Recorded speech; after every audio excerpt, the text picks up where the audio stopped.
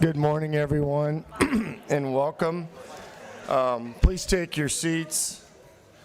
And thank you all for showing up to our Gary Sansing Public Forum. It is intended for matters not included on the agenda for the upcoming Board of County Commissioners meeting. Citizens wishing to address items on the agenda should sign up to speak at the regular Board County Commissioner meeting, which will follow public forum.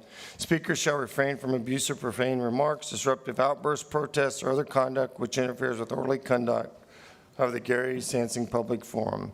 Each speaker is limited to 3 minutes unless otherwise determined by the chairperson to allow sufficient time for all speakers. Excuse me. At the chairperson's discretion, the Gary Sansing Public Forum may end 5 minutes prior to the meeting. 1, 2, 3, 4, 5, 6, 7, 8, 9, 10, 11. Okay, well, it's going to be close. Mary Kanapka, you're up first, and then Diego Kanapka, you're on deck.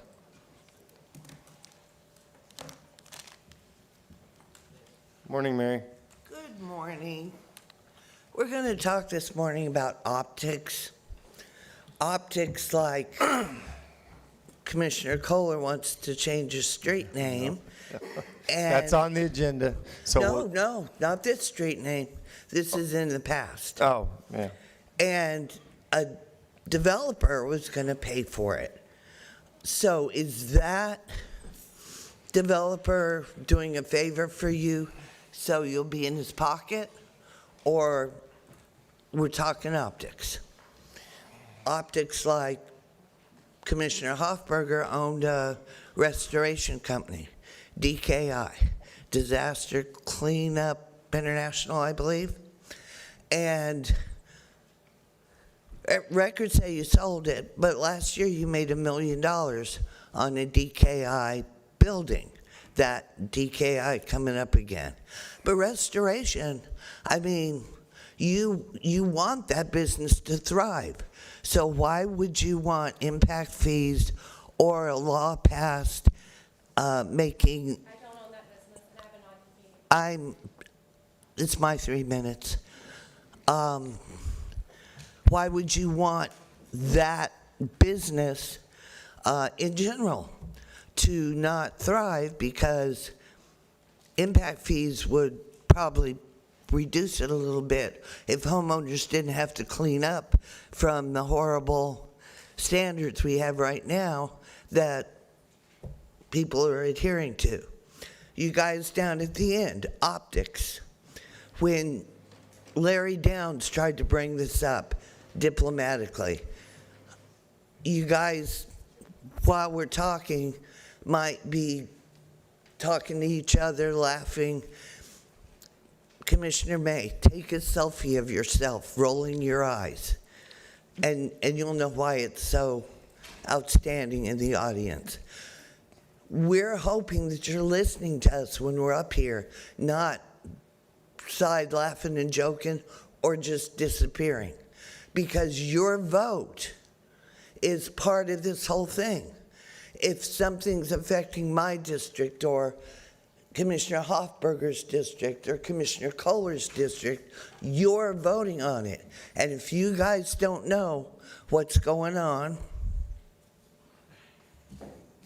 then we just feel like we're ignored.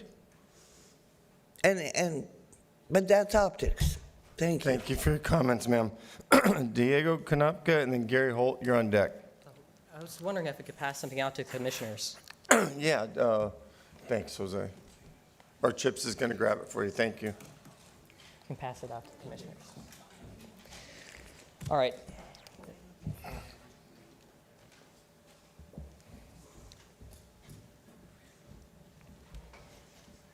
Go ahead, Diego. All right. My name is Diego Kanapka. I'm the founder of 2 startup political organizations here in Escambia County.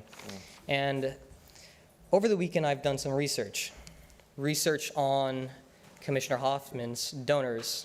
As you know, Commissioner Hoffman is the biggest opposition to levying impact fees on developers. She's been a vocal critic of them and of things of that nature.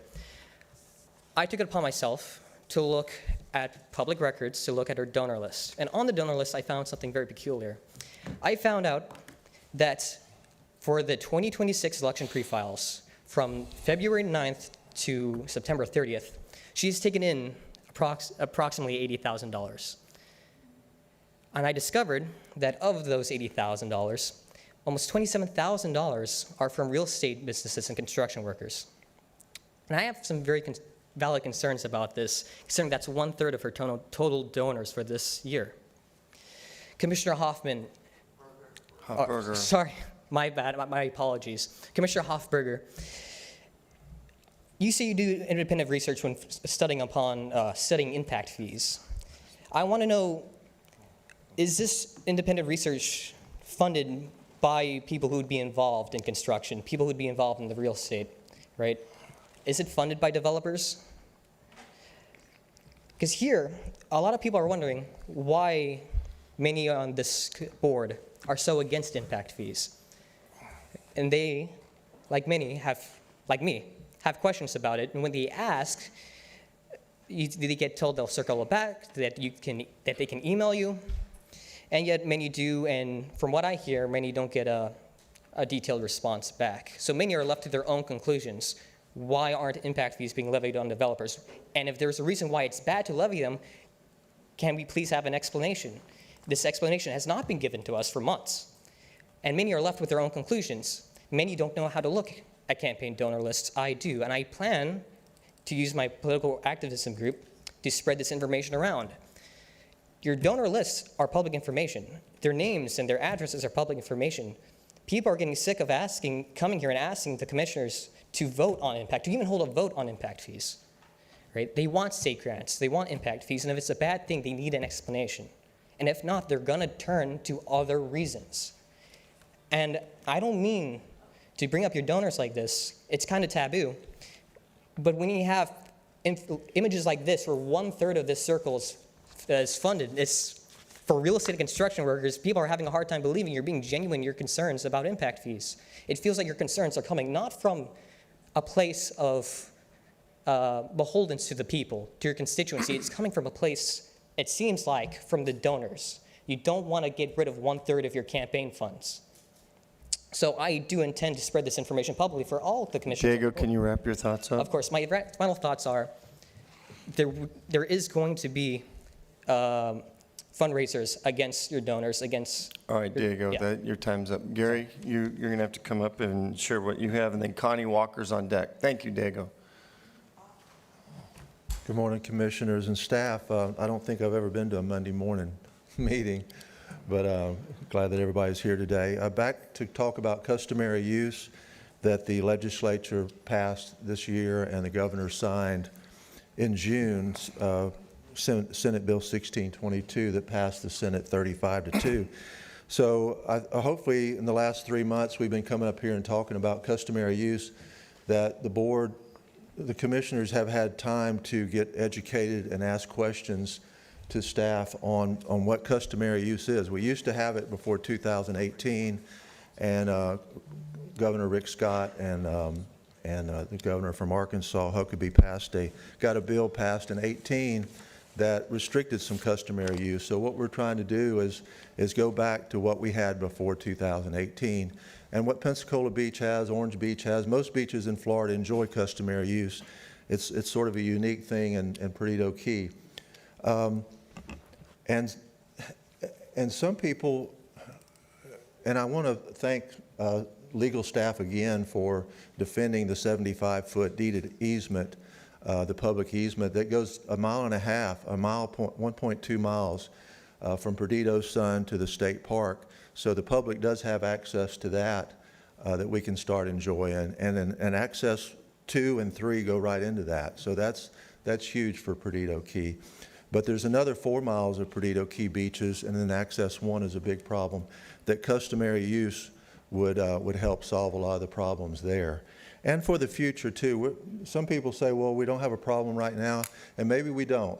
Maybe it's just a bunch of crazy surfers that have a problem, and surf fishermen, they have a problem. But we're trying to we're trying to be proactive, and we're asking y'all to be proactive.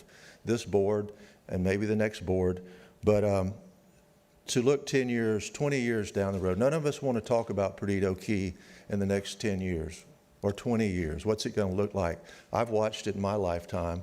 My mom used to drop me off to surf down there when I was 14 years old. So I've watched it for 50 years now. And it's scary to think about what's going to happen in the next 10 and 20 years.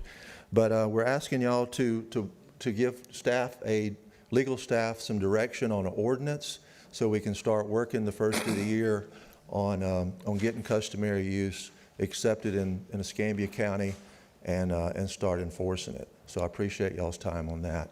And hopefully we can have some discussion today. We've been up here for the last 3 months, and hopefully you can give us and staff some direction. If it's not going anywhere, then we'll wait for the next board. This board is going to own it. The legislators passed it. It's a state law, so it's what y'all want to do with it. And it's not just a District 1 All right, issue. Gary, you're going to have to wrap up. Okay, it's not just a District 1 issue, it's the whole Escambia County. I haven't talked to anybody in Escambia County that doesn't want customary use, except for some people that live in condos on the beach. Gary, I appreciate you coming down. I got your emails. I honestly think this discussion is more set up for a Cal than and you coming up for public forum, I'm listening to you, but it's not something we can decide right here in this setting. So I appreciate you sharing your thoughts. I know where your heart is, and thank you for coming down. So where do you think it goes next? I think it needs to go to a Cal. I think there's a lot of different things, but it's a board decision, and I'm not going to decide for the board until we have open discussion about it. But I'm hearing what you're saying. But I got to move on because I got 10 other people. Connie Walker, please come up, and then Lisa Rogers is on deck. Connie Walker, President of Perdido Key Association. The following email was requested by out-of-state beachfront owner to be read to BOCC regarding customary use. My parents purchased a condo on Perdido Key in about 1990. I purchased it from them in 2021. So my parents, sibling, my wife and I, our children and grandchildren have been on the beach for about 35 years. It has been wonderful until 3 or 4 years ago when Commissioner Bogosh saw fit to invite the public to come to our private property, for which we pay about $4,500 of property taxes annually. We used to have a pristine beach. Now we have fishermen taking up half front on dry land, half of the beach, other large groups taking up sometimes 1/3 to 1/2 to beach with tents, loud music, profanity, alcohol, trash left on the beach. Vandalism and trespassing to include beach supplies stolen, the public parking in our private parking lot, public walking on our boardwalks beneath our building to leave the beach, public using our private boardwalk for picnic, theft of Rotary-sponsored life-saving devices on beach access, number 3, which is adjacent to them. We own the beach property. How can the county dictate who could access and use our private property, which we purchase and for which we pay taxes annually? I do believe the state and our county should provide beaches for the public. Why not direct the public to the beautiful state park? Instead of violating one of our principles our country was founded on, property rights, why not purchase beach property to be used by the public? Approach the state of Florida to purchase a portion of the Perdido State Park. Thank you. Thank you, ma'am. I think that's a great idea. That used to be a free beach. Ms. Rogers, you're up, and then Jennifer Jackson's on deck. Good morning, Lisa Rogers, 6036 Suntan Circle. I'll be short. I just wanted to go ahead and bring up, find out when the board's going to discuss the rainfall standards from the February 20th meeting. It said it was going to readdress it, which standards are going to be used. And I also agree with Mr. Holt on beach access. Thank you. Thank you, ma'am. Jennifer Jackson, are you out there? And then Charles Krupnick is on deck. Good morning. My name's Jennifer Jackson. Thank you for giving me time to speak. My husband, Chris, and I have been Gulffront property owners since 2021, and full-time residents for the last 2 years. So this customary use bill directly affects literally our backyard, as well as many other couples that live in our building, full-time residents that live across Perdido Key. So, of course, I could stand here and make the argument about how we purchased that property with it being a private beach and how it negatively impacts our property value. But I'm going to make a larger argument about the impact to the key itself and the things that make it special. As property owners, we take great pride in our portion of the beach. We fill the holes so the turtles don't fall in and make sure everyone uses amber lights. And in fact, if you guys are familiar with Turtle Patrol during nesting season, if they find things on the beach that are left overnight, they fine the property owners, the condo owners or the homeowners association, meaning that beachfront property owners are responsible for the beach in front of their house, as it should be. So as property owners, we take great pride in that. Every time I go for a walk, I take a trash bag with me, and during visitor season, invariably it's full, within a mile, full of all sorts of trash and things that are damaging to the environment and the turtles. I mean, the bottom line is visitors are not going to take care of the property the way that the owners take care of the property. It's the same way that none of you guys want your backyard opened to the public because they just aren't going to take care of it the way that we are. There's no shortage of public beach access on Perdido Key. Between Johnson Beach and the state park and the 4 beach accesses, almost 60% of the beachfront is available to the public. And that's great. And it's great also in the way that it's contained to those areas, and the park rangers or the county are responsible for keeping those areas clean and minimizing the damage that's done to the environment and the wildlife in that way. But if you open up all the beaches to the public, you're placing that burden on the beachfront property owners to clean up after the public, to fill in the holes, and you're putting the entire key at risk of the negative effects that visitors can have on the environment.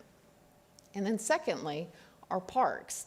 80% of Johnson Beach's operational budget comes from entrance fees, and 67% of Perdido Key State Park's operating budget comes from parking fees.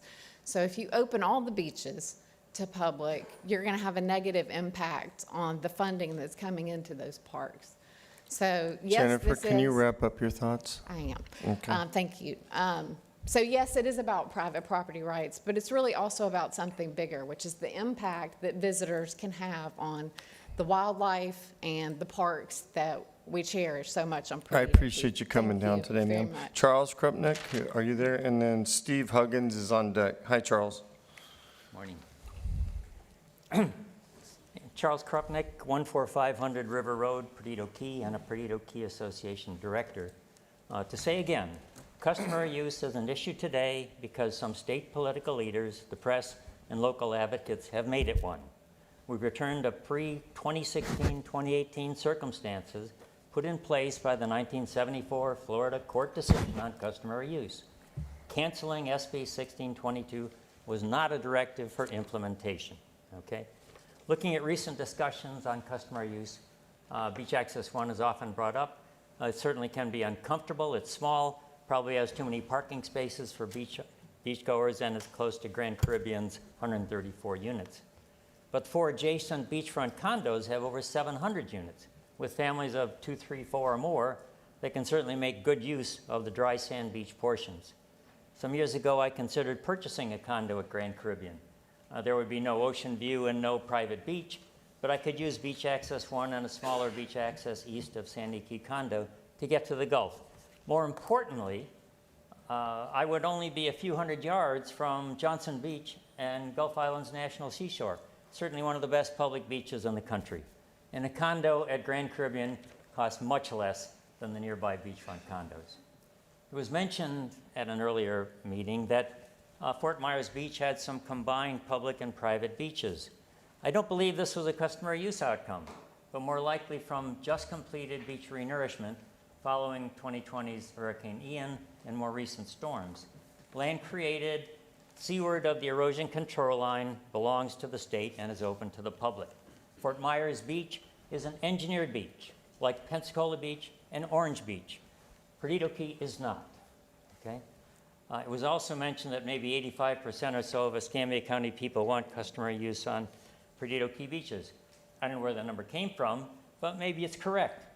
The result would surely be different if people were asked whether it was okay for the government to grant public access to their private property.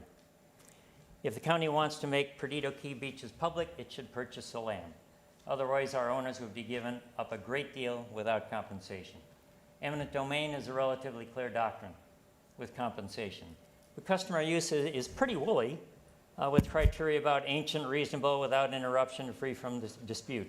The fact that I'm standing here certainly suggests it's under dispute, as does the documentation of beachfront property owners. Loss of Perdido Key beachfront private property rights without compensation, as well as increased expenses for security, insurance, and other concerns would be grossly unfair. Thank you. Thank you, Charles. Steve Huggins, are you there? And then Francis Opitz is on deck. Thank you, Steve. I'm a property owner on Perdido Key. I'm also a board member of Perdido Key Association. I think this customary use is really unfair in that when I purchased in 2010, I purchased all the way to the mean high water line and paid substantial dollars for that. And now if you're going to take away that use for me, I don't feel like it's a fair trade-off. How would you feel if your local government said, hey, I'm going to allow anybody to come in your backyard and put up tents and invite their friends and everything, and then when they leave in the afternoon, they take off and leave all their broken tents, all of their trash that we have to pick up? How would you feel about that? So, and thinking of the other side of that, as Jennifer mentioned, I went down to the National Seashore and talked to the ranger down there. He said there is 6 miles of public beach down there. Then you have the state park, and you have the public accesses. So there seems to me to be way more benefit for the public people than it is for the private owners that we've paid. And if you do take away our private beach, are we going to be compensated for that? We've paid property taxes on that land, in my case, for about 15 years. And we've also paid for the maintenance of it over the years as well. So I ask that we not pass any ordinances for this customary use. Thank you for your comment, Steve. Francis Opitz, I think I always said your last name wrong, I'm sorry. And then Laura Begros is on deck. Yeah, Francis Francis. Opitz. Opitz, okay, sorry, Francis. Well, I'm here today to tell you about our beaches. I'm an owner on Perdido, and the sad thing about this is that there's a lot of beach there, and there's enough beach for everybody. Right now, they want us to be on the wet sand. I mean, you put your chair on the wet sand, and you get knocked over. I mean, there's so much beach there. And I don't think that people realize that after Ivan, the county refurbished Johnson Beach, okay? It took a very big hit, and we used our funds for that. So that should make it public right there. But the bottom line is we have an access to a beach that we can enjoy without being harassed, basically. We've had, police officers tell us that we have to stay on the wet sand. I mean, it's just incredible. And right now, we are losing a lot of our tourists to Orange Beach. And that means a lot less revenue for Escambia. And it's very sad because they don't feel welcome here anymore, okay? And Perdido is a beautiful place, and I understand these people that have bought homes on there, but there's plenty of room for everyone. I mean, the wet sand, to put somebody in the wet sand, when you've got all this beach, they put their chairs, from the condos, they put their chairs right on the edge of the wet sand, so you're walking in the water in order to enjoy the beach. I've had my friend with her grandchildren in the water in front of some of these places, and they'll come and tell them that they're on private property. This is not the way we need to do this. I don't think it's right, and I feel that Governor DeSantis has done all the research. I'm sure he wouldn't present a bill and sign a bill that is against the law, okay? He wants Florida to have their beaches welcome and people come here. That's what it's all about. And we're taking that away. And it's very sad for me to see this. I don't want to step on anybody's toes, but I think we all need to realize that the beaches should be public, and, you know, they have a certain amount of easement with their homes, just like we have a house. You know, the street, I don't own the street, and they have an easement in my property, and I maintain it. Same thing with the beach. Thank you. And you, ma'am. please, I'm asking you to support this. Support, you know, Governor DeSantis. I mean, he's done the work. All you have to do is go along with it Thank and you for make it right. Thank you. Thank you, ma'am. Laura Biggers, you're up, and then Larry Downs, you're on deck. Thank you. I'd like to establish that the refurbishments, as I understand it, were not only to Johnson Beach. Move the mic, ma'am, while your mouth, I'm sorry. Thank you. Were not only to Johnson Beach, but all of the Perdido Key beaches. I don't know exactly how many private owners were accepting of those funds, but I think that we need to realize it's not only private beach. I'd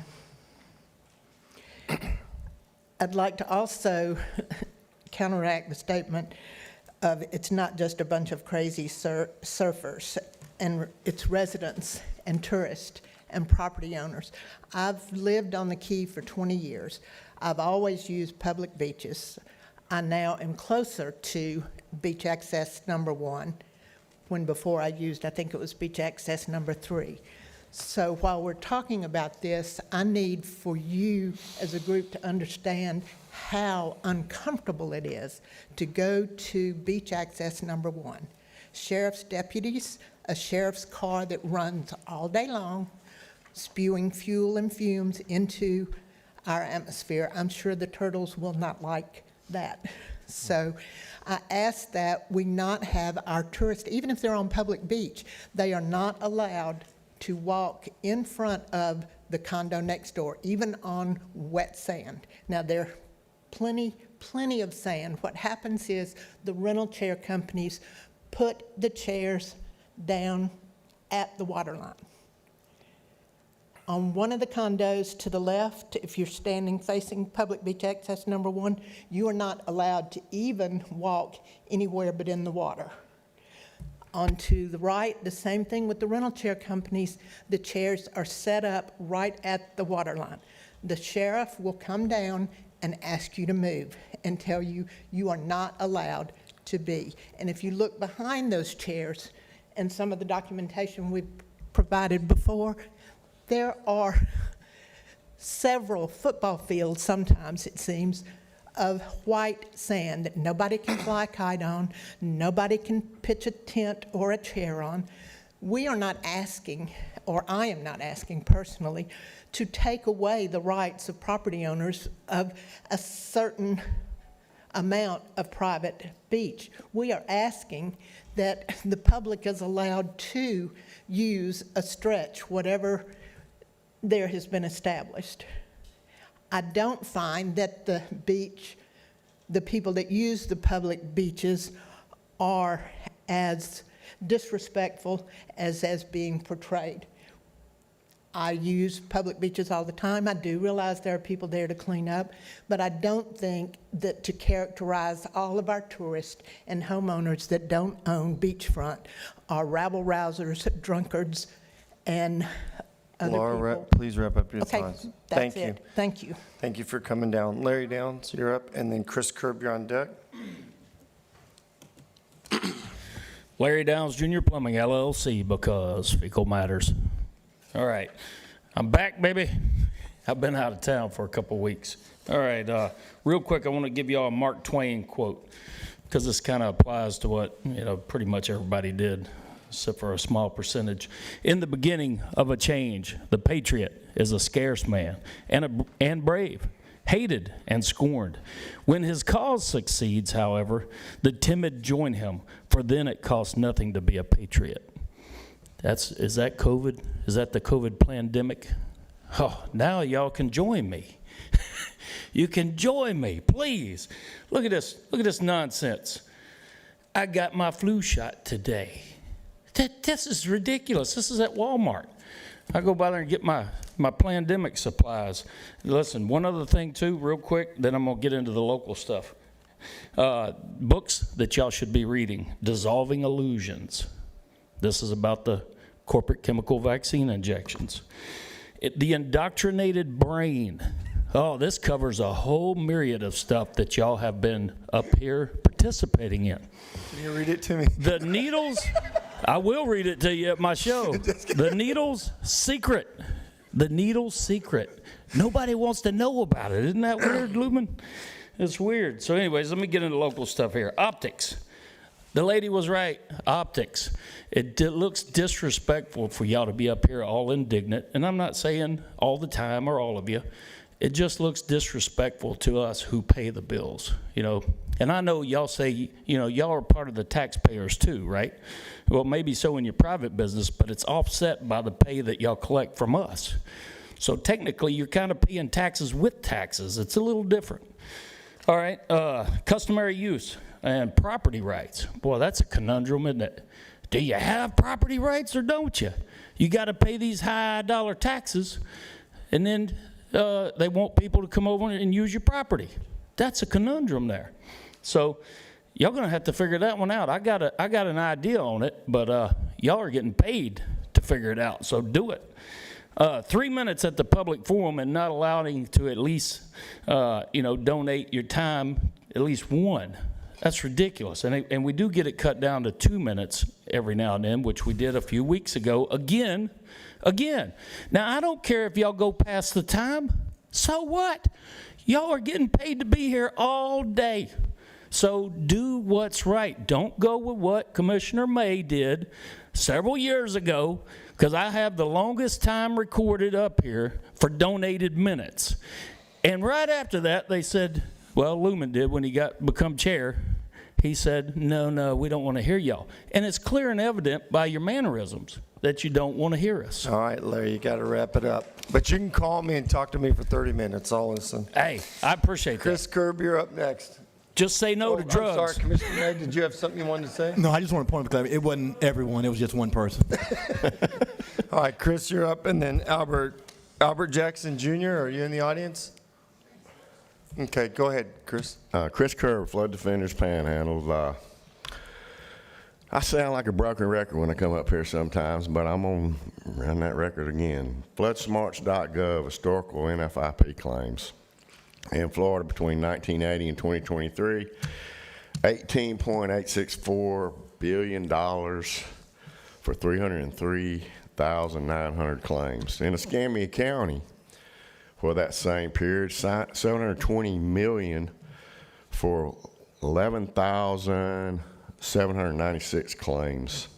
In 2014, when we had that major storm, $75 million for 1,311 claims, 1,311 claims. And we had 18 buyouts from that storm. Hurricane Sally, $98,397,282 for 1,941 claims. Notice the number of claims that went up, and we had less rain in Hurricane Sally than we did in April 2014, and we have 49 buyouts from Hurricane Sally. Oh, so our flooding is going up, even when the rain is less. So that don't even consider houses that are outside of your high hazard flood zones that don't carry flood insurance. 40 to 60% of the flooding that occurs are outside or high hazard flood zones. So what are we doing to fix that? Well, your engineering department brought you an ordinance about rainfall data. Oh, science. The science of hydrology says you use the current and most available data, historical data. What's the number one thing you're doing when you're trying to do drainage calculations? You use the historical rainfall data. That's your number one parameter that you use in those calculations. And what we're using data that doesn't include the last 45 years of rainfall. Are we doing science, or are we listening to the West Florida Home Builders Association because they don't want to pay any more money? Oh, it's only going to be 5 to 20% more in volume. NBC headlines, U.S. rocked by 4 1,000-year storms. That was in Texas, North Carolina, New Mexico, Illinois. That was in July 25 this year. In 22, we had 5,000-year storms across our country in one month. Flood insurance is based off of 100-year storms. National flood maps are based off 100-year storms. But we're not using 100-year storm, even though we changed it in 2015.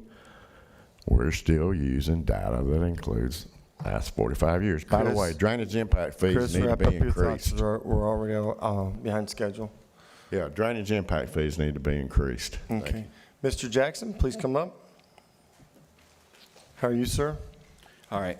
I spoke at the September 4th meeting where I brought up a incident that happened on August 10th with me and my son being accused of armed bank robbery by the Escambia County Sheriff's Office.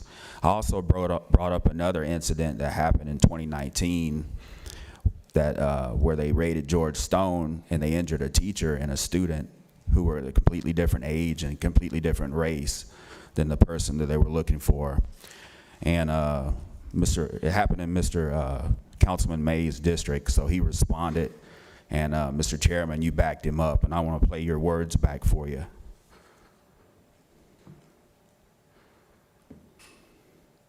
I'll reach out and ask the sheriff what happened on this side. Yeah, Mr. Chairman, he mentioned my name, my district. I mean, obviously, we have no jurisdiction over a sheriff. Yeah. It's a constitutional office, but certainly, Mr. Jackson, I'd be happy to reach out to the sheriff. So I listened to what you said, and you both lied to me. And what's worse than that, you lied to the taxpayers of Escambia County. Title 5, under Judicial Branch, the Florida Constitution, Chapter 30, Sheriffs, 30.15, powers, duties, and obligations.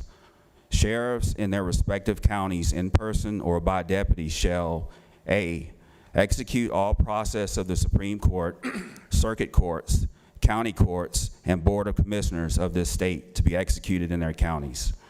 B, execute such other writs, processes, warrants, and other papers directed to them as they may come to their hands to be executed in their counties.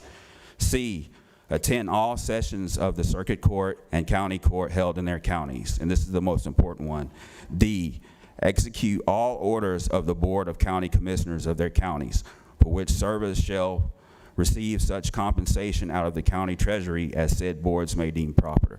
So I know over the years we've paid, I don't know, thousands and thousands and thousands of dollars, because when I look at my tax receipt, it says sheriffs. So we know we've paid them, and we know we've paid you. It's a, you know what I took and to find this information, I asked my cell phone, I asked Google, I said, hey Google, does a county board of commissioners in Escambia County have power over the sheriff? And it answered me truthfully and honestly. It's a sad day in County Sheriff, isn't he? It's a sad day in Escambia County where a $200 smartphone can be honest and answer a question and the commissioners can't. Thank you. Thank you, Mr. Jenkins. Just for comment, when you call someone a liar, you should have the facts. So I did reach out to Sheriff Simmons and also reached out to Deputy Commander Hobbs on your situation, and there's a difference of opinion between you and the Sheriff's Department. This board is not a courtroom. It's a Board of County Commissioners that does budgeting and ordinances, and I think your situation needs to be in a courtroom, but I appreciate you coming down with your comments. I concur. Yep. Board, that's the conclusion of public forum. Let's meet at 9:15 and start ready for... Mr. Chairman. Oh, I'm sorry. I'm Yeah, sorry. if you don't mind. Commissioner Brad, I didn't see your Hey, light. Yeah, that's, I just clicked it on. Hey, I don't know what the appetite from, the two of y'all is for the customary use stuff, but you mentioned maybe having a workshop or something. Whether it's that or just a discussion item on a meeting, let's do something to address, and so we don't have. Sure. Let's do something, whatever, whatever I agree. the will is, so that we can, maybe avoid some of the, repetitive nature of it. Let's figure something out. Okay. Any further comments before we break? Okay, Board, we'll reconvene at 9:15 for the regular meeting. Thank you.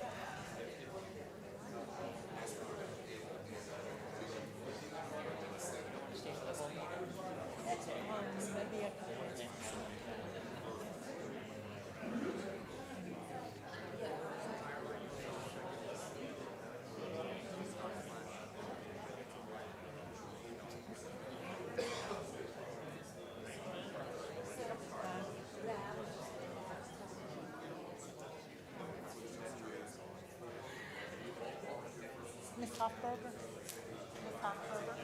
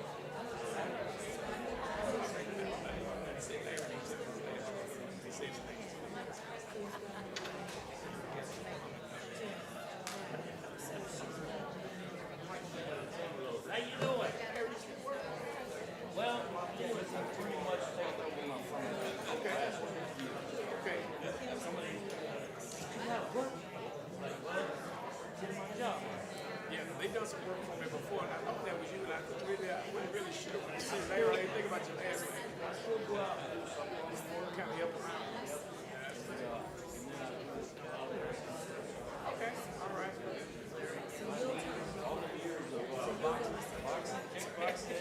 I know.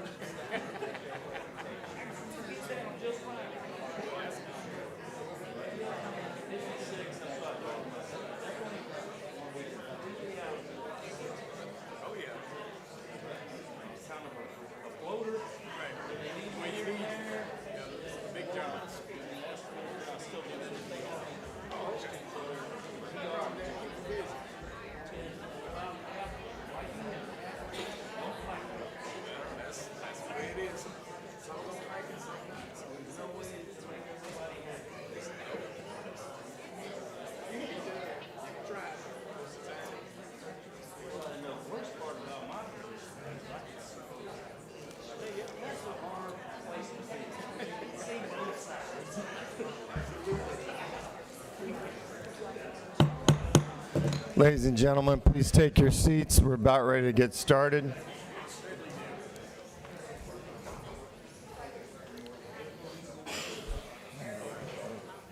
All right, I got 3. I'll give them just a second. Where's Steve? Commissioner Stroberger, if you could please come to the dais. Okay. Start without you. The Board of County Commissioners allows any person to speak regarding an item on the agenda.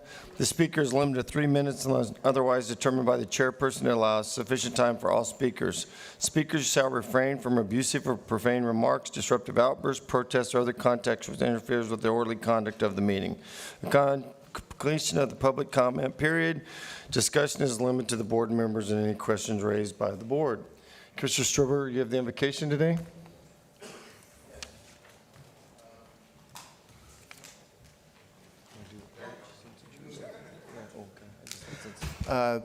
Pastor Porter, please, with the invocation, please. Please rise. Let's pray.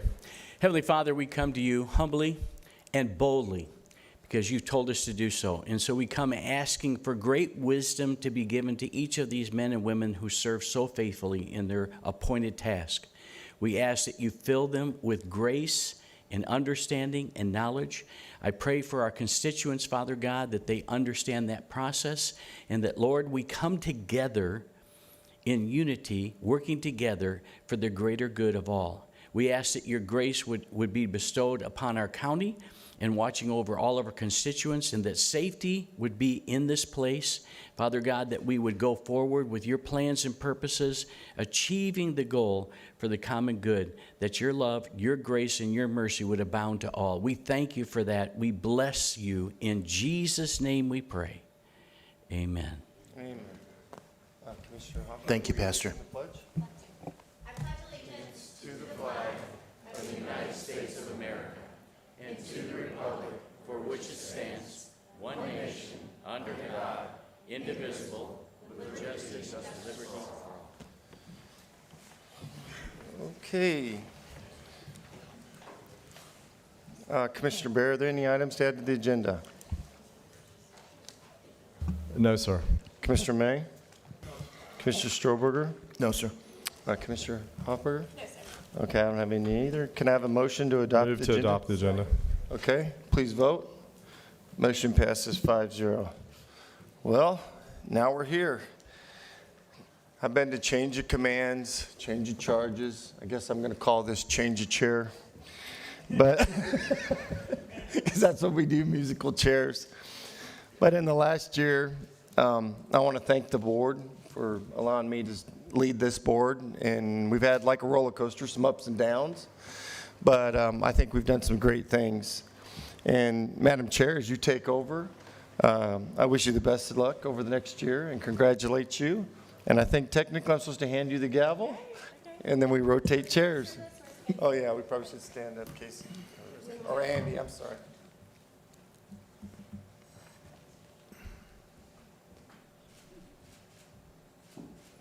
Mr. Chairman, before you relinquish your duties, I want to thank you. I mean, we're all one of 5, and we're not an executive like a mayor or a governor or a president.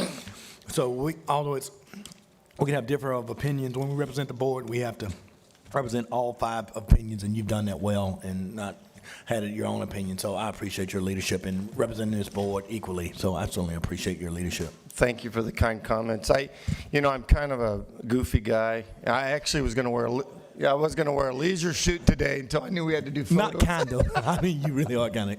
Yeah. I'll make up for it. Okay, are we good? Well, the board got you this. Okay. So, want to make sure to hand this over and just tell you thank you. We appreciate it so much. All right, let's rotate.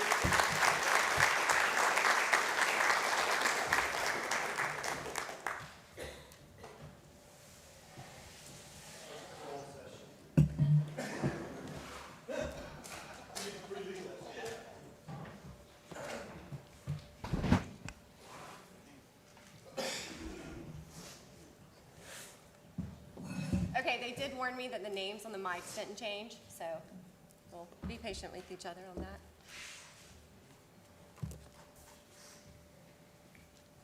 All right, with that, we will move into Commissioners Forum. I'll be quick today. Thank you, Madam Chair. Just a couple things. This last Thursday, we did multiple Veterans Day things. Commissioner May was down at the first one with Gulf Coast. It was really nice. Then the one at the beach. I just want to thank all the veterans groups. Natural resources, I can't thank you enough. The house over on 57th that was literally turned into a landfill. I know it got some attention on the news, but you guys were working hard to get out there, and the people in Myrtle Grove are very, very happy. I know we're going to have some discussion later today on taxes. Next week, FAC meets on the tax policy. A few of us will be down there for FAC, and there will be a lot of discussion on what are the recommendations county commissioners will make to the legislature next year, and I look forward to that. And since I won't see anyone again before Thanksgiving, happy Thanksgiving, everyone. That's all I have. Thank you. And I'll be very quick to it in light of the fact we're running a little bit late. Certainly, happy Thanksgiving. I echo Commissioner Kohler's thoughts. And along those same lines, on Wednesday next week, the Miracle League, which is a field on 9 Mile Road for young people of all types of special abilities, they're going to be hosting they've been frying turkeys for close to 25 years. So the way that you get a turkey fried is going to be from 7 a.m. to 4 p.m. on Wednesday the 26th, and you call 850-490-7035, and if no one answers, just leave a message. But just kind of make a reservation to have the Miracle League fry your turkey on Wednesday. It's a big fundraiser for one of the best organizations in Escambia County. Thank you. Well, first, I want to congratulate Commissioner Kohler. We were all, and Commissioner Strober, Commissioner Kohler, 2 Sundays ago to cook off Veterans Day, we were at St. John Divine Baptist Church with Pastor Joseph Marshall, and it was a great time. And to be a part of the parade on Tuesday, and congratulations on receiving your award, Commissioner Kohler. You were very modest to not mention it, but it was well-deserved, and thank you for your service. And Commissioner Strober, thank you for your service as well, being veterans. This weekend, I had opportunity to be at multiple food giveaways, and I will say, if you have not gotten out in the community, our community is hurting. Each one of these food giveaways, starting at Brownsville Community Center, people were lined up at 5 in the morning. I know because I was there at 5 in the morning when cars were lining up, and I understood people had started lining up at 1, 2, 3 o'clock in the morning just to get in line. And I want to thank Pastor Horton for what he's doing at Brownsville, because our community is truly hurting and people are truly hungry, not just during Thanksgiving, but year-round. And I also was in Montclair at Harvest Christian Ministry, again at another food giveaway for many other citizens in Oakwood Terrace and in Montclair. And again, that line was wrapped around the railroad track, and not any cars. It was completely different from Brownsville. These people had walked over to Harvest Christian Ministries to get groceries, and I want to thank Pastor Delarian Wiggins for allowing us to be a part in seeing the real need and how grateful citizens can be. Sometimes we sit here and we have to hear sometimes the unsettling remarks when people are not actually happy, but people were very thankful over at Harvest Ministry. And then I had the opportunity to come back downtown to Caring Hearts, and again, a different group of citizens.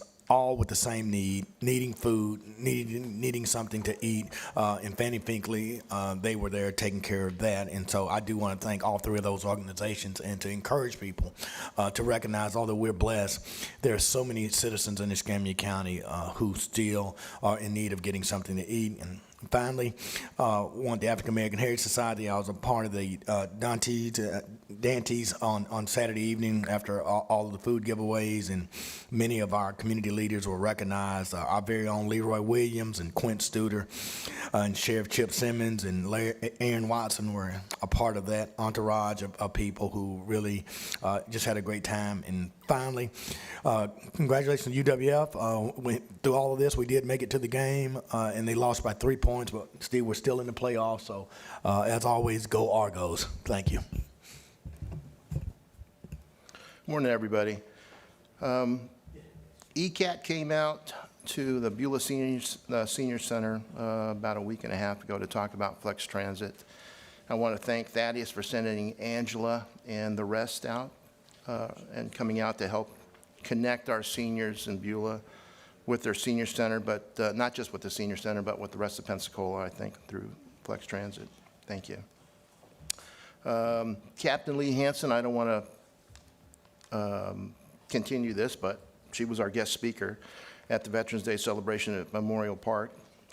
Captain Hansen said this, so as a veteran, you get this all the time. You always get people saying, thank you for your service. And she turned around and looked at the wall, and she looked at the dust-off crew that was in front of her that were really sacrificing, and she just didn't feel like she was worthy of it, though she is. But she said that she heard another veteran say, you're worth it. I think that's a brilliant way to respond. The dust-off crew was celebrated also on Memorial Day, and I don't know if everybody knows what the dust-off crew is. I thought I knew who they were until I decided to go home and read a little bit more about them, so I thought I'd share that with you. So the dust-off crew is in the Vietnam War, was a U.S. Army medical evacuation team, a medevac team, whose mission was to fly unarmed helicopters into active combat zones to rescue wounded soldiers. The term dust-off became a famous call sign and later a universally recognized nickname for Army aeromedical evacuation units. And here's what made them unique. The dust-off means, dust-off, D-U-S-T-O-F-F, means dedicated, unhesitating service to our fighting forces. It eventually became synonymous with all Army medevac missions. Anyway, I won't go on any more about that. There's 4 people in the dust-off crew that are in the helicopter, including including a flight medic, pilot, co-pilot, crew chief, and they go in there unarmed to rescue.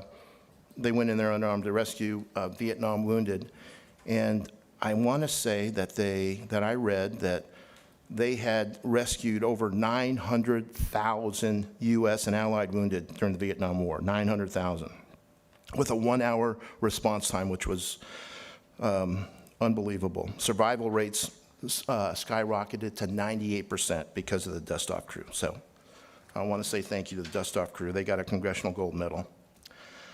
I also want to say congratulations to Commissioner Kohler. He got the Bud Day Award from the Gulf Coast Veterans Advocacy Council for his military service and community service. The last thing is, last week, hundreds of criminal illegals were arrested here in Florida during an operation called Operation Dirtbag. They arrested 230 illegal criminals. This included more than 50 sex predators.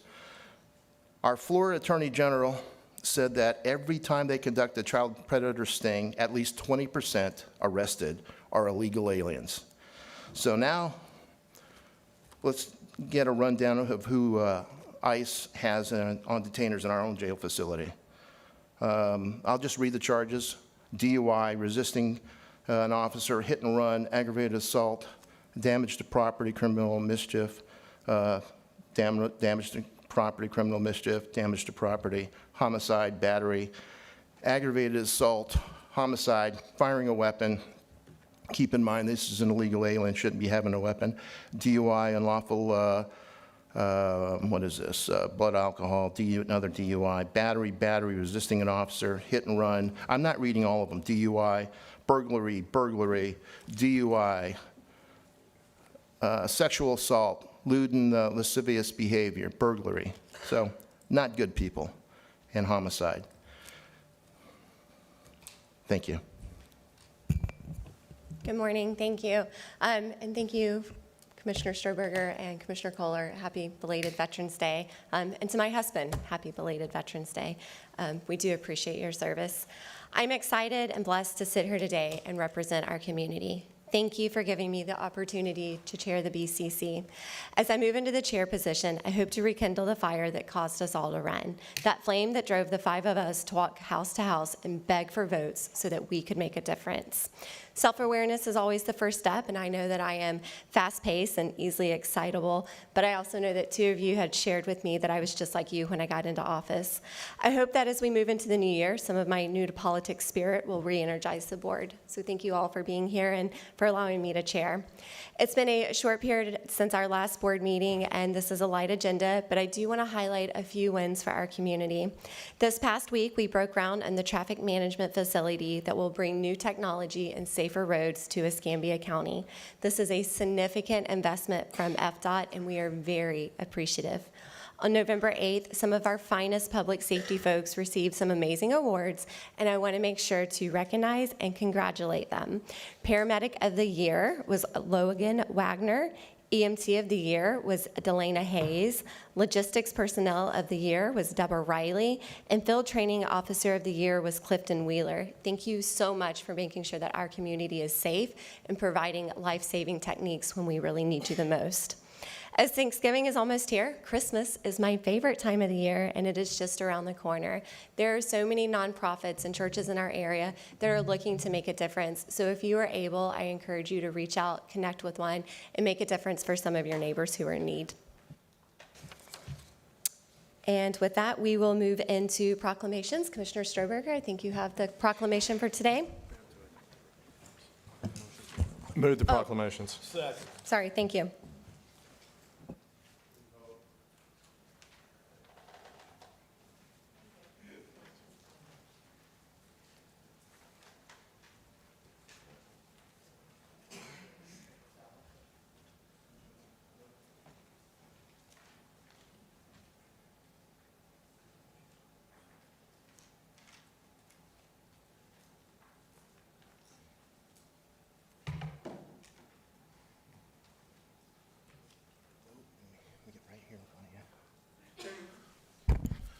So I think the Board of County Commissioners have been waiting a little while to do this, for the right time to do this. I don't know if there's ever a right time to do this, but today's the day.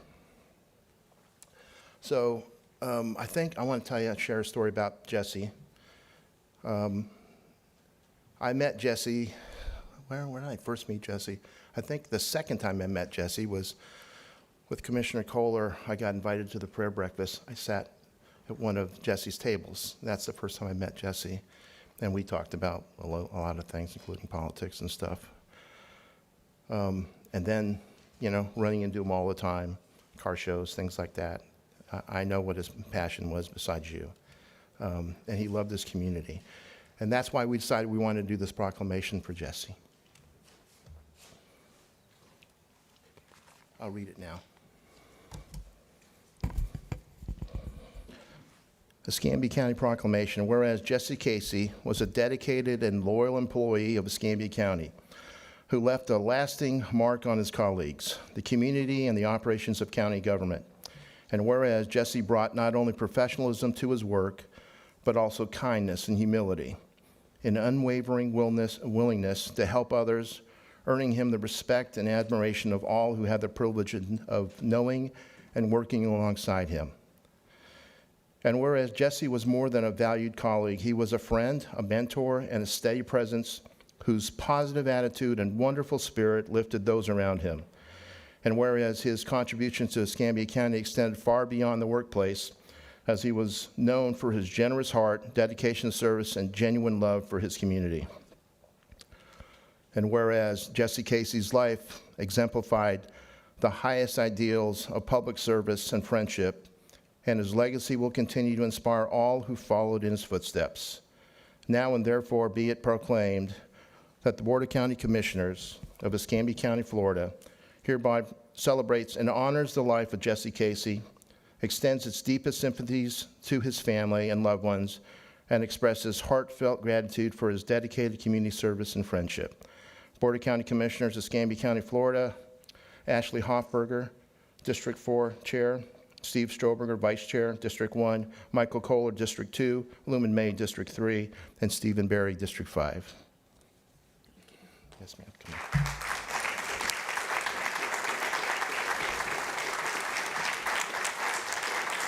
You want to say a few words?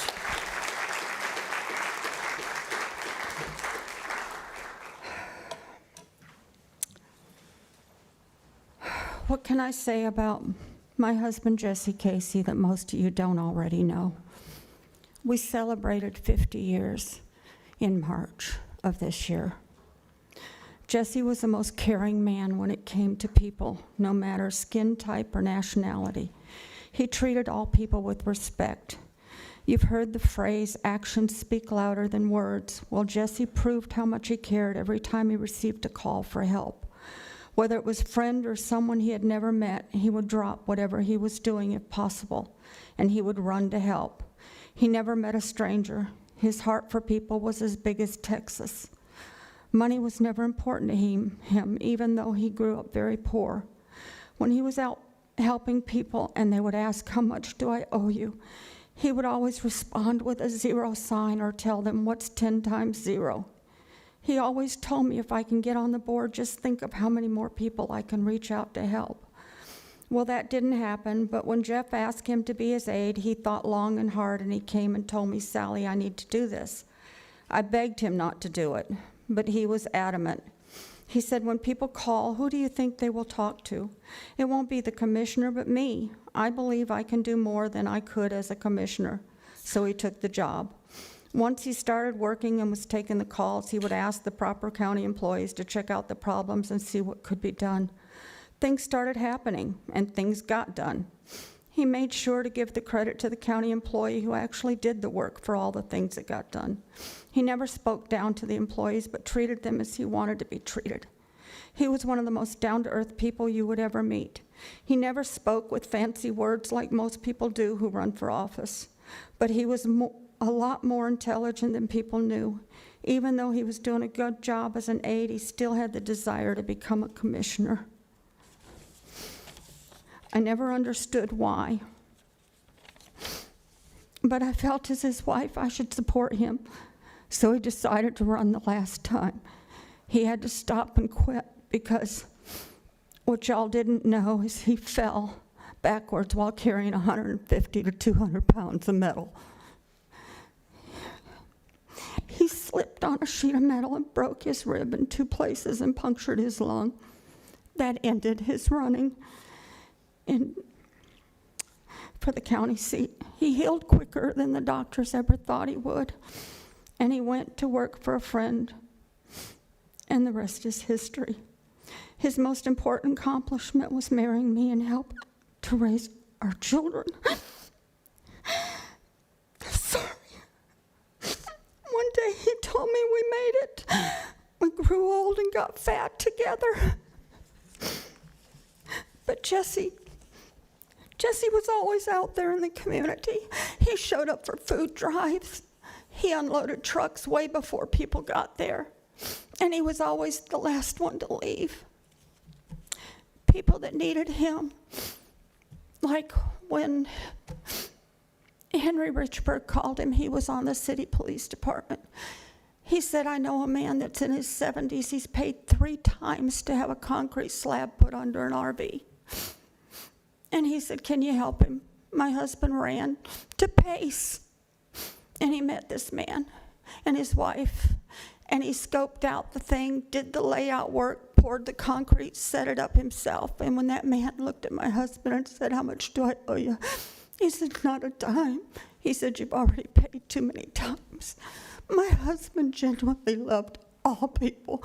It didn't matter if they lived in Escambia County or Santa Rosa County or Gulf Shores, anywhere, he was there for them. And I will miss him. And I thank you for acknowledging his love for people. Thank you. Thank you, thank you. So I got one more thing. So Mary gave this to me to give to you. Somebody anonymously wanted to pay kindness to you, and I kind of have an idea who it might have been, but I'm not saying. Wasn't me. And it was to pay your property taxes off this year. Yes, I found out about that. You found out it's not a surprise? Oh, I wanted it to be a surprise. Okay. It still was a surprise. I was in shock. Yeah, and I also wanted to share with you, I've shared it with the board before, several months ago, that my last text from Jesse was happy birthday to me on July 8th. And but the text before that was congratulating me on my win here at the, for the commissioner seat. And he told me that he voted for me. We all did. You all did. He told me that, and I thank you. Everybody thanks you. Thank you.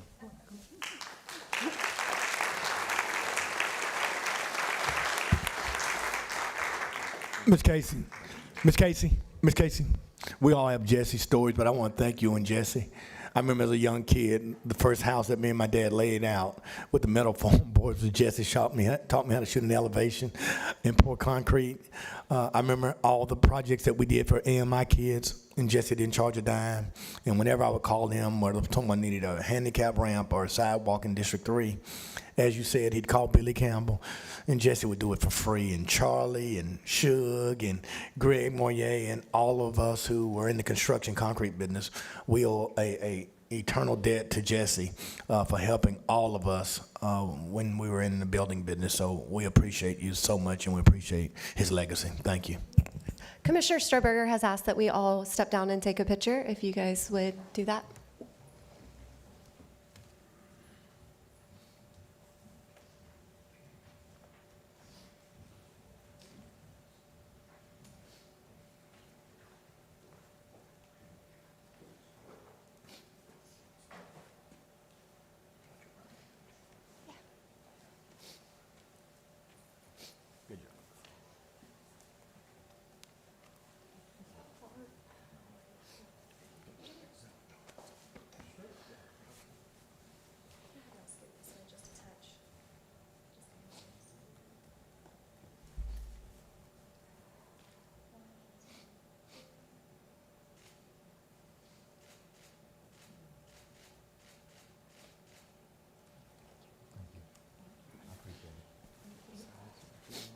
Thanks, Mike.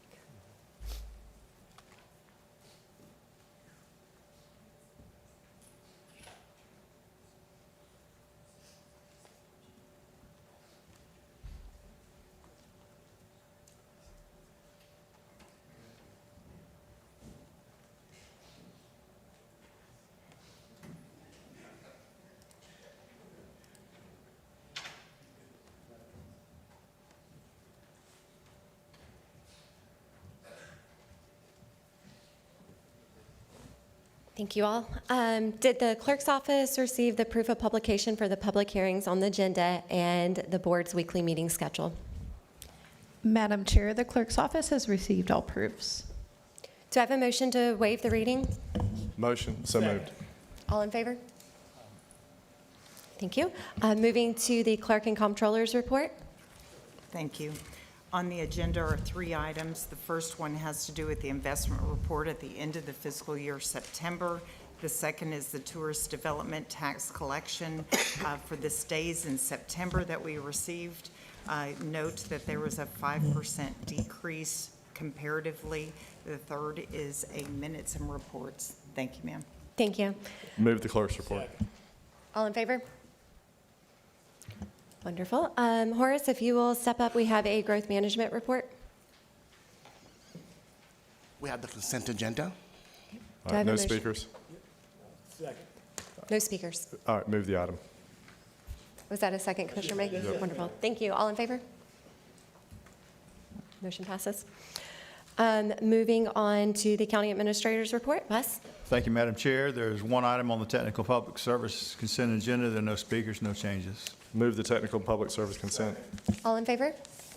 Can we just hold number 12, please, Wes? I got a On question. car 2? Yeah. Okay. Finance Commissioner May? Yes. Okay. Oh, I was 2, gonna not hold- 1. I was going to hold 12 too. Okay, thank you. That's fine. Did you catch that? Okay, so we are moving technical and budget report. All in favor? Yes? Wonderful. It's on 2. Oh. Yeah, it's just All on right, 2. sorry, as I was. Go ahead. Very good. Okay, thank you. And then moving on to budget and finance. Thank you, Madam Chair. There are 27 items on the budget finance consent agenda.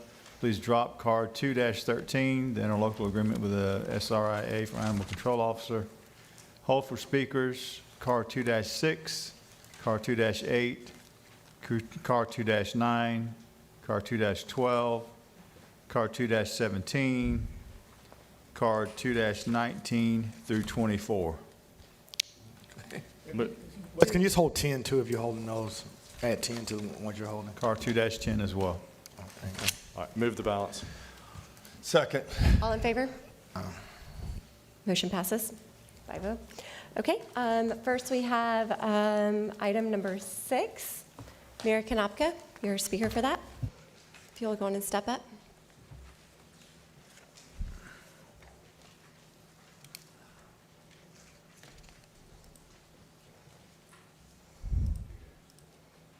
And this is regarding the State Law Enforcement Trust Fund.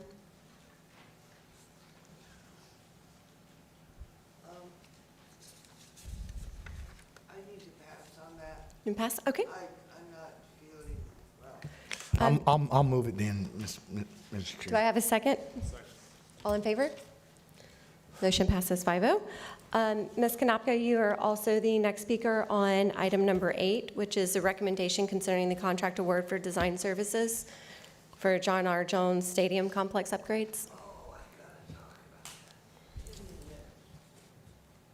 I need to raise my sugar just a second.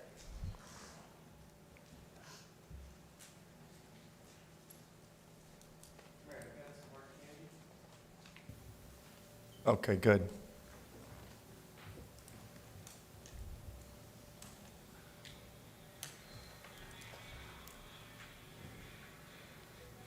That's my phone telling me I've got low sugar. If you can hit it off. Thank you. This stadium thing, is that the same stadium that everybody was upset about at the tax meeting, and some young man made a passionate speech about it, the $20 million AstroTurf? Is that the same thing? Do we know? Same sports complex? So we haven't AstroTurfed it yet? Is that what's going on? Because if we haven't, we shouldn't. It costs so much more to fix AstroTurf than it does when your grass gets torn up. You can't tell me how long the guarantee is going to be. There's no guarantee on AstroTurf because of wear and tear, and it's expensive to fix. I don't agree with it. Thank you. Thank you, ma'am. Do we have a motion to move item number 8 forward? So moved. Do I have a second? All in favor? Motion passes 5-0. Thank you. Next, we have Ms. Carolyn Crawley. You're speaking on item number 9, recommendation concerning purchase orders for the American with Disabilities Paratransit.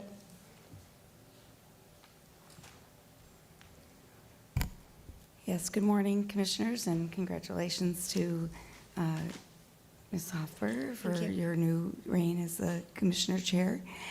I wanted to speak on this particular area because I wanted to make sure that we acknowledge that you've come to an agreement to continue to have ADA paratransit and TD services, and that it's very important that we're following the law and that we're continuing to have paratransit services stay in place, and that I'm pleased to see that that's happening. I also want to make sure that we notice the public. I realize that you're going to be having this contract go in place, but we have not sent a letter out to the community to acknowledge what the hours are. We have never had a new, more clear letter go out to every community member who's using the services. And so there's still not been a new draft of that letter. There's not been an acknowledgement to the community of what those hours are going to be. Those hours changed again about 2 weeks ago, and no information has gone out to the public. So the new hours for ITL have changed, and those new hours need to be posted. Those new hours need to be acknowledged to every community member who's using the services. But we have both Flex Transit, which is a microtransit, which is not ADA service. It's not paratransit service. It is good that the Flex Transit has ADA capabilities, but they're not the same. And so you need to the people need to understand what services are available and know what the services are. So if we could please make sure that that happens. Commissioner Kohler, you had asked me about at a different meeting about what was going on for the services at NAS for global GCE. And at that particular date and time, what you had asked about was you were saying that everybody was using Flex Transit, which was inaccurate. At that particular date, on that day, it was 43% were using ITL and 57% were using Flex Transit. And at the nighttime rides, they have to use Flex Transit because that's the only service available during that service time. But as of this contract that was just being put in place, that you're going to talk about today when you approve it, then at 9 o'clock, they could still use ITL services. So then now there would be a choice again as to which service they would use. But for the after-hours rides, they could only use the TD services through Flex Transit. So it just depends. But during that particular day that you mentioned to me, where you thought they were all using Flex service, they were using 43% during the day. We're using the ADA services through ITL, and 57% were using Flex Transit. Carolyn, where are you getting that data from? Because the CEO of GCE wrote me a letter saying they were all using Flex Transit. I didn't write it, they wrote it to me. No, I understand. So the information is that I was asking questions of both at Flex Transit and at ITL to see how many persons were using which things, and I asked some of the people who actually ride, which service were they using. And so I think what happens is that people see their persons getting picked up, and they don't necessarily know which service it is. And both services have passes to go on base, and persons use which service is most comfortable to them. What we also have going on, though, is that for some of our rides, we're having both services show up to the person's house, or both services show up to person's jobs. We want to make sure that things are going as effective as possible, which means that we need to make sure that people actually know which service is coming for them at which time. And we want to see that be as effective as possible. As you all know, I am a person who's legally blind myself. When I make a ride, I try to be really clear as to which service am I calling. Now, I happen to be very capable of making sure that I do that. Some of our passengers are less able to do that. So we want to make sure that that's done for them, and we want to make sure that their families know, or themselves know, et cetera, or their employers know. Whichever person is making the ride for the person or themselves needs to know. And what that needs is a very clear letter with a very clear statement, what times, what prices, what service, what phone numbers. And we don't have that right now. I think that's something that we can work with CMR to get out. I think that'd be a Madam great Chair, public service Carolyn, if I can ask you kind of a direct question. Why can't you use Flex Transit versus paratransit? Can you tell me why? Or do you use why do I Flex not? Transit too? I have used Flex Transit when I've had to, And why do I not want to? Is that a better question? I don't know. Yeah. I'm trying to Yeah. understand, because I have Flex a- there's a- Transit obviously is much more cost-effective for the taxpayer of Escambia County. Right. So- There's a lot more flexibility with the other ride service. There's also a lot easier ability to reach a person. And one of the problems that Flex Transit has is that you have very limited ability to get the ride itself. There's much less flexibility with it than what you have with the ADA service. Okay. And I honestly can't use either service as much as I would like to. And the reason that I can't is because you do have to wait for service, which is what everybody has to do. So typically for myself personally, I typically use one or the other service to get to or from work. But when I have to use service during the day, I can't use it. Or I have to use a lot of service to go out of town, like out of the county, and I can't use the service for that. In our particular business, the Center for Independent Living, we use service that goes through 4 counties. So I can't use it when I have to go out of county, as an example. But both services are effective for what their purposes are, but there is different service that is available. Thank you for your response. You're welcome. Wonderful. Thank you. We appreciate it. Thank you. Do I have a motion to move the item? I have some questions before we get for sure. the boards there. No, Carolyn, I'm good. Thaddeus, do you mind coming up a second? Because I know when we talked about this contract last time, we were going to go back and look at, and I went out to GC like Carolyn had mentioned, and they told me in the base CO that everyone on GC was using Flex Transit, so this is news to me today. But when I went through the new contract, the numbers that came out in the new contract meant that paratransit was averaging a number of 129 people a day. And I support public transit. I just want that out there. But I also think there was no change in the rate fee, if that's correct, County Administrator, is that not right? 4507 per trip. But that's for one way, so if they have to get back to their home, that's $90 a trip. Correct. How do we know what in medical communities, like we would call this, is there high utilizers? Or obviously anyone that's on dialysis, we want them to get to their medical point. Anyone that actually needs a service for medical care. But I don't know, do you have a list of people that use it and the length of the drive and what they're going for? Or all I have is a number that we need per year and this much money. Yes, sir. To answer your question, our software, RideCo, we can give you all of that data on our frequent users, our top locations, and currently right now upon the Flex Transit, all of our top locations are out at the military base or medical dialysis centers. So yes, I can provide you that information. Second question is, Carolyn had mentioned hours, and I think obviously Flex Transit is much more cost effective for the citizens of Escambia County. Are we looking to expand Flex Transit so we can pull some of those in? Because I know the numbers change when I talk to the county administrator. Do we know where we're going to land on this? I can say within the last 2 to 3 weeks, the hours of operation for ITL did change. We will work with CO. What are the hours? Currently, right now, they're operating from 3:30 a.m. to 9 p.m. 3:30 a.m. to 9 p.m. Those And are what's hours. Flex Transit's hours? And Flex Transit is currently operating 24/6 to ensure that we are covering everyone within the county. So we are servicing the entire county. Okay. So Flex, do we have availability in Flex Transit? Yes, we do. We do have availability. We're also a onboarding staff, and we're receiving new vehicles as well to add to our additional fleet. What's your recommendation? I mean, this is tough. No one wants people that have ADA not to get the maximum amount of what we can, but also we want to be cost effective if people can use Flex Transit. When I talked to the base and GC, they said all their people that work out there pretty much are ambulatory. They could use Flex Transit. So obviously Carolyn's saying that 47% are using paratransit, which they should maybe be using Flex Transit, And maybe? I cannot confirm that number. I'm not for sure where she received the data from, but I can say that she did not speak directly to me or any of my staff members to receive that data. So I'm not for sure where she received that data.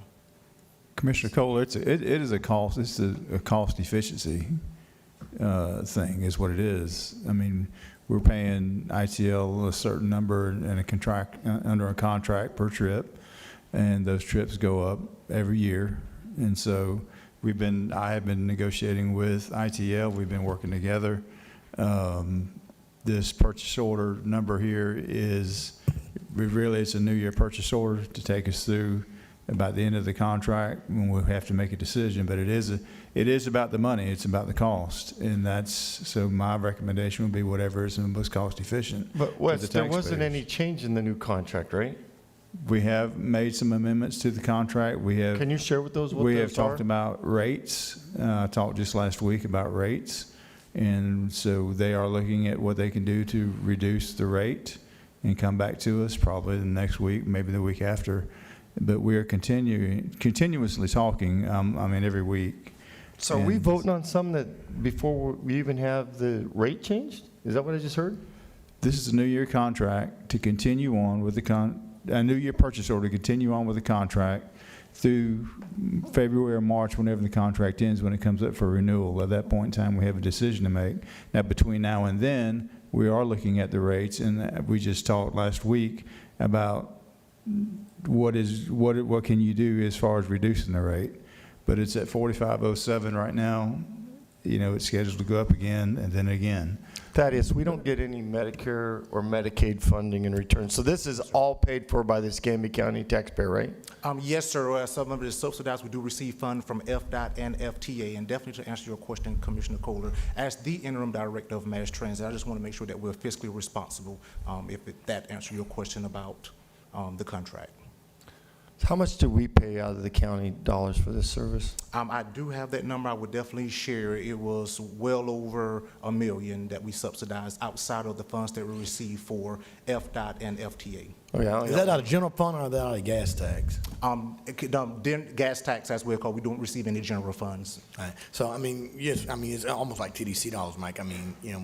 We just passed a turf field as TDC dollars. These are gas tax when we took over transportation for the entire county. So, no money comes out of the general fund for transportation, which I'm not necessarily, we'll have a further discussion today about efficiencies, but I don't know how you have a robust public transportation without any funding out of your general fund. But, that's another question. But I will say, Mike, I think ITL is here.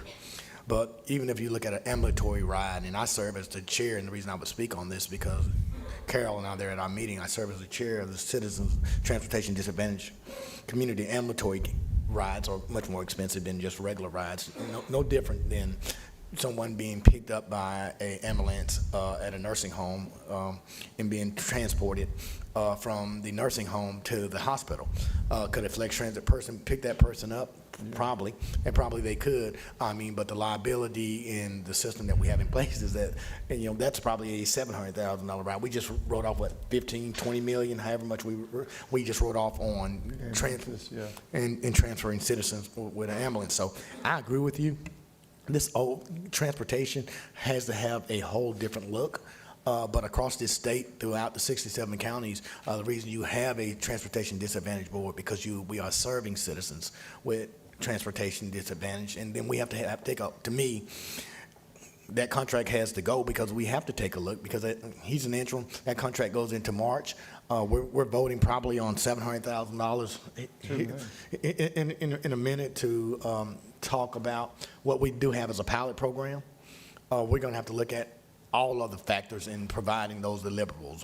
Whether it's union workers, whether it's fair wages, whether it's full-time employees. I agree with the administrator and just trying to, let's get through this with March and just take a whole look at everything on how we do transportation.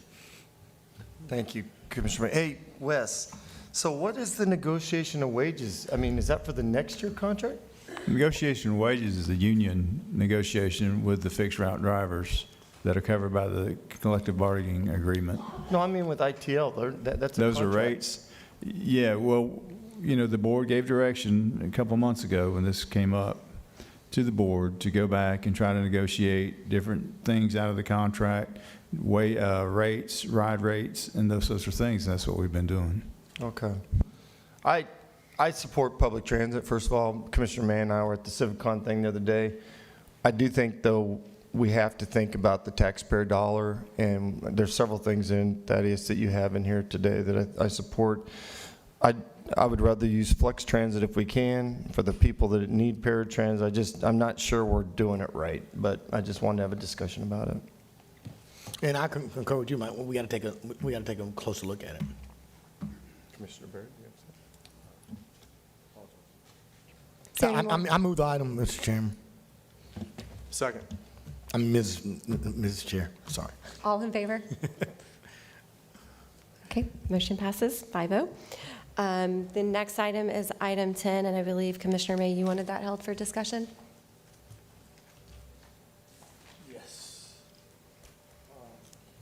That is, Mr. Dempo. Maybe Wes can help me.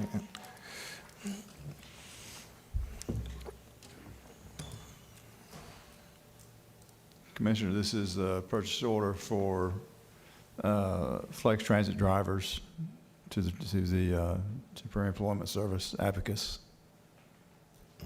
And this is clearly just, is this a part of the $1 million trial grant that we got? Because we're still in the pilot phase of this, correct? Yes, correct. So this is no money that's coming out of our budget. This is a part of the $1 million pilot grant that we're getting, correct? Yes, sir.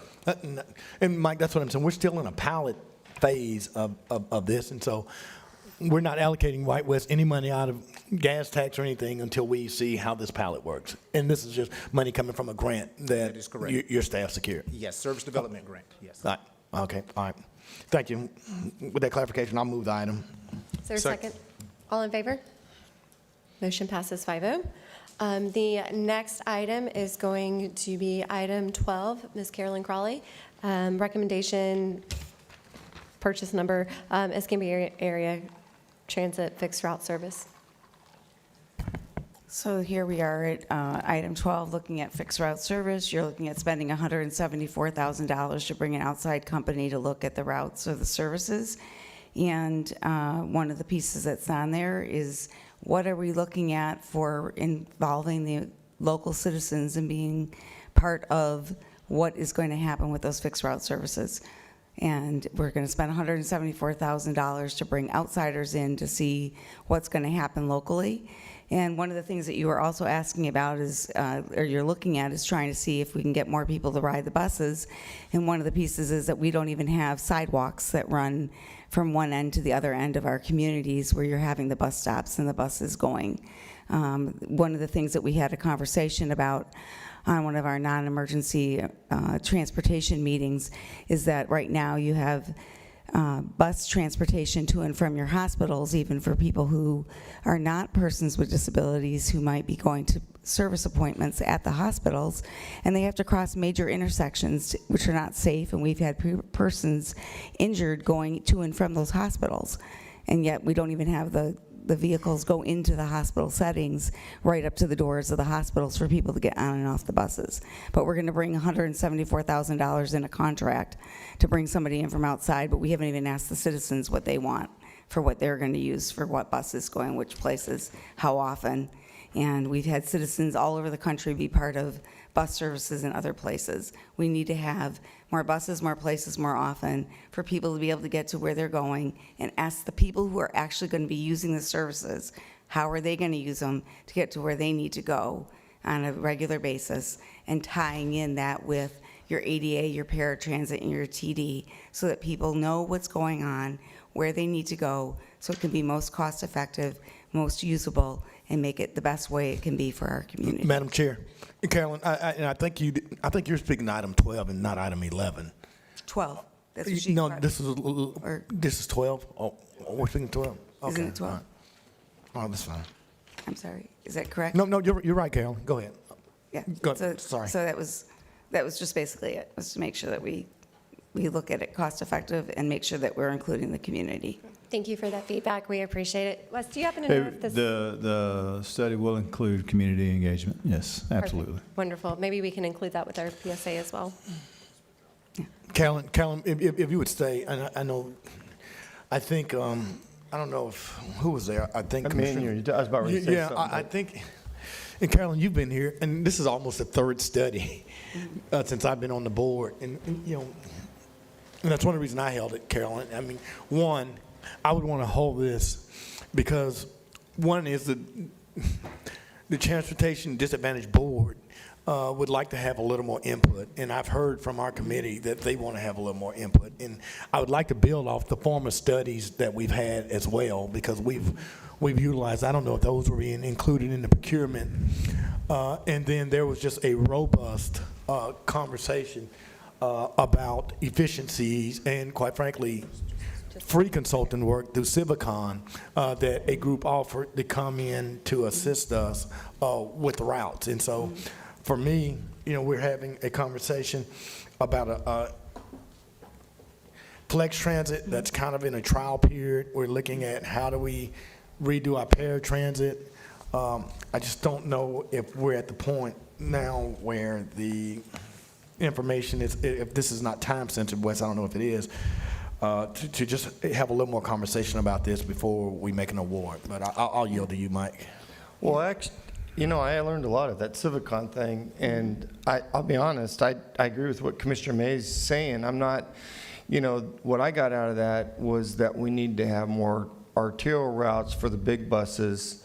Flex Transit obviously goes more into cul-de-sac kind of work.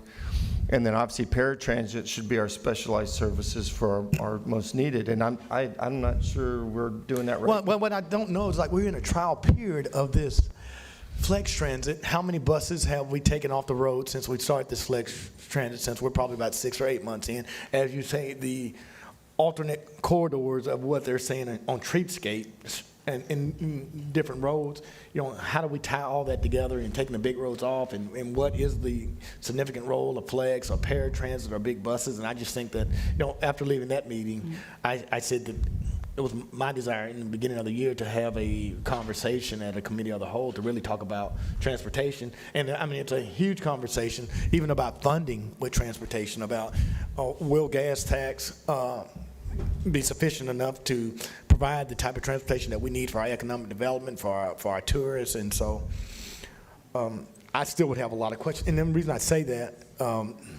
Mike, is because we don't even know where we're going to go with transportation. And so this, like we've done so many other studies, and we've done study after study after study, on bus stops and alternate routes, we don't even know exactly what the funding level is going to be for transportation, and we don't really know what the desire of this board is going to be for transportation. So I don't want a study to just, be a part of the third study that sits on a shelf.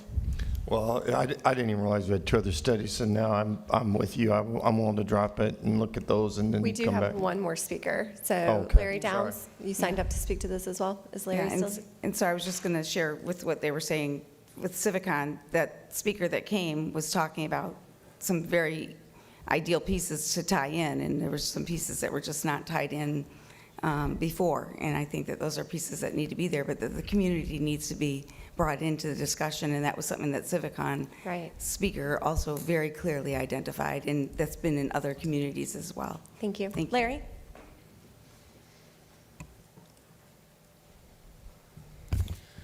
Larry Downs, Junior Plumbing LLC, because fecal matters.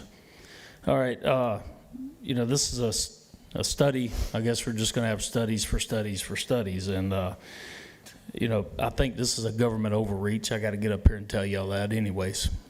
I mean, I know y'all think that, maybe you don't think that. You're just hooked. It's beyond the point of no return. But, Civicon, what's next? American, the League of Cities. I mean, this is all an overreach at every level. And the very basic, individual responsibility and accountability, and, we got to have affordable housing. We got to have affordable food. I mean, at what level does the government, local, state, and federal, stop legislating and regimenting and taxing us on every aspect of our lives? I mean, I hate to be the only one who ever comes up here and says this, but I feel the duty to do so. I mean, gas tax, more overreach, flex this, it's just I mean, do y'all ever get a little feeling in your stomach that y'all, we may be doing something wrong here, creating more dependency upon government? I mean, ever? I mean, or is it just me? I mean, I don't expect y'all to answer. That's a, you know, that's a, it's a, you know, I believe what we're doing is perpetuating an unlimited, unsustainable governance. And at some point, we're probably going to stop wanting to send our money around the world to support everybody else's transit systems and everybody else's defense systems and gender studies and everything else. At some point, we just might want to do that. We might want to start just putting more faith in the citizens' ability to be able to, be productive. If y'all would get out of our pockets, not y'all in particular, but government in general, people are very resilient. But if they become adults and leave their parents for a new set of parents, what do y'all expect? More of the same. Anyways, missionobvious.com, where pointing out the obvious is my MO. And I have to do it because nobody else will do it. Thank you. Mr. Chair, are there any more speakers? No, Commissioner. I move to drop the item and bring it back. Commissioner, I would say this study does include the implementation of microtransit, which is flex transit throughout the county, not just for paratransit or ADA or TD. This is something we've not done before. I believe Department of Transportation is urging counties to go this way. I know Bay County has just rolled out their microtransit. And so this is just an effort, as you said, to be more efficient cost-wise and operationally. So, yeah, we can have more discussion about it, and happy to do that. I second the motion. All in favor? Wonderful, thank you. Motion passes 5-0. Okay, we did have a few people that signed up to speak to item number 17, but I've been notified that they actually meant to sign up to speak for public forum. So we're going to move those folks to the end of the meeting.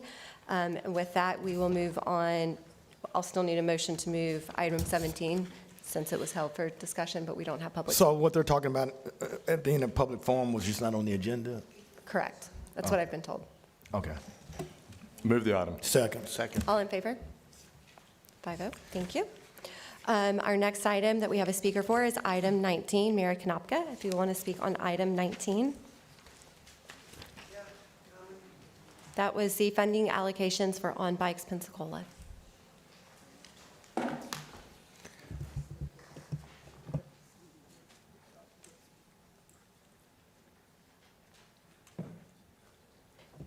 Mary, you're also our only speakers for item 20, 21, and 22, 23, and 24. So can I put them all together? That's what I was going to ask. Would you like to do that? Consolidate? Okay, I'm not for much of it at all. The food pantries, they give out food, they run out. Who do you think fills them up? It's all these people. It's a community. Everybody's hurting. But we dig deep. Comes on the news, such and such pantries out. We fill up those pantries. I saw the bikes being built on WEAR. We can only afford so much. Whatever can be applied to Children's Trust. I don't know if Children's Trust turned down some of y'all requests, but I cannot see some of these things like a basketball team or anything like that being good for the whole community. We already pay taxes to Children's Trust. We already pay and keep your little discretionary pot full.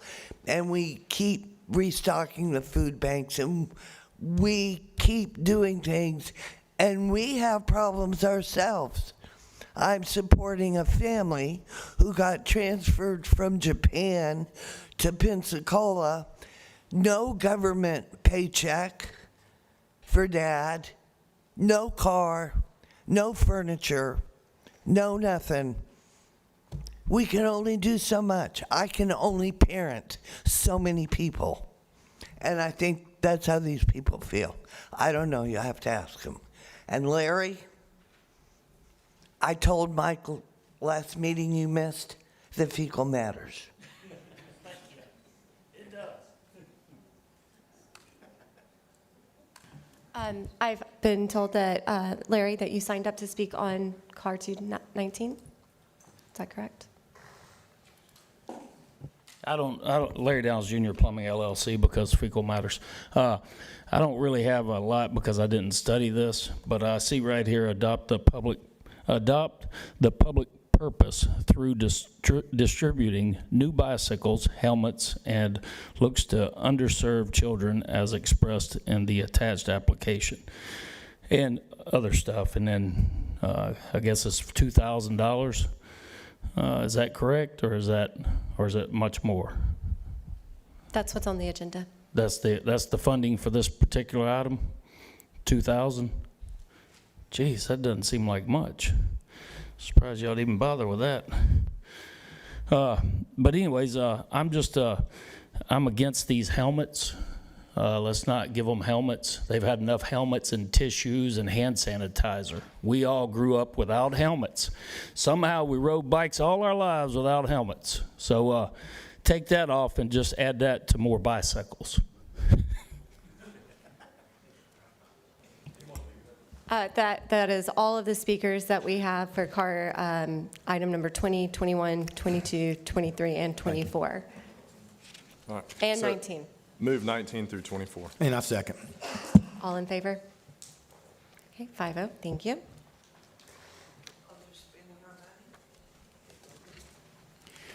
Madam Chair, there are 6 items on CAR 3 discussion.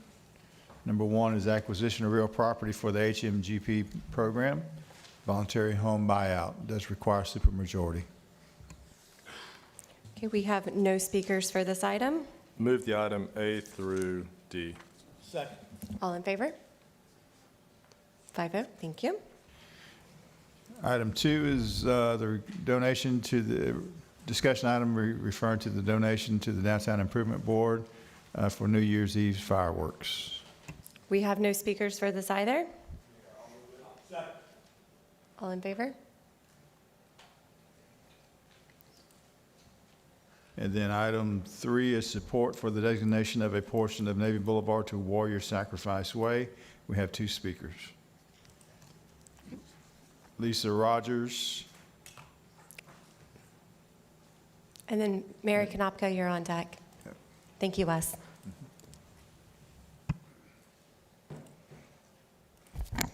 Lisa Rogers, 6036 Suntan Circle. I don't know a lot about the request for the change. I did see a little bit this morning on Ware 3. It sounded like that it's just going to be a sign naming that road, and it's not actually changing the actual, okay. That's all I needed. Thank you. Mary Konopka, you're up next.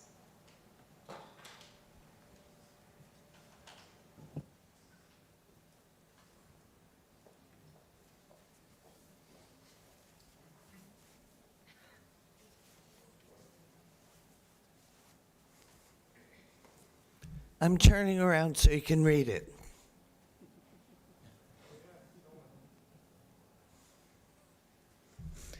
That's a PTSD trigger for some people. So bad that the Arizona Cardinals retired that number. No player can wear that number. And the school, the college he went to, he was number 42, and that number is retired because it could be a trigger. Warrior sacrifice. Somebody see that, just like if they saw this word. They see it, and they just remember. They remember the gunfire coming in, the RPG rockets, the screams of agony. Medic, medic, LT's hit. They look at their buddy next to them, cover me, and their buddy is blown up. And this person who looked at his buddy feels guilt because he didn't protect his bud. He lost his own legs. But that's not what he's thinking about. He's thinking about the guilt of not protecting his buddy. He's thinking about his buddy's pregnant wife. The medical teams in the field hospitals, the people they couldn't save, what they had to see when they brought the patients in. And it's not just the people in combat or the medical teams that were there on the ground. Look at what was going on in Dover, Delaware. Big warehouses of coffins and flags. They needed the medics, so they got reservists SKs, DKs, personnel men up to Dover to sort through personal items. And they see these people's pictures of them with their wife and their babies and their kids. They had to send out CAECO teams. They had to get pictures for all the sealed caskets that we wouldn't let anybody look into, because that in itself would have been really bad. So there were a lot of sealed caskets with a lot of pictures on them. It's not just one or two people. It's not just the combat warriors. Thank you, Mary. You We don't appreciate need it. that name to trigger. Thank you. We have one more speaker, Shirley Green. Good morning. I live on South Navy Boulevard. Lived there since the trainers, I think they were T-33s, were hitched up to a tow truck and hauled from NAS to Corey for work.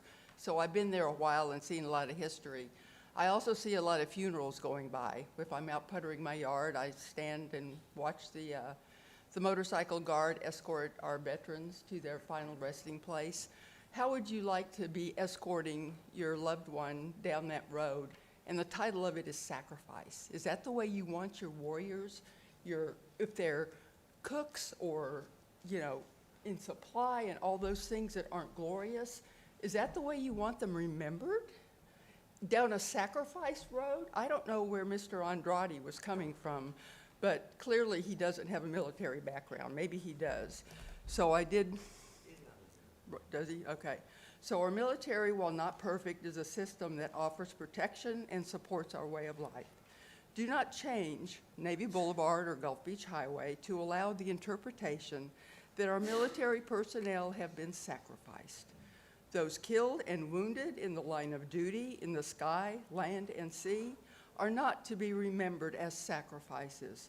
Warriors, heroes, protective forces, all those are okay. Sacrifices are offered to appease someone perceived to have more power than you do, than the sacrifice person. This is not the case.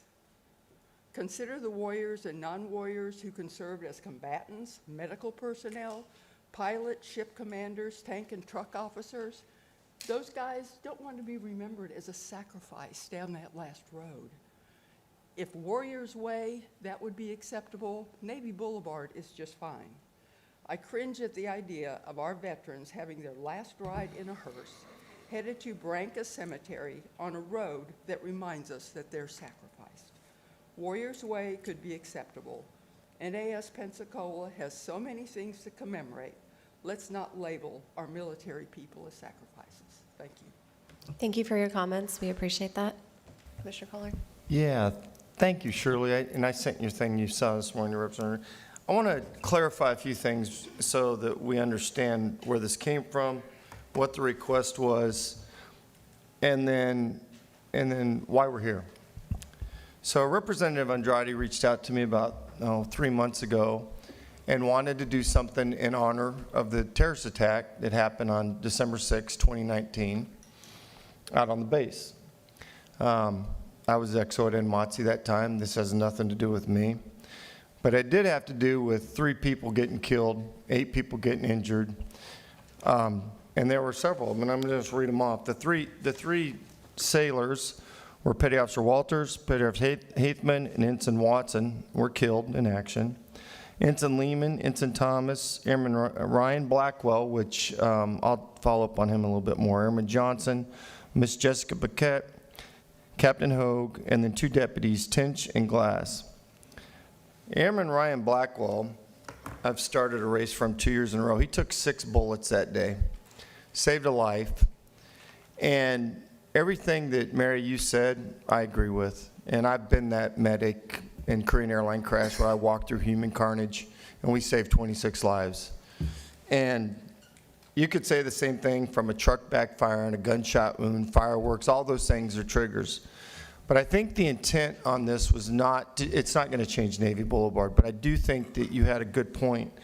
And I told Representative, I called the base CO, just so you know this wasn't a unilateral, this was a request from the representative. And I had a good long discussion with Captain Newman. And then I reached back out to Representative Andrade and I said, I think you need to call the base CO. Now the base CO is not going to get into state road politics. That's not what she does. And then he had a good conversation, and at that point, he made the recommendation that we shouldn't name it after the last names for some of the same things you said, Chief, of people that worked at NASC and stuff. But I will make a modification on what you said. The end decision will be on the state. It's not to change Navy Boulevard. It's to put a remembrance sign up there. That's it. So maybe the right thing is Warriors Way. I could live with that, but the state will end up making the final decision. There'll be no cost to the county. So I don't know if there's any other comments, but I wanted to share with you the background of why we're here.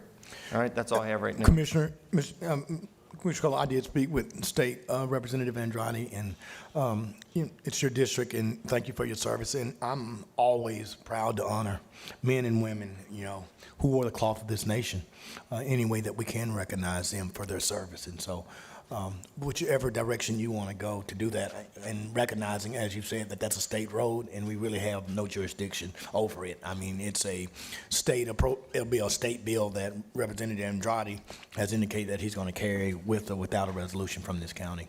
But I do honor those men and women. Commissioner Sturberger. Thank you. So I agree, Warrior Way sounds great. I think those were 2 great speakers on this subject. Every year on Veterans Day, I get thank yous. Thank you for your sacrifice. Thank you. I mean, there is sacrifice. It's a different sacrifice than giving your life, but there's a sacrifice being a veteran and leaving your family. And also being willing to risk or to give my life for my country. But I will tell you, I never joined the Marine Corps, and I joined the Marine Corps when they bombed the Marines in Beirut. I did not join the Marine Corps to give my life. I joined the Marine Corps to locate, close with, and destroy the enemy. I remember George Patton had a really great speech. I think it was in 1944. He said, "No man ever won a war by dying for his country. He won it by making the poor dumb bastard die for his." That's why veterans join the service, to kill the enemy, not to be killed. So I understand. I wouldn't want to be sacrificed either. So I think that's a good point. It should be Warrior Way. Those are all of our speakers for this So item. if you don't mind, I'd like to amend the request to Warrior Way, and that'll be my motion. Wonderful. Is there a second?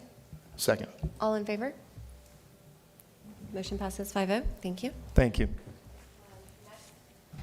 Next is item 4. Our first speaker is going to be Lisa Rogers.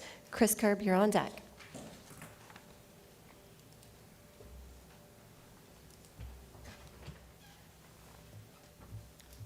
Morning again.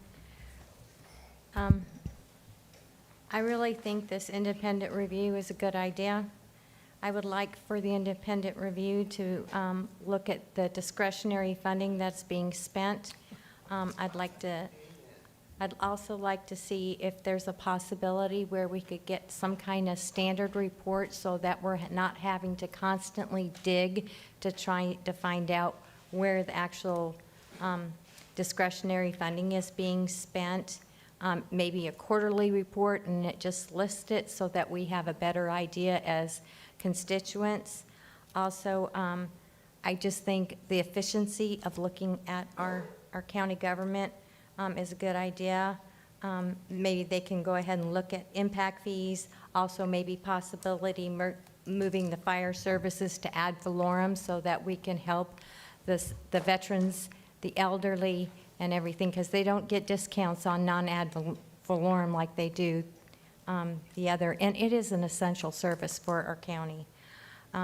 Maybe they can look at the impact fees, and also we'd like to possibly, besides the standard report on the discretionary funding, how much is being spent on the lawsuits against our county and how much we're actually having to put out with tax dollars on that.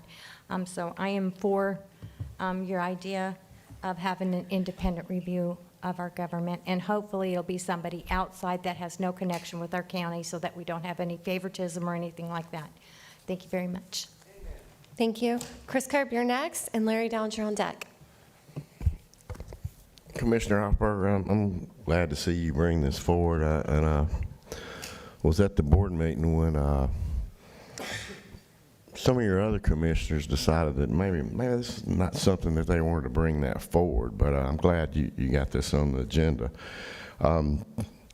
It's talking about maximize the efficiency of county operations. I think it was about 4 years ago, we had 500 vacancies in the county. And you have to go back and look why we have those vacancies. I can remember 7 years working with Escambia County out of the 25 years that we didn't even get a cost of living raise. And if you complained about it, well, you might be told you get furloughed. You know, when I first started working at the county, it was a great place to work. And it degraded over the years. And a lot of that happened because the statement of, we need you to do more with less. I guess you could say that's efficiency. I worked my fingers to the bone. I put in many hours that I didn't even get paid for when I worked for the county. So when you do desk audits and you do reports on all your staff and the workloads that you have, don't put that report on a shelf, because that happened too. So, but I like the fact that you're bringing this forward. I'm for it. Thank you. Thank you, sir. We appreciate your comments. Larry Downs?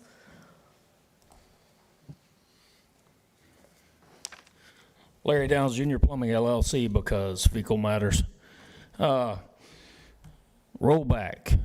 Man, I would like to roll this government back and our property taxes and all other taxes back to about 1970 maybe. I was born in 69, so. But if, were you were too, right, Lumen? What year, 69? Holy shit. Oh, sorry about that. I'm sorry. I know there's one commissioner who really takes offense to that. Anyways, yeah, I think I'm in agreement with this to somehow figure out how we can, become at least, and I'm not even saying efficient. How about just smaller government? How about that? We don't even have to be efficient, just smaller. Less services. Have y'all ever heard a citizen come up here and ask for less from the government? I bet I'm the only one in the history of this county. I mean, especially across the board, so much less. But anyways, yeah, whatever it takes to roll back, what we have to pay for this government to function. And if that means we need to shrink each department, then let's do that. Because every time that y'all provide another service, that's the government getting bigger and the individual getting littler. That's a problem. That affects our prosperity. A lot of people don't see it that way, but that's just the reality of it. the more government, the less freedom we have, which is my shirt, freedom. And the reason why I say that is whenever you take our money, our taxes, that's taking our time. That's part of our life. That's freedom gone to provide some other service that we could provide for ourselves if y'all just stop. Thank you. Thank you. That is all of our speakers for item 4. This was my agenda item, and I just want to make sure we're operating as efficiently as we can. I know Wes has mentioned several times the road department needs more people. We hear infrastructure, drainage. We need to invest more in those things. There's no more money to get, so the question is, how do we reallocate some of the funds that we already have to be more efficient? And I do think it's important for a third party, because I don't want to sit up here and make recommendations. I've only been here for a year, and I know 2 of you have been here for significantly longer.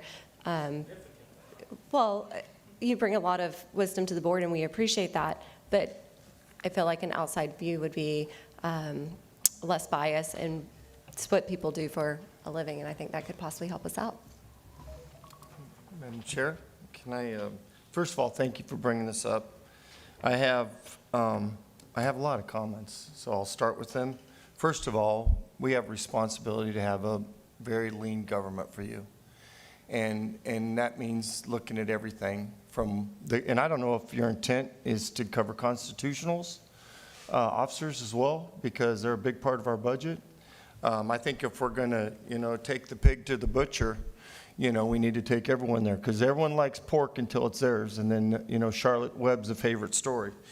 But what I would like to tell you is the state currently is putting a slaughter budget on property taxes. If you were to look, and I'm on the committee for FAC, which has done a lot of information, it's all out there, but we have multiple responsibilities. And I just want to say, public safety we're responsible for, public health we're responsible for, elections we're responsible for, infrastructure, solid waste, beach renourishment, personal costs, Florida retirement system. When you get down to what the county really regulates without being mandated, it's about $215 million.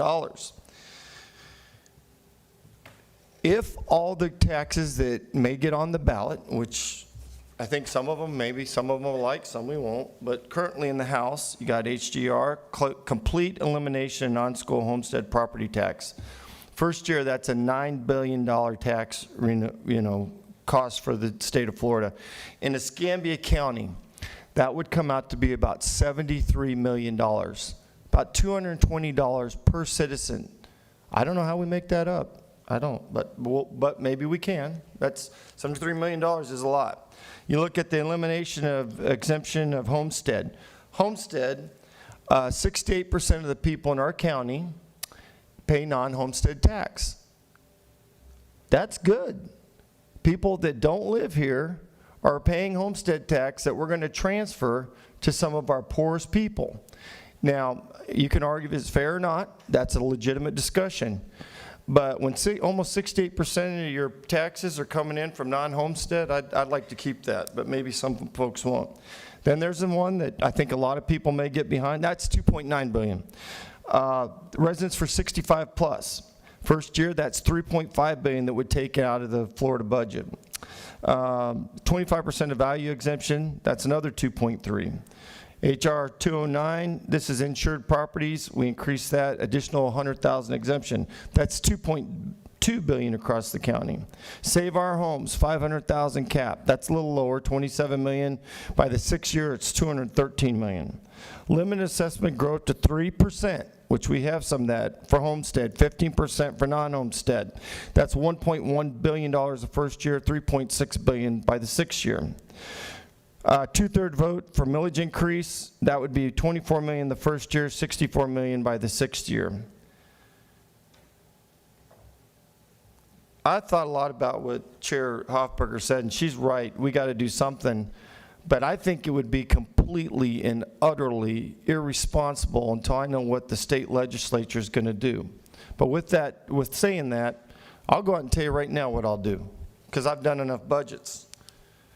ECT, the Children's Trust, brings in $25 million. That would bring in $100 if you, the taxpayers, voted out. It's not a fair tax. There's 13 counties in the state of Florida have it. The other 54 don't. You can vote that out if this board decides to do it. Nonprofits, Okaloosa County, $800,000. We're going to get some hurt. A lot of people like those nonprofits. We could cut those tomorrow. You could cut. Obviously, we should be doing AMD review, which is in the Navy Authorized Manning document.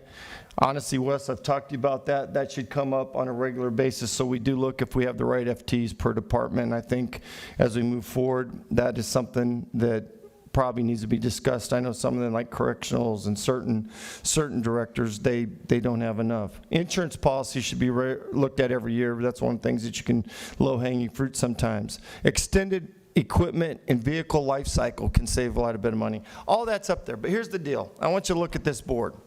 You got a businesswoman, you got a guy with an MBA, you got a construction business, you got a financial guy, and then you got me, the nurse. We are trusted basically to do a budget for you. And what we ought to do after we find out what the state legislature is going to do and put on the ballot, we should put the directors down here, because we have a whole department for budgeting. Stefan is a very competent man. Put up here on the altar, and let's go to the butcher shop. But I'm not sure I'm willing to pay for a study right now. I don't know with what the state legislature is doing, Madam Chair, that I think that we should be there right today. But thank you for bringing this up. Commissioner May? Thank you, Madam Chair.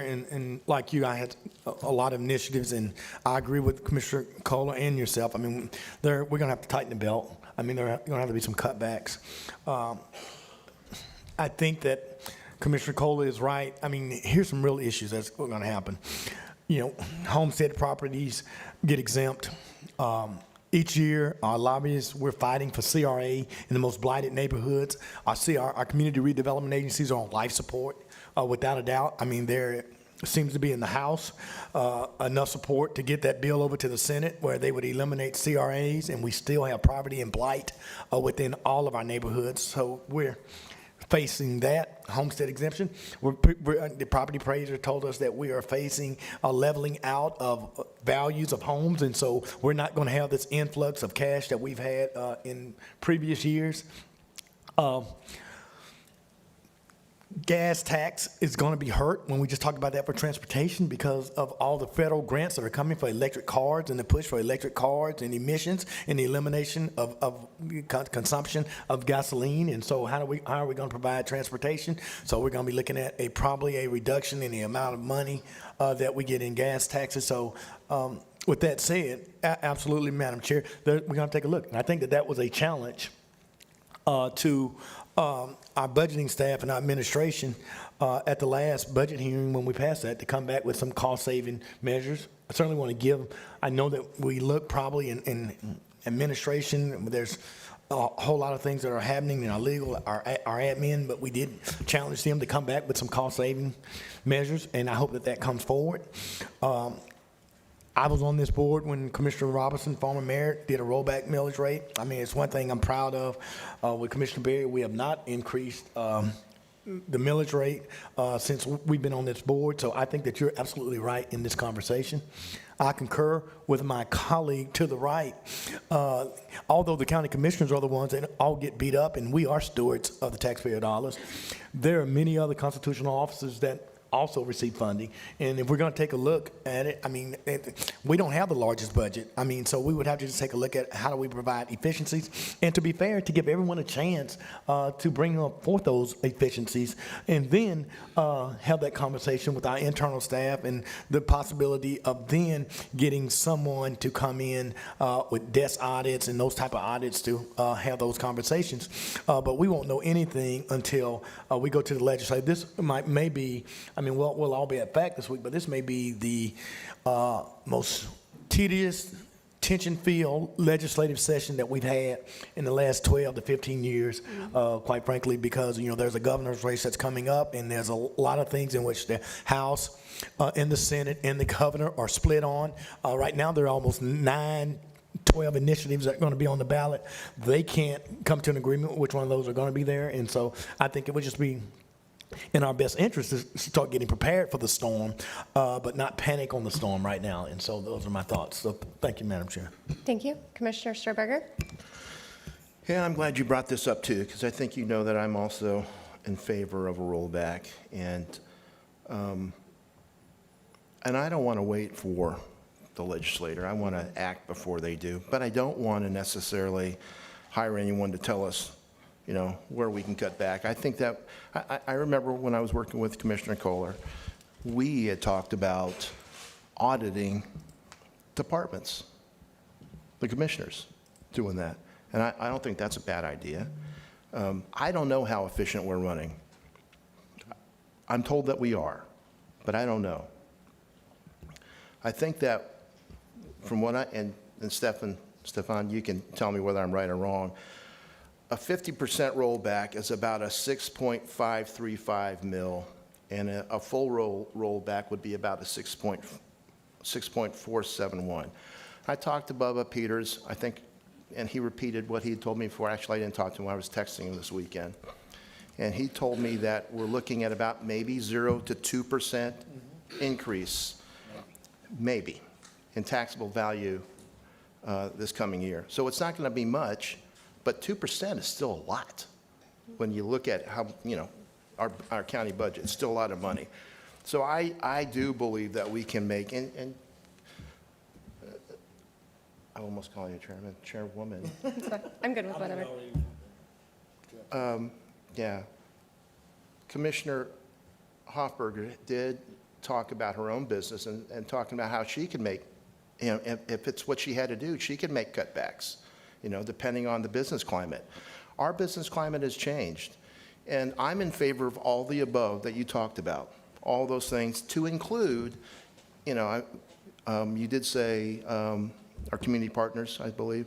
Yep. To include our discretionary. I don't like having to decide who gets my discretionary funds. I haven't even been spending it. I would be in favor of getting rid of the discretionary fund because I don't need it. I don't need it to buy votes. I don't need it to impress anybody, you know? And I don't need anyone coming to my office saying that, you know, trying to get me to give it to them either, because I don't like having to do that. Having to do that, having to say no to someone, yes to others. It doesn't seem right for me to be able to make that decision for you with your money. Amen. So I would be in favor of getting rid of that. So I did a lot of math this weekend, and I don't even know if I understand it all anymore. But it's still going to be a significant amount of money even if we do a half a rollback. I would be in favor of a full rollback next year, because even for a $400,000 home, it would amount to only $51.60. That's it, all year long. That's how much you'd save. But if we voted on Escambia Children's Trust, if we got rid of the discretionary fund, if we made some other cutbacks, you know, it would make a difference for everybody. And I think that's what we're all trying to do here, is we're trying to find the most efficient way to make the cuts without hurting services, but services probably will be hurt a little bit. You know, when you're making cutbacks, you're going to have to make some sacrifices, and everyone's going to have to understand that. So I yield back. I appreciate that. And Commissioner Kohler, you're right. There's a lot going on at the state level, and there's a lot of options. And from what I'm hearing, multiple options will go on the ballot. The problem with that is it will take a supermajority to implement any of those. And whatever happens, they're not going to say, here, county, take more money. So I think it would behoove us now to go in and learn how we can be more efficient as far as that goes. And I've talked to staff, and the recommendations has been 10% cuts across the board, or furloughs. There are departments that need more people. There are departments that need more pay. So the question is, are we running as efficiently as possible, and are we interested in knowing that instead of just assuming? And are we willing to have somebody to come in and really open things up and take a look at that? So I'll respond to that.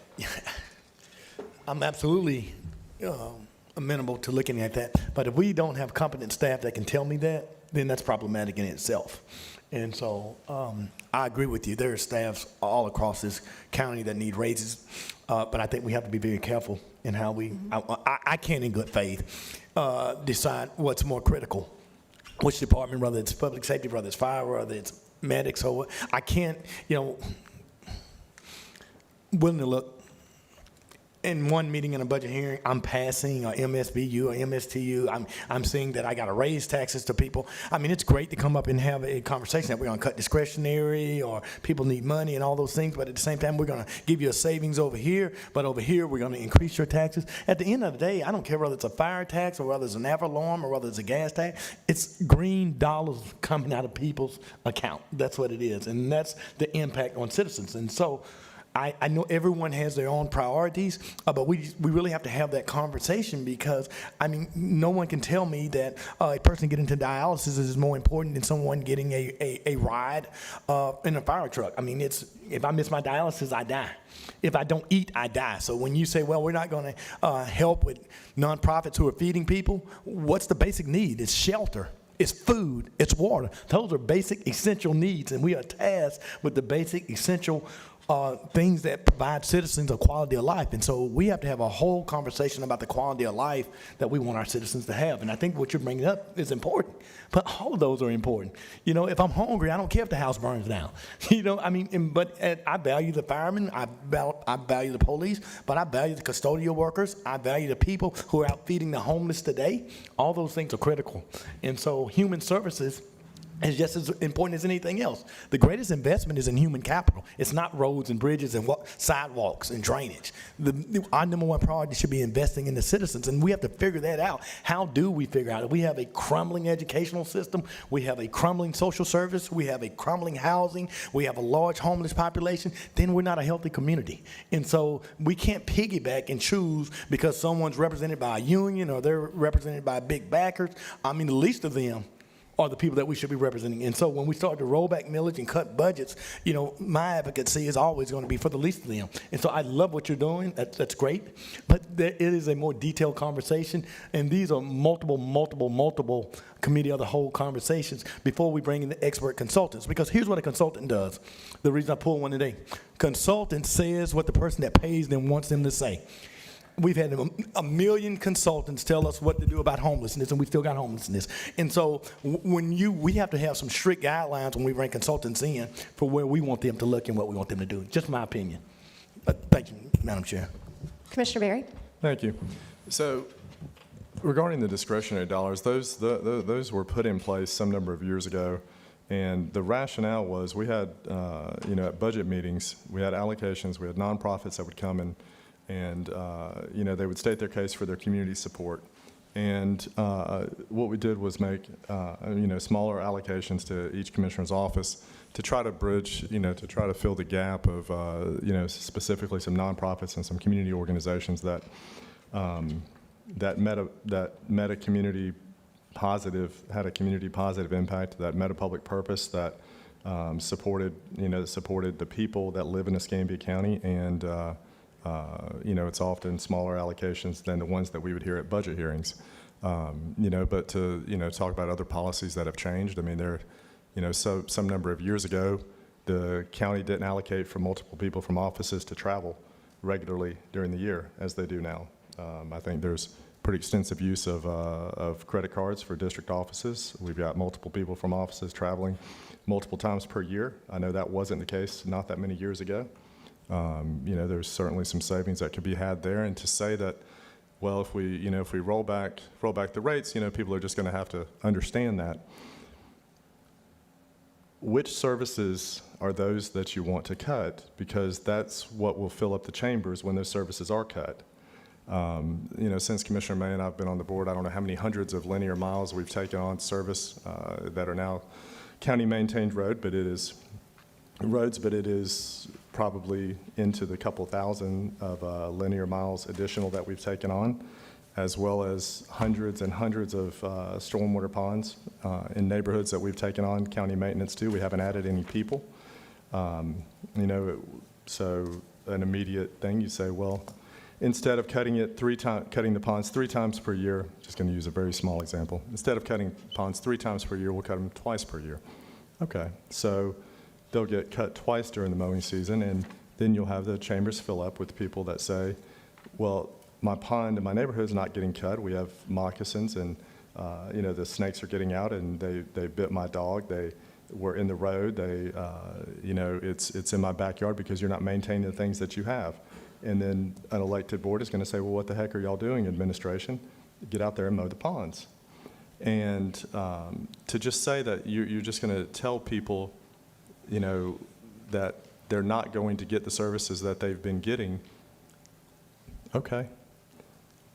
When the public come, the people change their minds.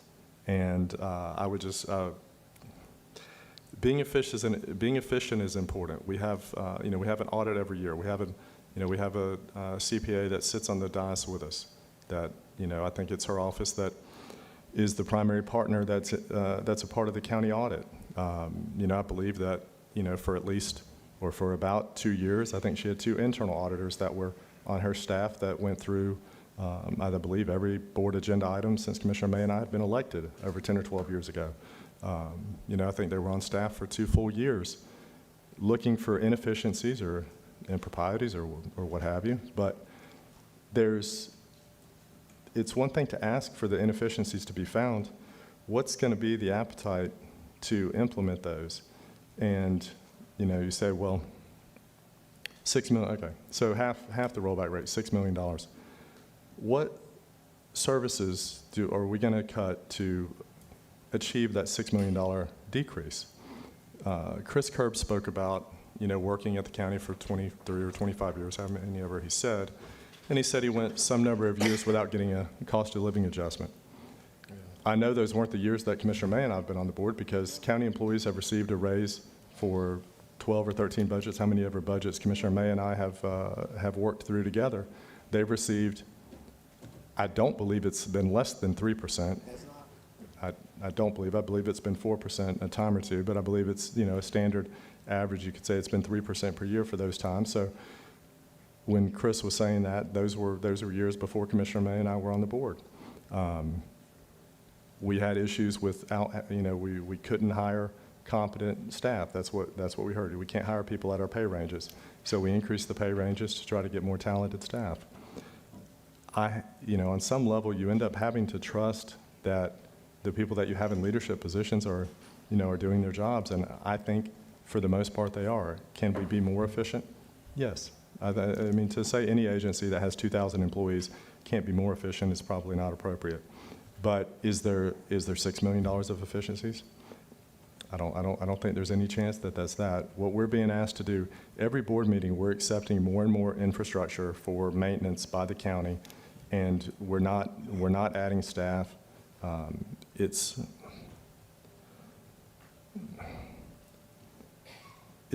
appropriate to have the discussions about how to have the budget be more efficient, but to just say that, it has the feel of theater to say that we're going to go and cut $6 million or $12 million.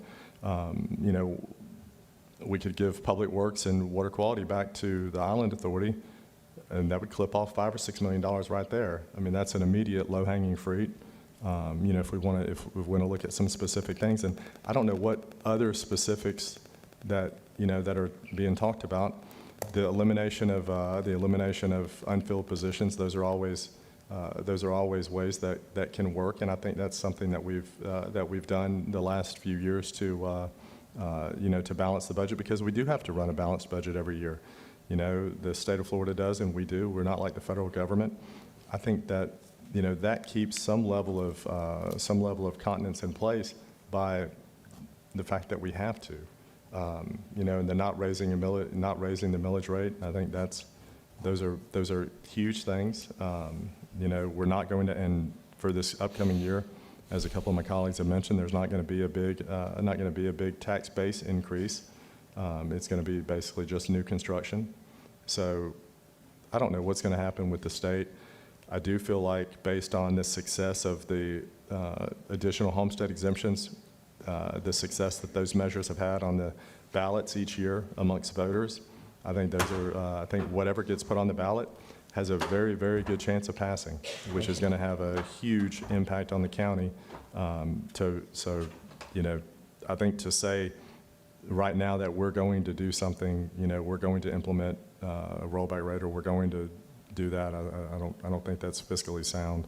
We're going to probably be facing big discussions, and, I'm saying I don't want to cut services, and I'm saying that I think the chambers will fill up with the public that says they don't want their services cut. But if the state passes something, if something gets put on the ballot and it passes, then that's what we'll have to do. But then at least the voters have then dictated that reduction in services on themselves. That's not us proactively taking the services away from them.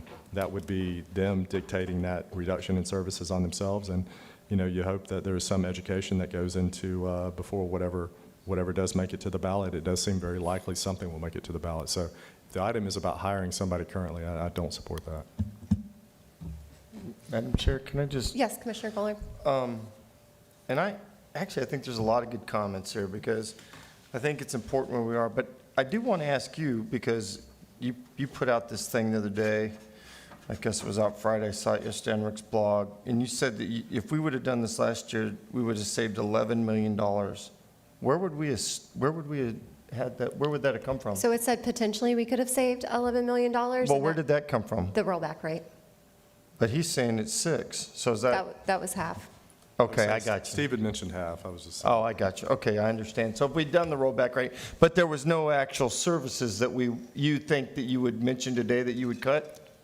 Oh, I went through the org charts. We have managers. Well, give me one. I gave you 5. You won't give me one? No, you didn't get 5 of ours. You gave 5 of somebody else's. That had nothing to do with our efficiency. When you talk about Children's Trust, that's not our efficiency. So I'm talking about going through the org chart, going by department, looking, for example, we have managers who don't manage projects and they don't manage people. I don't know what they manage. Okay, so I agree with the AMD review. I think we're on the same sheet of music on that. Okay, I got it. But Mike, and I can concur with you in the chair, and I mean, obviously, that's something that we could look at internally with administration. But for me, when we're saying we could have rolled back the millage at the last budget hearing, there's something about, as you're saying, being a good steward and being trustworthy and not playing games with the citizens because they may not know. You're going to tell me, I'm going to roll back your millage rate out of one voice. In the other voice, I'm going to raise your taxes. Are we talking about the MSBU? If we would have rolled back the millage rate, at the same time, we would have created this fire tax. It probably would have been a net neutral to citizens. I have a 2-page letter from the union on why it's important that they have their MSBU. Well, and that's fine. So I can read that on why they need a protected And I support you on it, but I can get a 10-page letter from citizens who say that, my grass hadn't been cut. You probably could get, if you did an employee survey, you probably would have 80% of your employees say that they don't have enough support. They don't have equal pay. I'm saying that there's a lot of different opinions, and that's why I'm saying I appreciate and applaud you bring this forward. Everybody is going to protect their territory. Whether you're in a union, non-union, whether you're in administration, whether you're a blue collar, whether you're white collar, everyone's going to have their opinion of what they think is important, and it's not even wrong. It's the lens at which they look through it. And so all 5 of us have a different lens at which we look through to protect our constituency and the things that are important to the people that we serve. And so that's why I applaud having this conversation, because we can't have it in privately. I just think it has to be more of that dialogue. So not anti anything of whatever the data is that you're supporting, but we all could create some data and bring it forth. But I think this is a healthy conversation. Commissioner Strohberger, I think your light was on next. Yeah, I was just going to say, the shenanigans at the state level with the getting rid of the property. How many people are in favor of getting rid of all property taxes? You can raise your hand if you really are. I'm not. Me neither. I'm not. Because, basically we launder our money at the state level and hope to get something back, and that means, reduction in services massively. I got a letter from a woman. So Stefan sent an email out and said, hey, now that you've passed the budget and the tax bills are going out, I got that email, I opened it, I read it, and almost like an instant message in the form of an email, I got this email from somebody. that said, well, my tax bill is $286. Every year before this, it was $174. I live below the poverty level on a set retirement, and your increase is going to cause me to not be able to buy food this month. I will pay the entire amount, but this is fraud and theft by you. And then she went on about the fire MSBU. She lives in a trailer. Her house will burn down before the, firefighters get to her. And she ended it with, this is fraud and theft. You people make me sick. May you rot in hell. So this person doesn't really know who I am. I'm a man of a certain age now. Yeah, I've been rotten for a while. And because of that, like you, man. and because of that, and I don't think that was directed just at me. It's all of us. It's all of us. We're all going to rot.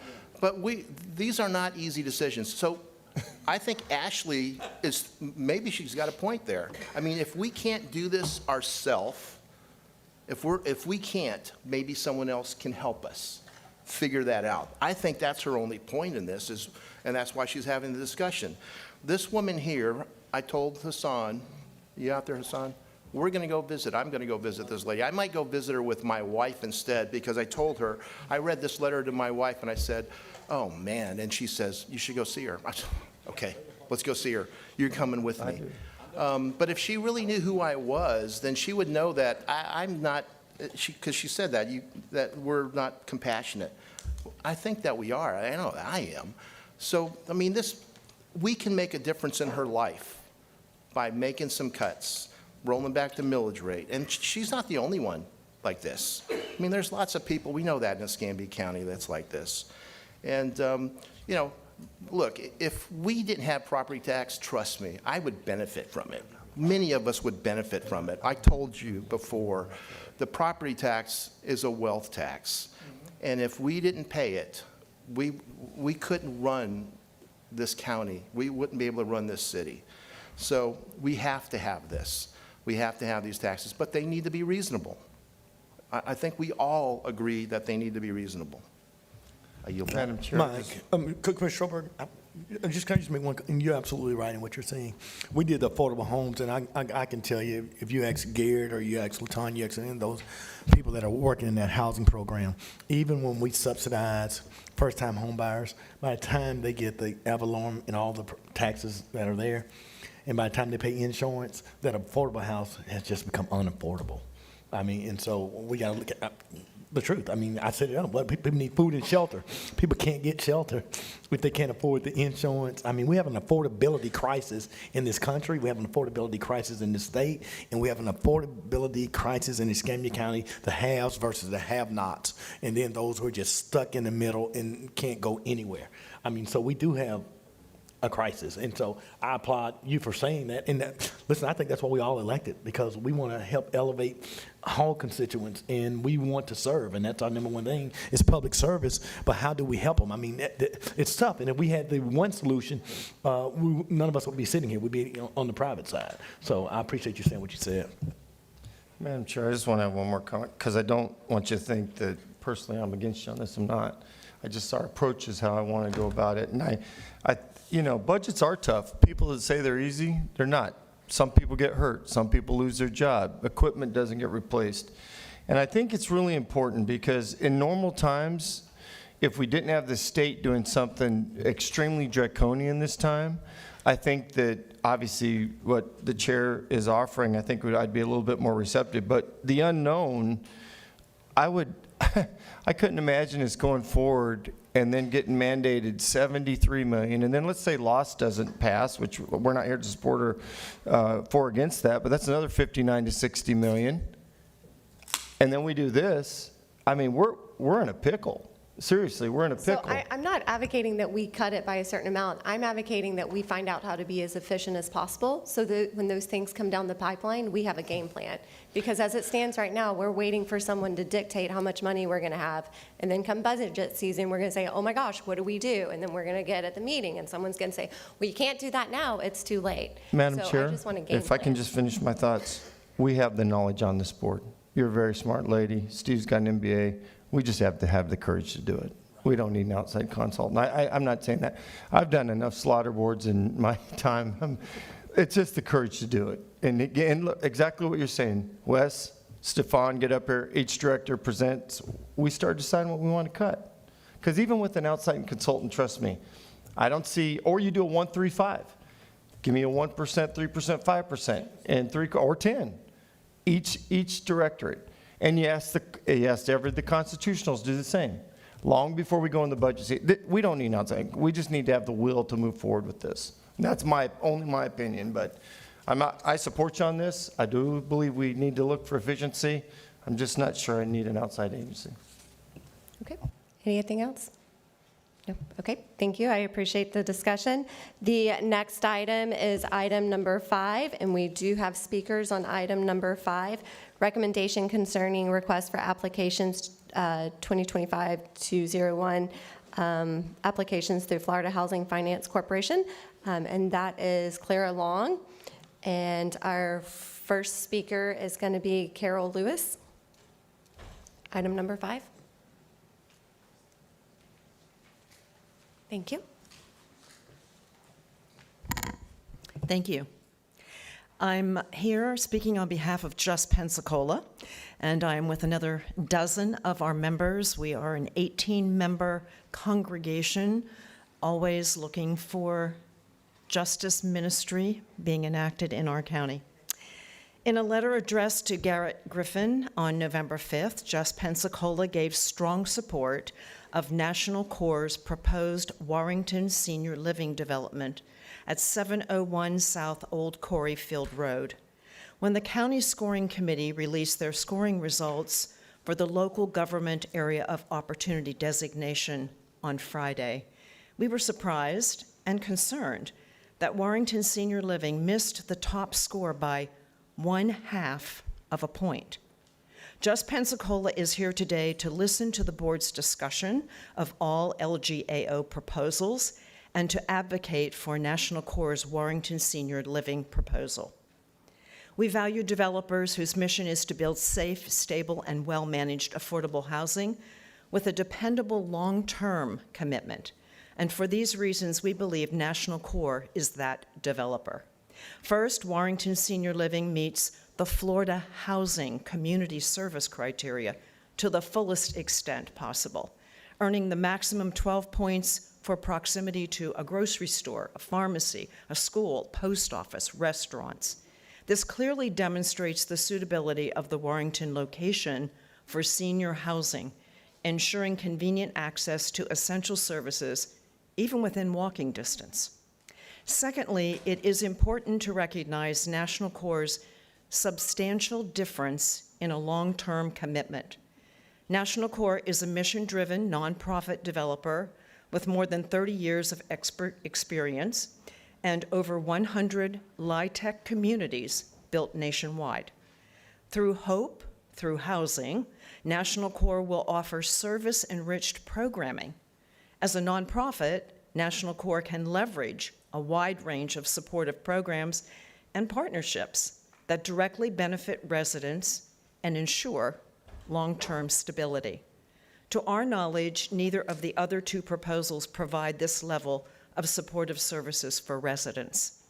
And finally, and of great importance to Just Pensacola's push for truly affordable housing, of the 96 apartment homes National Corps proposes, 10 units are for seniors at or below 40% AMI, and 86 units for seniors at or below 60% AMI, with rent levels that seniors on fixed incomes can afford.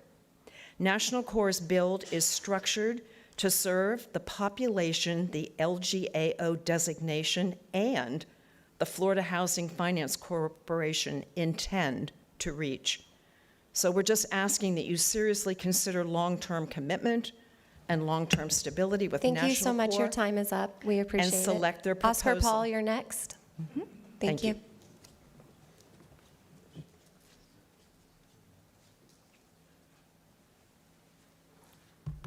Good morning, Chair, Commissioners. Oscar Paul. I am the Senior Development Manager for National Corps, and I represent Warrington Senior Living for the consideration of the LGAO contribution. As was mentioned by our friends at Just Pensacola, National Core is a 501c3 nonprofit affordable housing developer. It is all we do. In fact, we are the third largest nonprofit affordable housing developer in the country.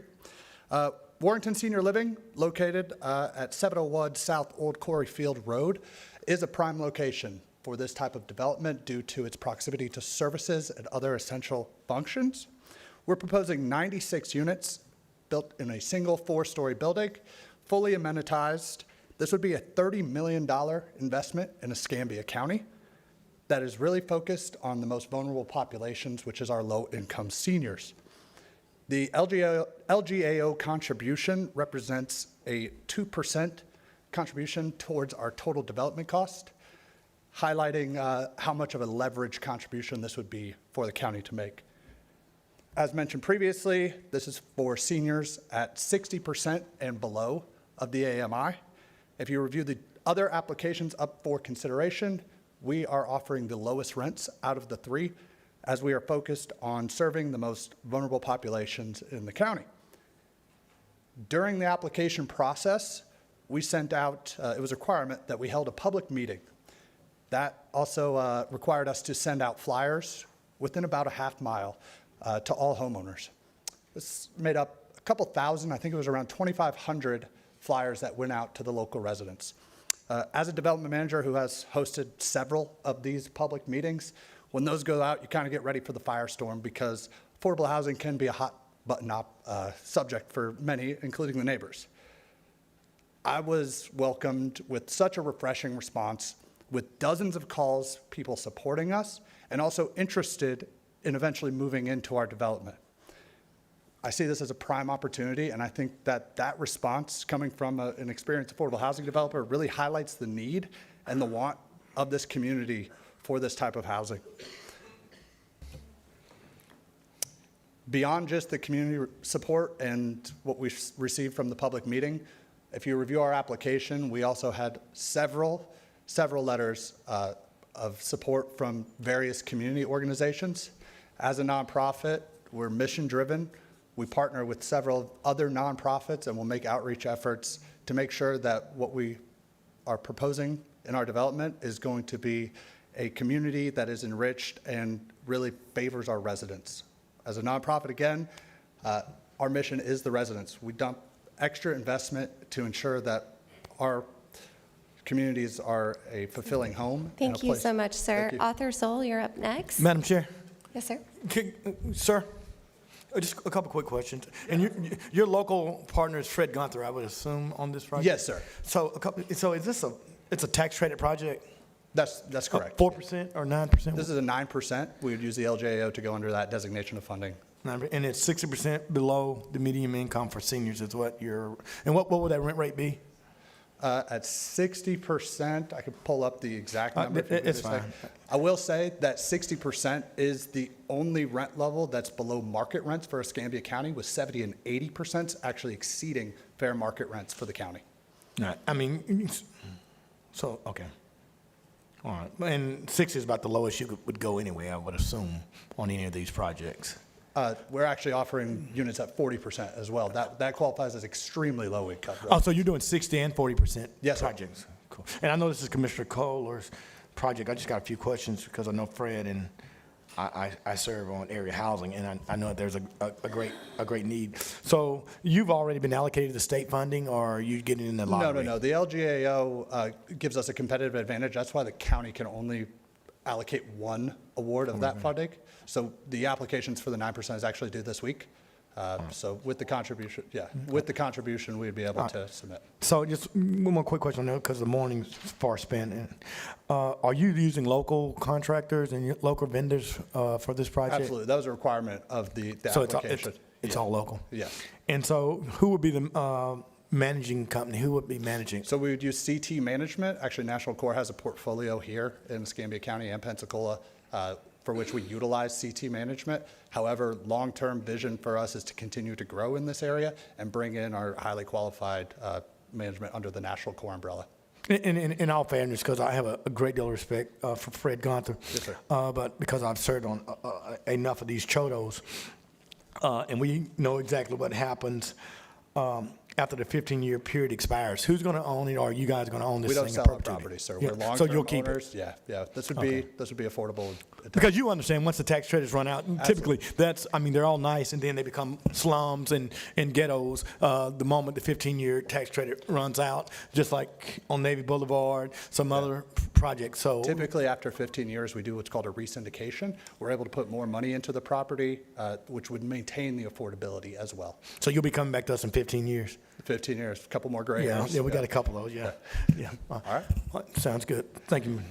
Wonderful, Thank you great all. questions, thank you. Arthur Zoll, you're up next, and Michael Labino, you're on deck.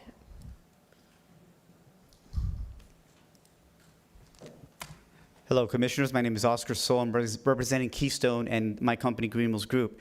I've been developing affordable housing my entire adult life. Since I graduated college, I've now been involved in either project managing or now owning over 8,000 affordable homes throughout the state of Florida.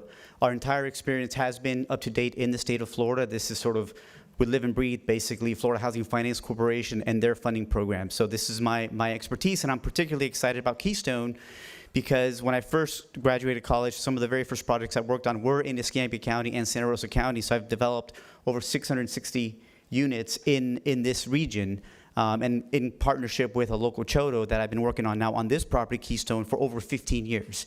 This nonprofit has owned this property for over 15 years. So we've spent the last 10 years developing a very, very good reputation with the local governments that we work with and the Florida Housing Finance Corporation. We've got an unparalleled track record in receiving allocations from the state of Florida. Over the past 5 years, we've received 7 allocations from the Florida Housing Finance Corporation for competitive 9% tax credits. That's over 627 units that we've received funding for. So I would urge you to select an applicant for the LGAO. Why? The LGAO is absolutely critical for submitting a competitive 9% allocation to the Florida Housing Finance Corporation, and it's a great business deal for the county. You would be loaning a development $460,000, which is going to then bring over $20 million of private investment from banks, from lenders, from developers. You can't get better leveraging that. There's no other way to get better leveraging than that. I want to explain something about the LGAO that's absolutely critical and why it's important for why Keystone has a competitive advantage. This is the absolute critical. All these projects are good. All these developers are pretty good, okay? But there's one key difference, okay?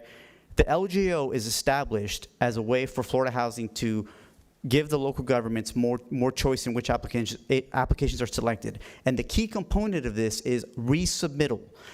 There is a resubmittal preference. So when you first submit as the LGAO, you have a chance, not a great chance. If you resubmit the second year, you have an even better chance because now you qualify for a resubmittal preference. If you submit the third year, you have an even better chance because now you qualify for the 3-time resubmittal preference. Keystone is the only developer that has long-term site control. We have a 99-year ground lease with a local mission-oriented nonprofit, a chodo.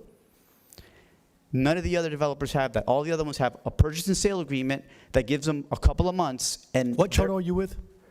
Keystone. Keystone. Yes, sir. All the other applicants have a purchase and sale agreement that is going to expire in a couple of months. So there's no guarantee that if you support them, they will be able to apply next year, the year after, the year after. This chodo has owned this property for over 15 years. We're going to keep applying year over year over year until we get this approved and we bring this money to Escambia County. Thank you so much. Are there questions for Oscar? No, no? Okay. Michael Labino, and Fred Gunther, you're on deck. Sorry if I messed up your last name. Good morning. Good You were morning. close. So It's close. actually Libano. Oh, wonderful, thank you. You'll probably see me again, who knows. I am one of those residents that got the flyer and was going to the meeting. The presentation was wonderful. This was formerly Housing Authority, and we had a bad problem with a homeless camp. We desperately need that affordable housing, and this project seems to be the one that will provide it for the area. Primarily, I was formerly the president of the Barrancas Community Improvement Association, And at that time, the demographics showed us to be an aging property and below CRA, so we were below the poverty levels, or our poverty levels were low. And this will help in both cases, in that we need the support for affordability, and we need the. I haven't seen you in years, man. Good to see you, Mike. And the homeless that were there, there's quite a bit of aging into it. There is many services close to hand. The presentation that we had at that time, he answered a bunch of the questions that we had worried about infrastructure, and several others were coming in. There's a green space across the road in parking. So I would ask you to support this on the Warrington Senior Living for the project money, because I think we need it, and I know that the area is well set up and in a good spot. It will build quickly on it. I'm now working for a company that does the engineering on it. We've already reached out to Oscar to see if we can work with him on it, so this will also be from a local standpoint. Thank you very much. Thank you so Madam much. We Chair. appreciate it. Mike, good to see you. I haven't seen you in years. You gave me a smile, man. But I'm glad you came down. I was going to ask you, I thought you were supporting Warrington Senior, but you said that. I just wanted to make sure I knew exactly what you're responding. Okay. You, me, District 2, no, we're all that's in this good. together. All right, thank you. Good to see you. You bet. Well, thank you. Fred Gunther, and then Larry Downs Jr., you're on deck. Chairman, Commissioners, good morning. My name is Fred Gunther. For the last 10 years, I've been helping bring affordable housing to sites across the state of Florida. But I really enjoy bringing them home. You know, with Commissioner Kohler's help and actually the rest of this board, Magnolia Trail, a 98-unit affordable housing development for seniors, was funded through Florida Housing earlier this year, and they should be breaking ground in a few months and begin an investment of over $35 million in the Myrtle Grove community. And I'm really excited about Warrington Senior Living because I grew up in Navy Point, and I know there's a big need for affordable housing for seniors there. It's actually a perfect site for housing. They've addressed the proximity. I mean, Florida Housing awards points for your proximity to services to encourage development near those services. And, you know, in addition to all the grocery and the medical facility and pharmacy and, you know, all that, I mean, there's restaurants, there's a community center directly across the street. So just, you know, very exciting and would offer a great quality of life for residents. If you compare this to the proposed Keystone development, I mean, it's adjacent to a 16-acre site used for industrial scrap processing. I mean, we're talking front-end loaders and shredded vehicles, you know, piled up there directly adjacent to this site. You know, and it meets the minimum, just above the minimum for the, like a minimum's 9 to even be able to apply for Florida Housing. They have a 9.5 on their services score. So, I mean, I think you got to ask yourself, is this, you know, a place where you'd want your parent to live? You know, they've addressed the, you know, the affordability. I mean, Leah Garden, similar situation. I mean, it's just doesn't have the proximity to services. We've outscored them on all points. Needless to say, we were disappointed. We were half a point lower. That was, you know, basically a result of, you know, one score by one of the reviewers brought us down. We had an average score of 93.25, which had been the highest score. One of the reviewers, you know, gave us an 85.5, which brought us down. You know, I got a lot of respect for Garrett, and he does a great job, but I think he was wrong in this case. We're asking you to go with the recommendation of the other 4. Finally, I know Escambia County is interested in a portion of the site, and I would love to, you know, sell it to the county, you know, if I can get this affordable housing, you know, moving forward. Otherwise, I've got to do, something a little bit different on the site, which I don't want to do. Great. Thank you so much, Fred. We really do okay. appreciate that. Thank you. Kevin Troop, you're up next. Oh, I'm sorry, Larry Downs and then Kevin. Larry, you're up next. Is Larry here? No. Okay, Kevin, you are up. Kevin Troop.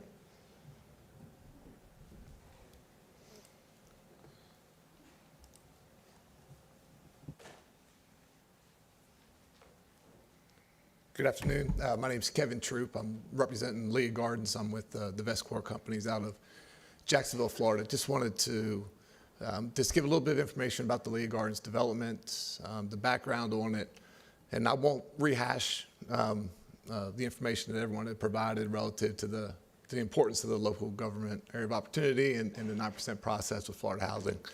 But just with respect to Leah Gardens, Leah Gardens we've been working with the HFA, the Escambia County Housing Finance Authority, since 2019. We put the property under contract 2019, worked with the HFA, worked with the county, received the local government area of opportunity at that time. Submitted the application, unfortunately was unsuccessful.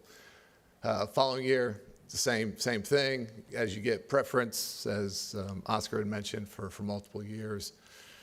The following year, resubmitted, didn't win again, and then COVID hit, and prices from a construction perspective increased.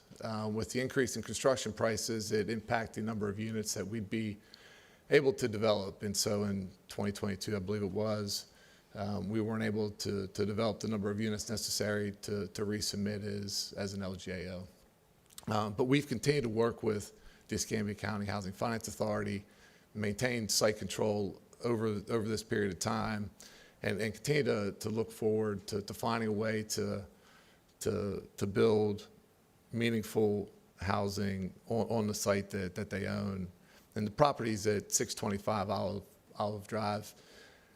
And I know Olive Road's going through, I think there's going to be some improvements along that road and sidewalks, some drainage and whatnot. We feel this would be a great fit. We currently own a senior development on Lilac, just east of this site. And think just from a proximity perspective, public transportation is actually right out in front of the site. Groceries to the east, medical to the east. And so just as our relationship continues to grow with the HFA, I think they're still committed and supportive of us. And so just ask that you consider us as you have these conversations. Thank you. That's all for public speakers. Clara or Garrett, did either one of you want to come up and say anything?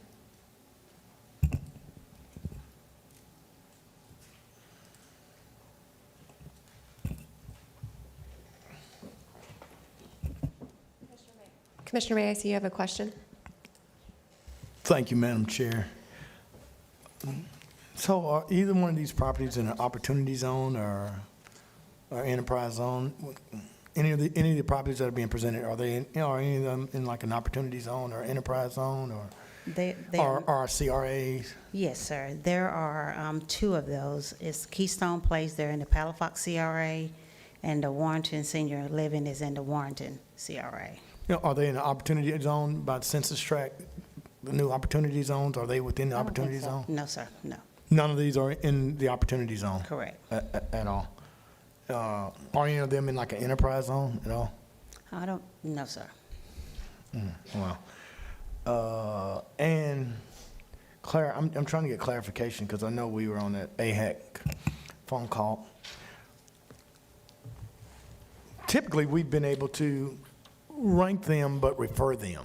I mean, is that not the way it goes? I mean, most of them have been denied, I mean, candidly. Right, but, absolutely. But do we rank, we have the ability to rank them to send them to Florida Housing Finance, or how do we refer that out? I mean, how do you get the local designation? So, no, sir. So what we did as a committee to move them forward, to put them on the agenda for today, they were ranked. But when they leave our office, then it goes to Florida Housing, and there's another whole process that they go through.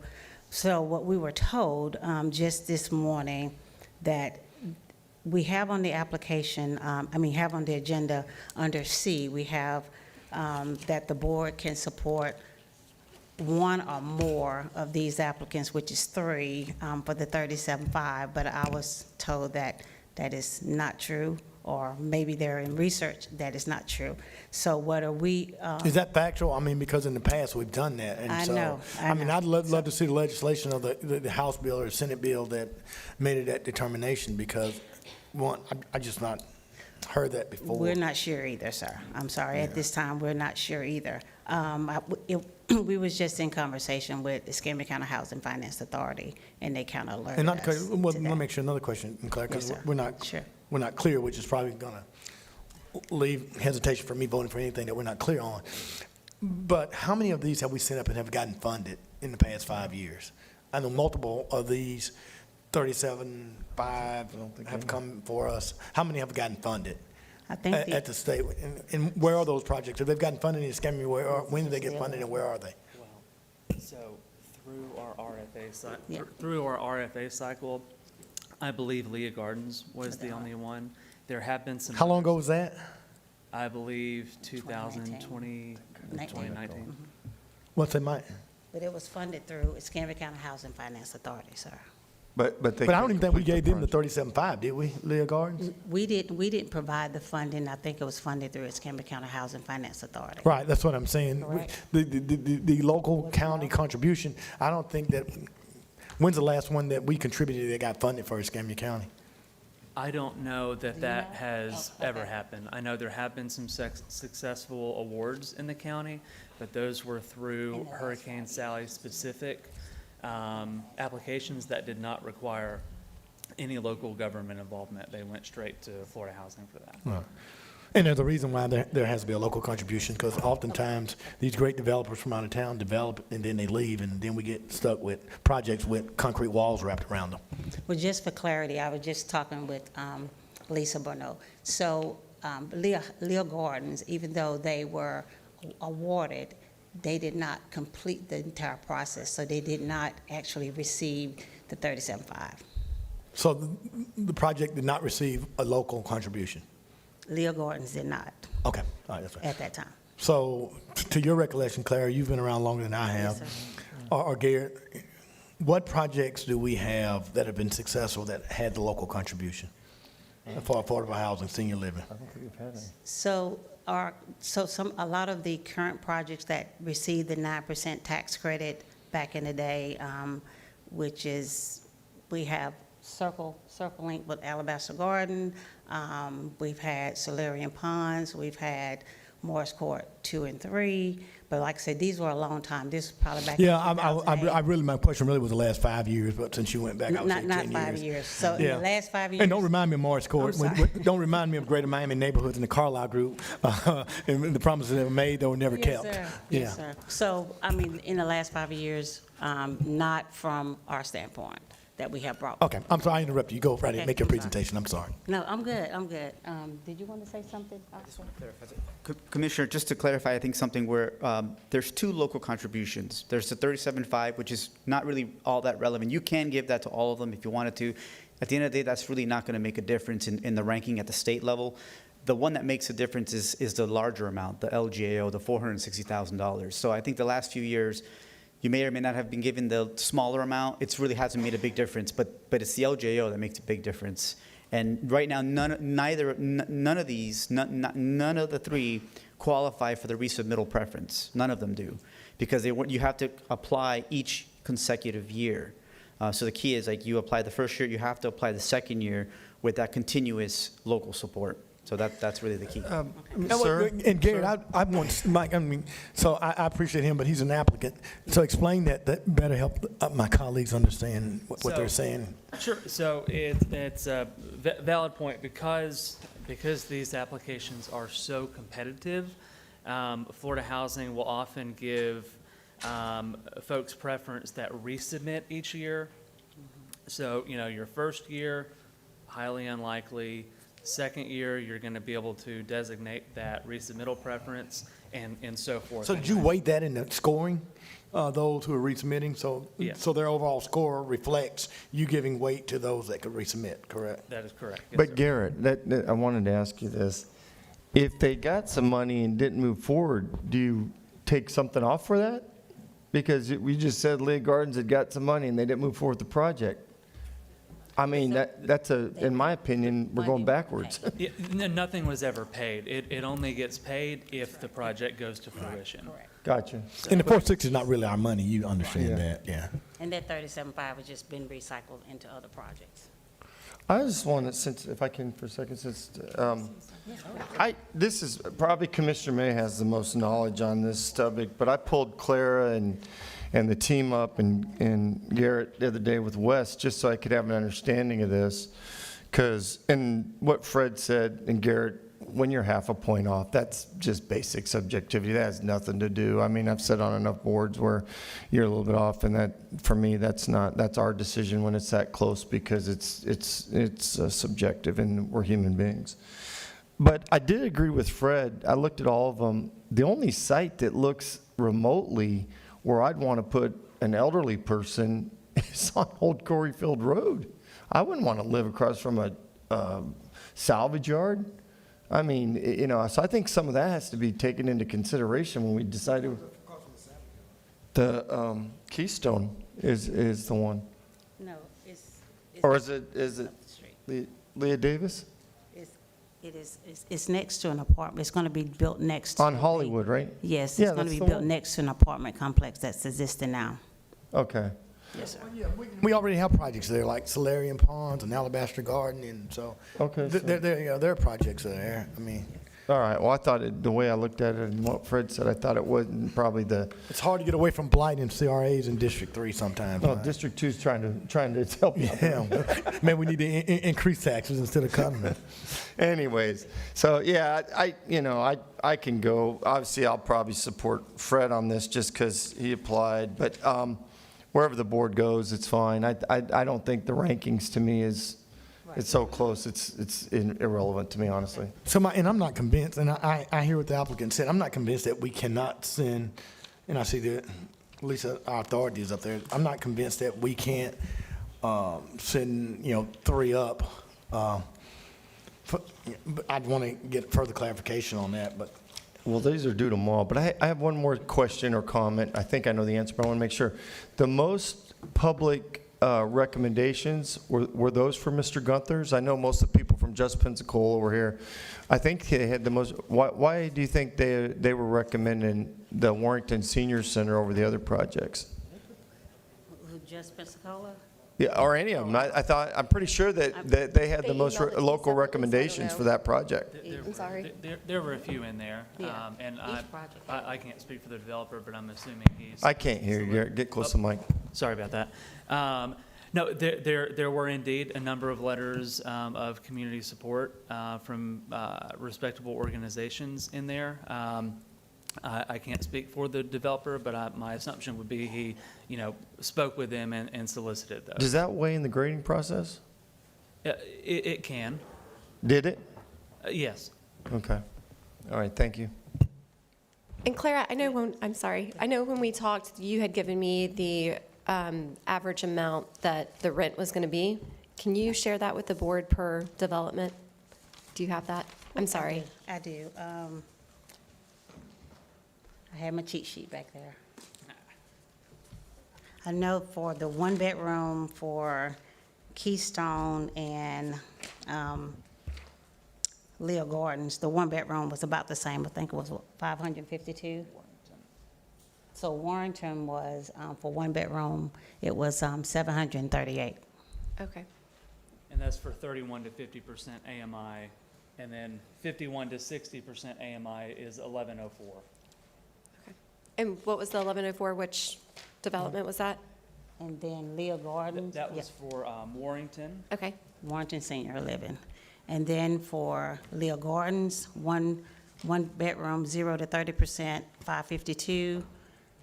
51 to 60%, 1,004, 61 to 80, 1,104.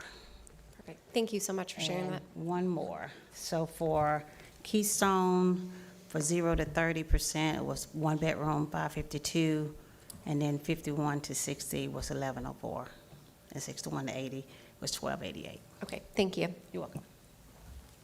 Claire? Yes, sir. So just, and I just was looking at your rankings.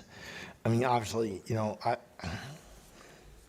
have a lot of respect for, Fred, but also, there is one in District 3 that's kind of important. But we do need a win.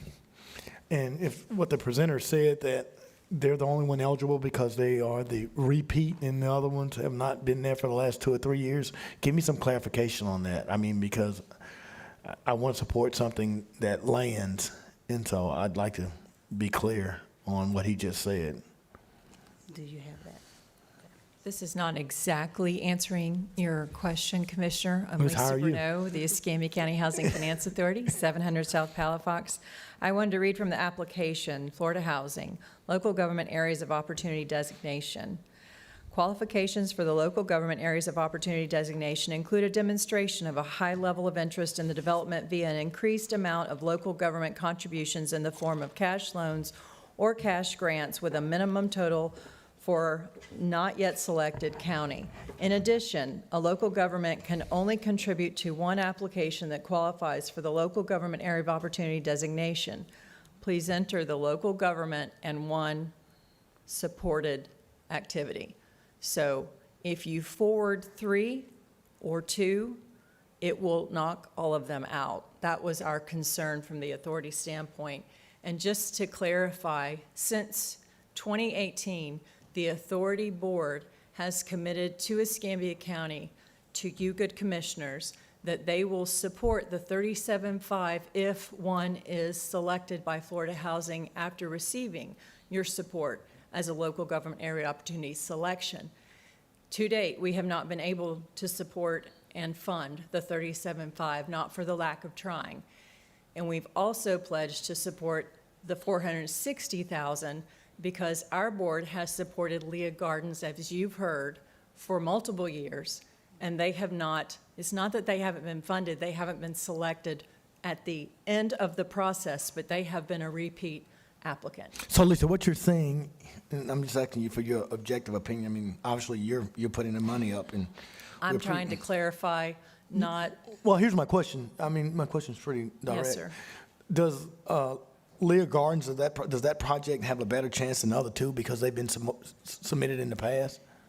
Unfortunately, sir, I can't answer you with an absolute because it can be a lottery-type system. It has been indicated many years. Yeah, that's what the past presenter 4 said. I'm just years. trying to, I don't know because I'm not in that It space. should have been in past years, and funding changes, and a workshop overview has different instructions from one 6-month period to the next, and suddenly funding has changed. After it's been explained one way, it's changed. You know. Absolutely. You know better than I do, but. No, But I appreciate the it. No, I authority just wanted to board get, remains committed. yeah, I mean, because, I mean, to me, it's a clear choice if they, this is your third time around the block, and that gives you an edge. I mean, Or obviously. fourth or fifth. Right. Don't limit it to 3, because some have been in front of Florida Housing multiple times. So And that's of no significance as far as the way they will do the award, correct?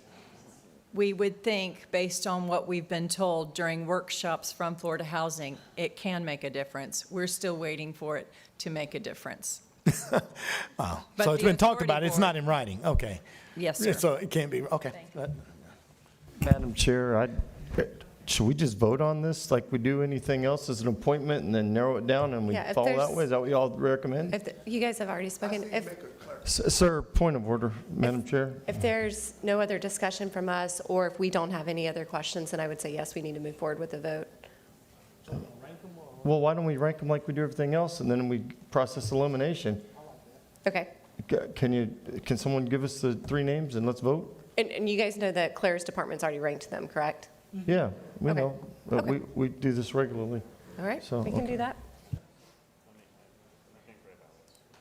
Jose is going to create. Want to go to the last thing and then come back and vote on this? Yes, we can do Okay. that. So we're going to hold this Were there any more questions? I saw a lot of people start edging to the front when we started asking questions. So is there, are we done with I don't have discussion any with other it? questions. Do you guys have any other questions?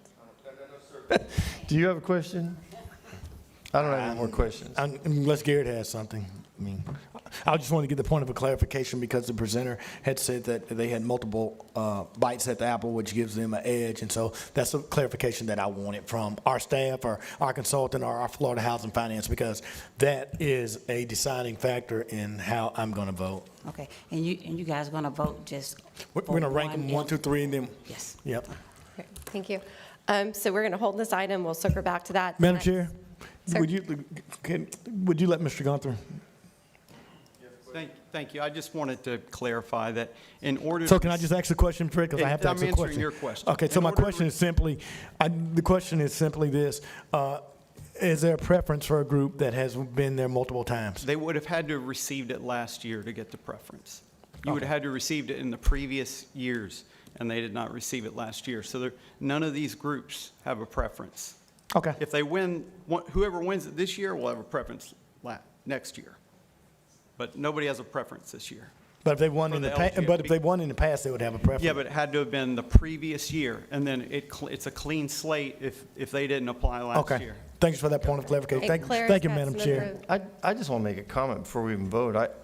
I agree with all these projects, honestly. I think I'm for affordable housing. I'm glad to see that we have 3 people who are fighting for this. I know there's a lot of money involved, but this is the kind of affordable housing that I definitely want to get behind. To be clear, they can't make it work. They can't make those rent rates without considerable subsidies. But it's great. I mean, I agree, and I agree with everything you said. But And Mike, and I can tell you, as you know, before we vote and before Claire says something, the reason most of these developers, and most of them are from out of town, have not received a lot of support, is because of what happens at the end of the 15 years. And people say, well, the county doesn't have very many contributions. It's not a lot of money. Florida Housing Finance is going to put it up. There's a reason that the legislator wanted it becoming before this board.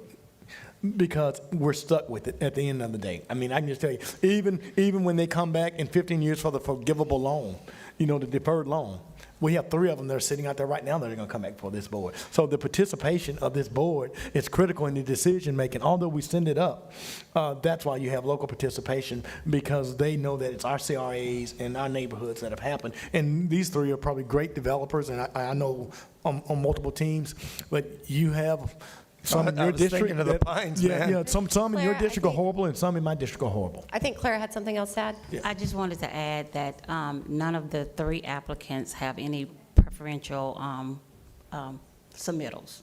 So Wonderful. Thank you. everybody's on the same ground. But I think it's important that the builders hear what Commissioner May said, because I literally had to go out to the Pines with Elson Bennett while garbage is running into Warrington Middle, and kids are walking through it. And it was absolutely disgusting. So no matter if you get it or not, if you do get it, do what's right after the time's up, because I will tell you this, that was an absolute disgusting shame. And no one wants to live by that at the end of the day. So you're here, someone's going to get the number 1, but remember 15 years from now, there's still going to be people living in those places, and they still call it home. And I still am upset about what went down at the Pines. And Mike's, I'm sorry, Just to confirm, Jose is passing out a ballot. We're ranking these 1, 2, and 3. Right. Is that what we want? Mhm. We're only so we're selecting our favorite. Okay. No.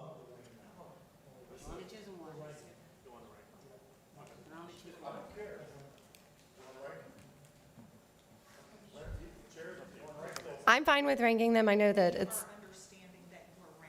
Okay, wonderful. We are ranking them 1, 2, and 3. Madam Chair, Mike, back to that. This has nothing to do with these. And not only are we worried about, like you saying, going to the Pines, but oftentimes we're promised, you're going to have these programs, community centers are going to be open, and then you go back a year later and the elevator doesn't work and those type of things. So we have to have a good local partner that we can trust that's going to do the right thing. I do want to give a shout out to Claire's department. You guys did this in how many days? A couple days. So thank you so much for that. And then to Commissioner May's point, we're dealing with a similar situation in District 4 with Johnson Lake's apartments. And again, thank you, Claire's department, because we did not let them get away with treating those folks poorly. So I appreciate the help on that.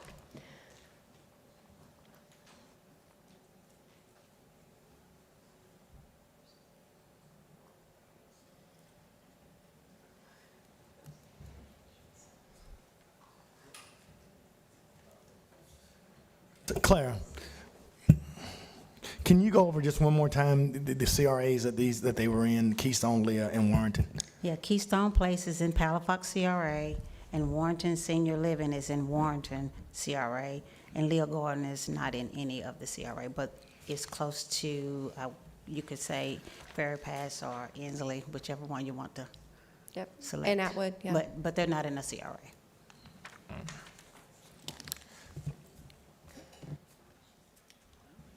We will have those totaled momentarily.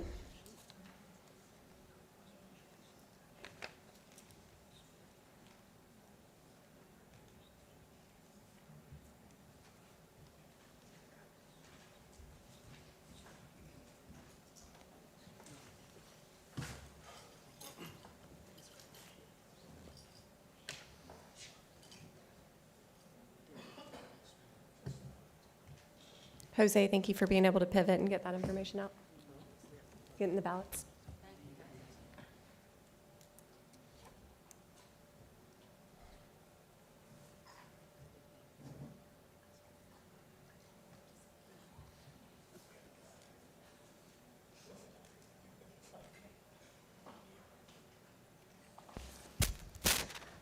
Madam Chair, we have District 1 voted ranked Warrington Senior Living as 1, Keystone Place as 2, and Leah Gardens as 3.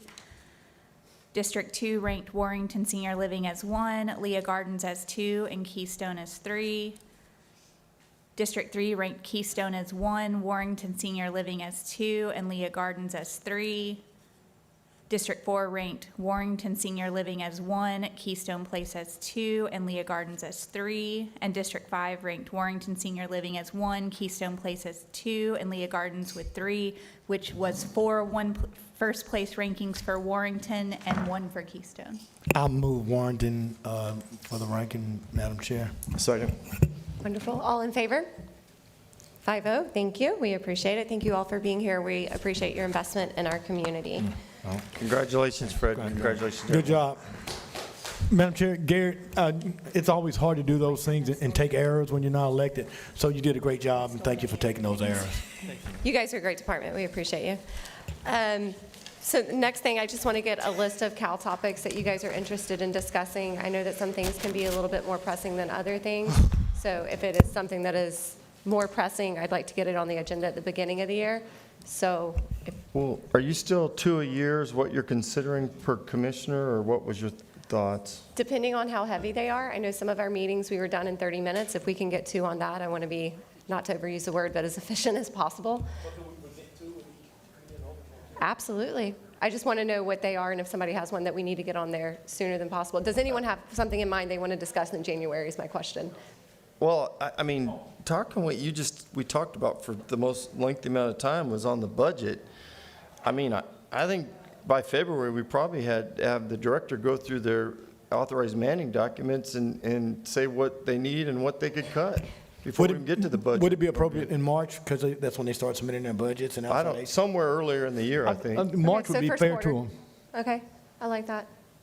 Can you tell us which one? I'll do my committee of the whole, if my, depends on when you say. Well, who's up mine is. next? Who's on January, who's January, and who's February, and who's March? Well, I kind of wanted to get the topics before we decided to rotate it out in case there was something that needed. So for example, I made a note that you brought up the paratransit and ECAT. We need to discuss that before.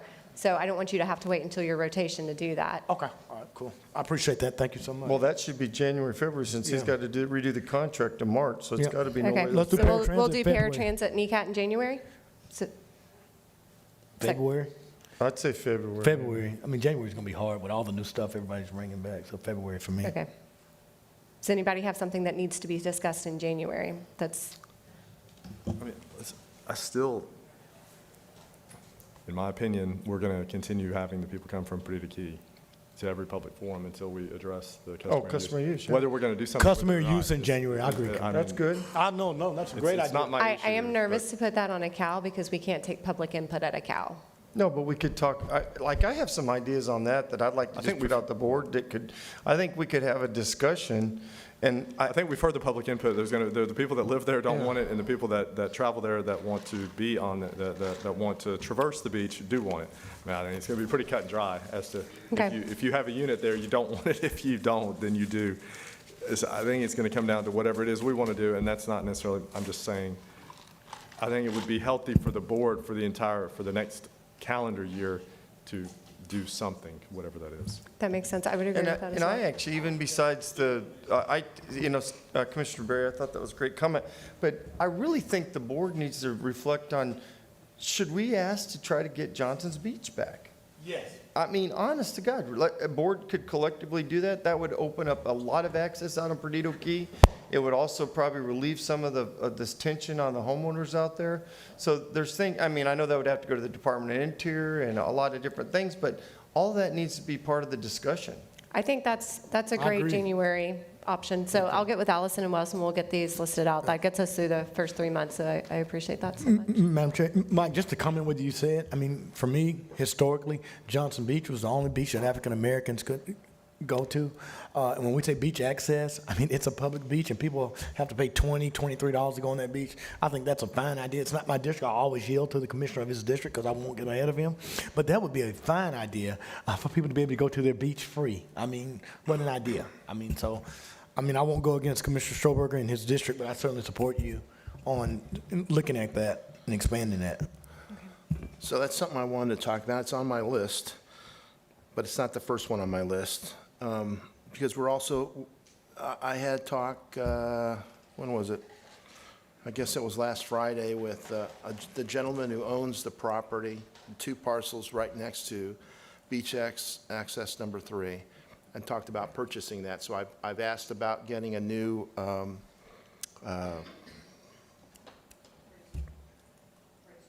that's it, a new appraisal for that, 2 new appraisals for that, so we can evaluate what the price is going to be, and then talk about what we're willing to pay, beyond what that appraisal rate is, because we need a supermajority to move that along. That's also will provide some relief out there at the, on the beach. I'm not ready to talk about customary use yet. I know we need to talk about it at some point, but I need to do more research, and in January, I'm planning on doing, well, this is actually going to be up in Beulah, but I'll do another one really quick, probably in February, do a town hall down in Perdido to talk about customary use. I think Commissioner Berry probably echo. That's probably one of the number one things of people coming from Perdido that we've talked about, the beach access on Perdido for a long, long, long time. Yeah, so I support you.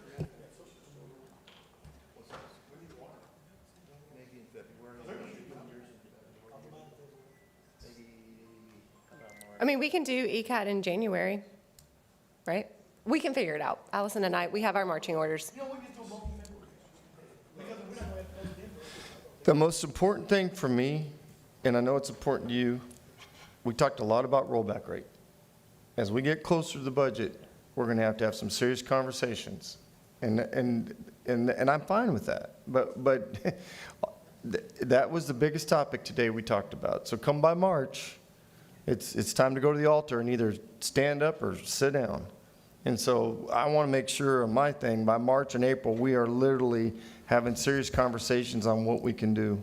So that's important to me in those months. Everything else I'm neutral But during on. the budget hearing, and Stephen, correct me if I'm wrong, I mean, Commissioner Hoffberger kind of directed them to start looking at cost savings. And Wes, I think you've already started doing that, correct? Start looking at some cost We saving have things. already started that process, yes. Yeah, so I mean, it started. We just need to give Wes enough time to come and present it.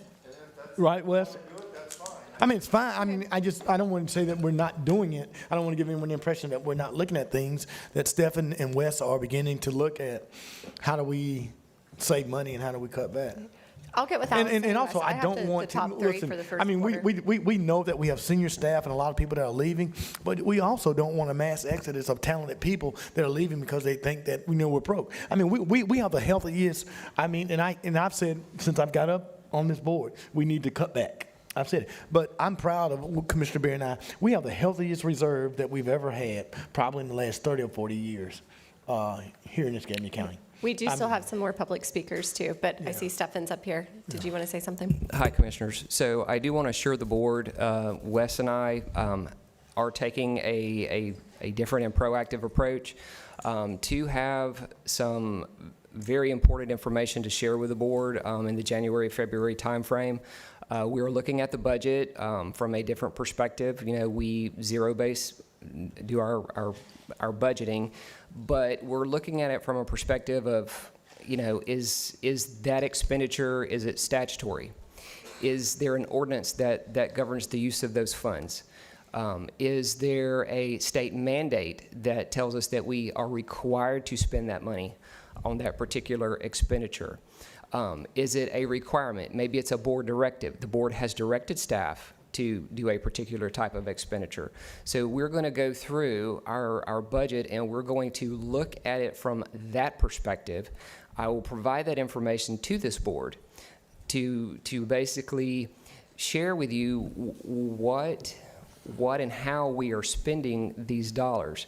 Where is there something that we can be cut? Or perhaps maybe we need to change the ordinance. Maybe there is something of that nature that will help the board achieve the goal that the board is directing to staff. So I do want to assure the board we are working on that.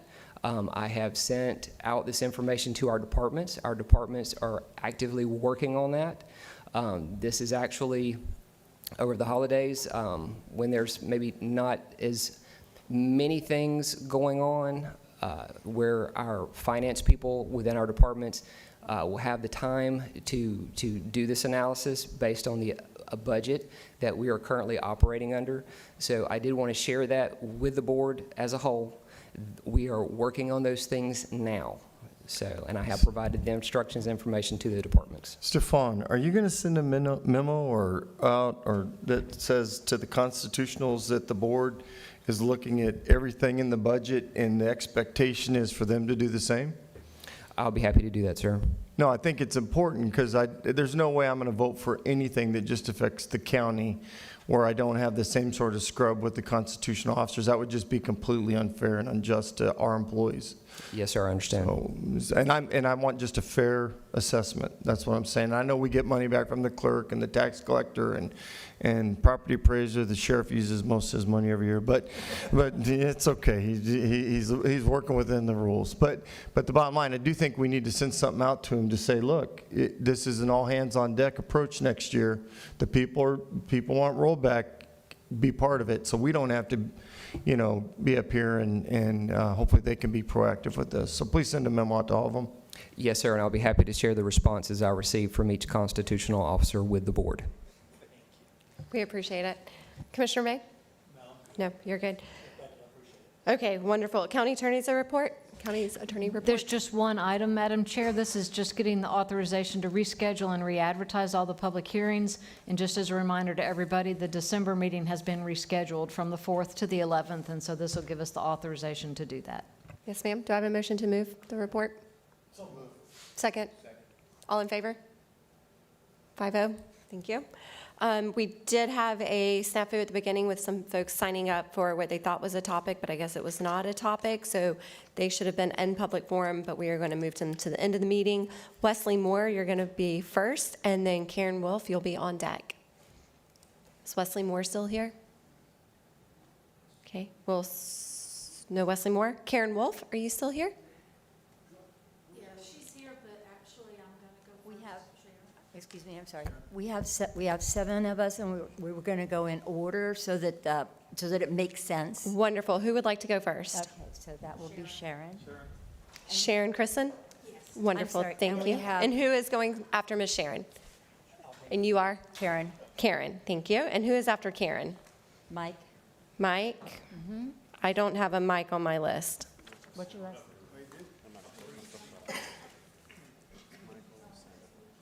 Okay, Michael, did you sign up? Okay. Okay, and who's after Michael? Kim McMahon. Kimberly McMahon? Who is after Kimberly? And after Mr. James? Thank you. And after Ryan? Daryl will have some pictures for you that are germane. Okay, that is wonderful. And then, Ms. Welcome, you'll be after them. Okay. Do you want to go first since you're not one of 7? Can I let Ms. Welcome go first since she's not one of sure. 7? Thank you. This is short. I, Arnita Welcome, and I just want to, on behalf of the Gulf Coast veterans, Joe Herron, the chairperson, I want to personally thank the commissioners, Commissioner May, Commissioner Kohler, and Commissioner Stroberger for coming out and attending the Veterans Day program that we had at St. John Divine. Pastor Joseph Marshall is the pastor. We had a great day, a good turnout, and it was just delightful to see the commissioners support the Veterans Day program. And I just wanted to personally thank them again. Commissioner May and Strobe, wonderful. You got you got your letter. I cut my phone off, but anyway, I just want to personally thank you all. You know that the mission is essential, and I hope you all had a great time. We took pictures, and as a matter of fact, Judge Begosh, he was there. He participated in our Veterans Day program, and it was a lot of work put into that program. And I had one comment on the discretionary funds. Please do not, if you can, dissolve the discretionary funds, because you have organizations that use those funds to help others. As for an example, the Veterans Day, with Gulf Coast Veterans, we also handled the Veterans Stand Down, and we use funds for that stand down and the Veterans Day Parade, and that's just one organization. So with the discretionary funds, we appreciate you all donating funds to the Gulf Coast veterans. We really appreciate that. We couldn't do it without you all. So again, I want to thank you, and you guys do so much. I know your work never is undone. A lot that you guys do, we don't see, we don't know, we don't understand. And you're just not going to make everyone happy, but we appreciate everything that you all do. Thank you. Wonderful. Hey, You always Madam come with Chair. such good news. Thank you. Hey, Arnita, thank you so much, and I enjoyed it. My church doesn't have quite as much rhythm as yours does, but I really enjoyed the whole ceremony and the Veterans appreciate Day. that. It was very nice. Thank you, and hopefully next year. I enjoyed it more than Mike did. Yeah, and he doesn't even move his hips. He doesn't dance. I took pictures. I have features of everyone. But next year, Mike, we're going to use your Navy uniform. And Judge Begosh told me you can have mine, so that's one of the uniforms that I will use to represent the Marines. Yeah, I'll let you borrow one. You tell me which one you want. All right, Yeah. thank you. Appreciate it. Thank you Y'all so have a good much. day. Thank you. Okay. Ms. Sharon, you're up.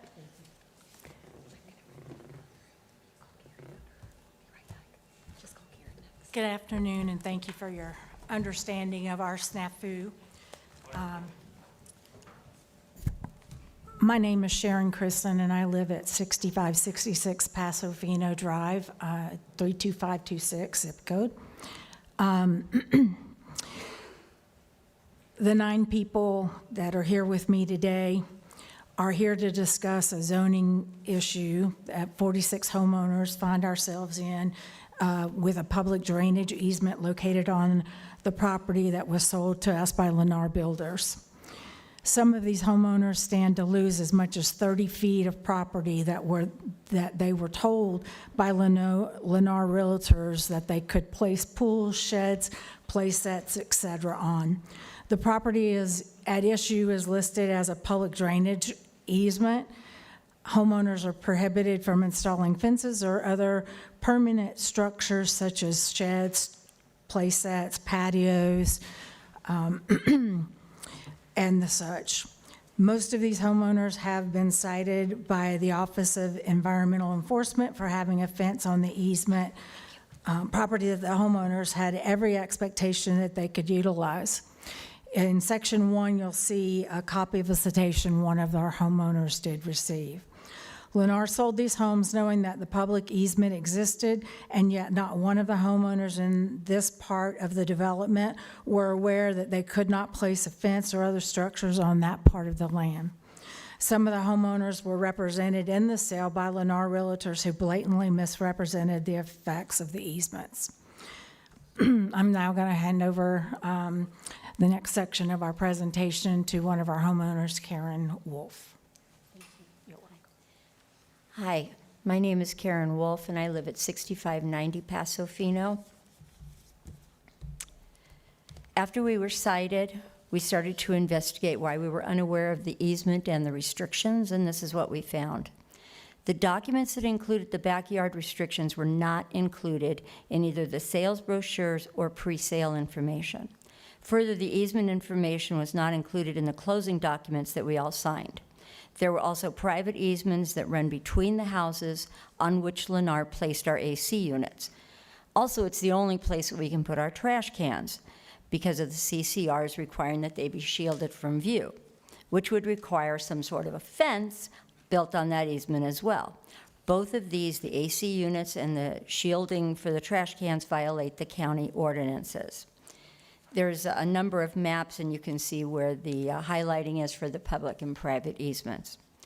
The plot map prepared by Lennar included the closing document, included in our closing documents, showed our property lines with the easement limits. However, there was no verbiage on the map that specified any building restrictions.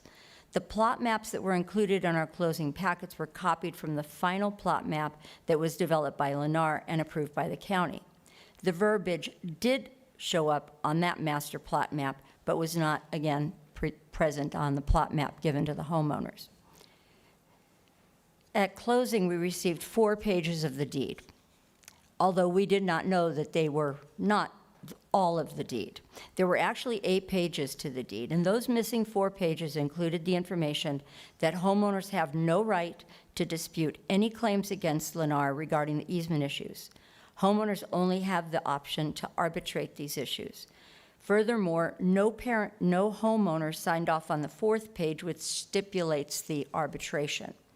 Also, the title warranty explicitly exempts the coverage matters set forth in the plat of Saddle Ridge Phase 1, and we've included that documentation. And now I'll be passing this over to Mike. Thank you. Good afternoon. My name is Mike Sandifer. I live at 6598 Pasofino Drive in Pensacola, and I'm here to tell you about our attempts for resolution. Currently, Daryl and Karen Wolf have seen 2 attorneys. The one is a real estate attorney, the other is a civil damages attorney. The first attorney looked at all the closing documents, and after 45 minutes of reviewing the documents, he finally went to the county website and take a look at the plot maps there. That is where he found the verbiage regarding the easement restrictions, though the verbiage was not on the Lennar title plot map for the individual lots. He further found that the homeowners did not see the entire deed and did not sign the portion of the deed related to the mediation and arbitration clause. Both attorneys also said that they had never seen this type of contract in a new home development. Both were amazed at the degree of which Lennar shielded themselves from culpability. The attorneys also said that in Florida, a home buyer is supposed to assume that the seller is cheating them and that the buyers must do all diligence to find the facts about the property. I disagree with that. We have spoken to our realtors, except for the Lennar realtors, and our realtors are amazed at the duplicity and lack of transparency that Lennar has exhibited. We are prevented from pursuing legal action. We are limited to mediation and arbitration. However, Lennar has no reason to agree to mediation. See Section 3 of the Special Warranty Deed and Title Insurance in your package. I'm going to turn you over to Kim now for the next phase. You got it. Thanks. Good afternoon. My name is Kimberly McMahon. I live at 6621 Paso Fino Drive. Each of us today is here because we are affected by the loss of property. We are paying mortgage. We are paying property taxes on property we thought we controlled, we thought we could utilize, and see fit to utilize as we see fit. Now we find out that we own property that we cannot use in virtually any capacity. Many of us have structures, not just fences, but sheds, a pool, play sets, patios that will need to be removed should these restrictions stay in place. What happens when we try to sell our home? What will we lose? What home value have we lost? You were told earlier that some people have to move their fence 30 feet. That leaves a homeowner with 5 to 10 feet of a backyard. Who will buy a home with a 5-foot backyard? Many of us have dogs. We are counting on having a yard for our fur babies. Additionally, easement maintenance can tear our backyards whenever they want. How is that safe for our families? Is the cost of this repair to the damage on the owner? Another aspect of the impact I'd like to consider, there are 40 or more homes that are affected by these easements. These property owners I have spoken with have stated that they would not have purchased this property if they knew about these easement restrictions. That is at least 40 homes with an average value of $300,000. That is $12 million that Lennar would have lost. That is a financial impact for your consideration. Thank you.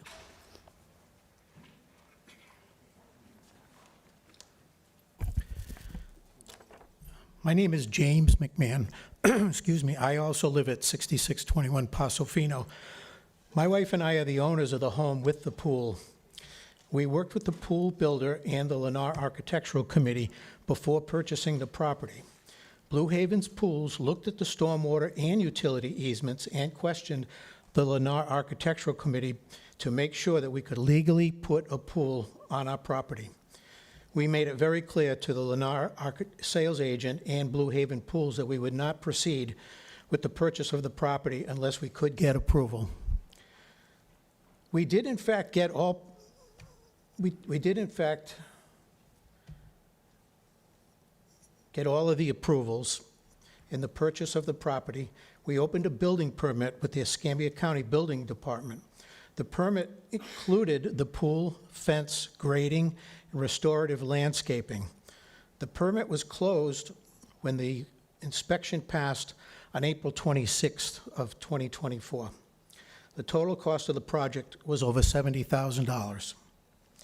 Our violation notice stated that we must move the fence 15 feet closer to the pool. That would make the fence approximately 1 foot from the water's edge. We have been advised that there is a Florida statute that requires a fence be placed with sufficient space so that if a child or a person with a physical disability could not fall directly into the water if they breach the fence. We have also been advised that the drilling holes for a new cement for the new fence post could damage the pool wall. We seem to be in a situation where there is no real solution to move the fence and do it legally. We would like to know if there is any precedence for this type of a situation. And we would also like to know if there's any precedence for issuing a citation almost 1.5 years after a project has been approved. Thank you for listening, and we hope we can all come to a common sense solution.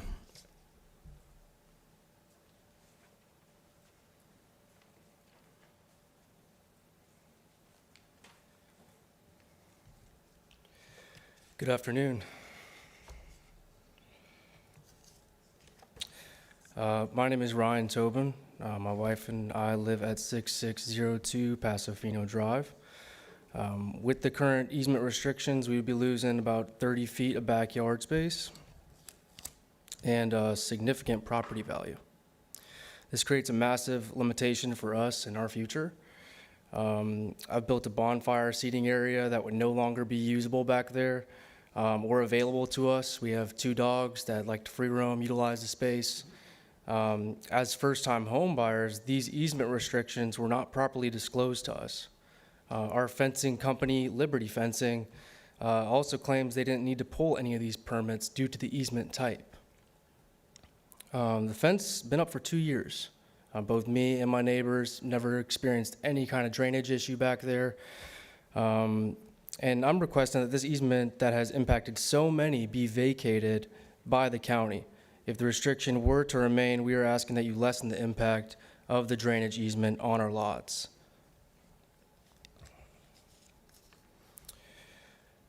So what are we essentially requesting as a group, right? We want you to vacate the restrictions on the current public and private drainage easements. We want to be safe and provide safety for our families. We would also agree to making certain efforts to keep a clear drainage area. Examples, raising our fence off the ground, keeping the area behind the fences clear, and accommodating the maintenance teams as we can. We would like assurances that should the county need access to the easement, that the property be returned as much as possible to the prior condition. Have open easements maintained by the county. Again, we homeowners are willing to work with the environmental code enforcement or other agencies to maintain a safe and equitable environment. Now, pass it over to my neighbor Daryl. He has some pictures of the yards. You can see the real impact the easement has on our homes.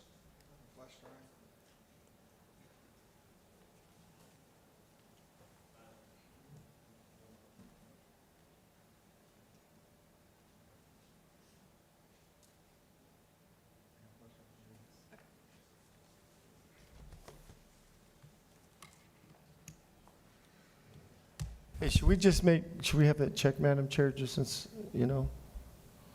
Has that been checked? Protocol was that we were checking items. It has been checked. Oh, okay. Can somebody from CMR help us Pictures out? of the easement, is that what we're talking about? Okay. Yeah, it's all the All photos, right. yes. Okay, Mr. Showett. I worked in IT, so I run a security. We have somebody coming up that's going to assist. And I don't know that it's absolutely, I think Steve, is this something you're intimately familiar with already? Yeah, I am. I had a similar issue, and I have an idea. I don't know if Okay. it's, and Well, I'd we like may to know not what you really think need to about see it. the pictures.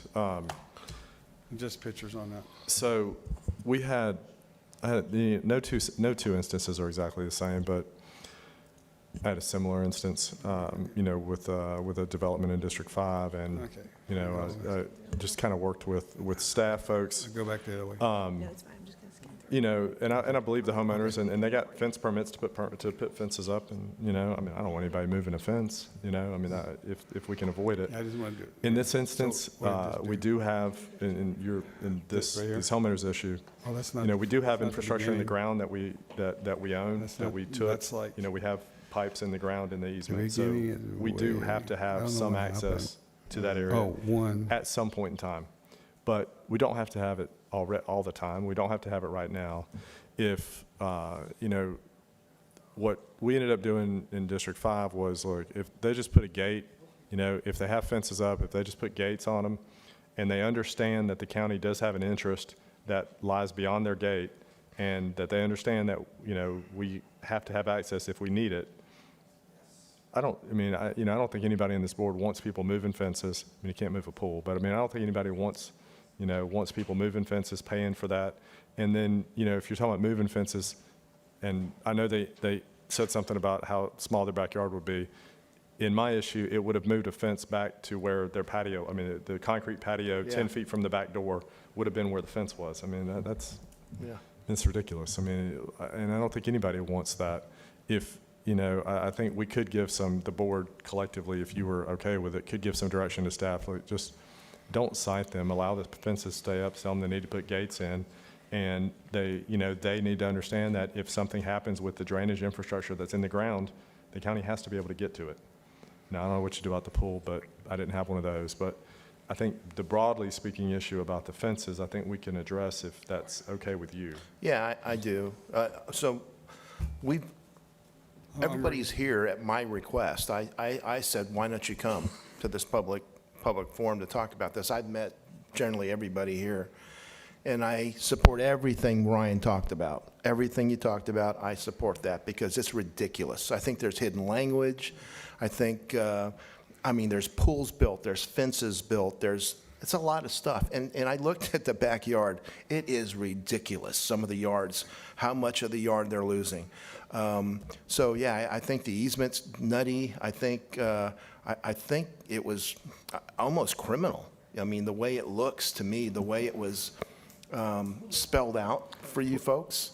Well, I would tell you, so the board did, in this, it was a separate issue, but not completely dissimilar.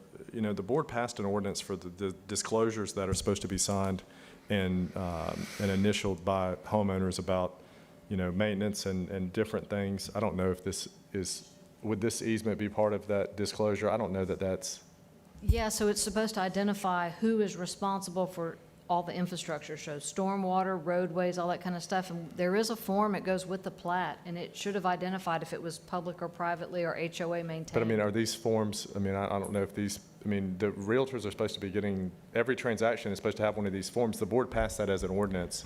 And I'll just say, There's Madam, no question it should have been caught by the Yeah. title company at the very least. and, you know, it ends up being an issue that specifically it wasn't an issue between the county and homeowners. It was an issue between the homeowners and the home builder and the realtor that sold them the home. And I know that, you know, it's a real ordinance that the board passed, and there were conversations with the state's attorney's office about would they be willing to talk to residents about possible charges against somebody.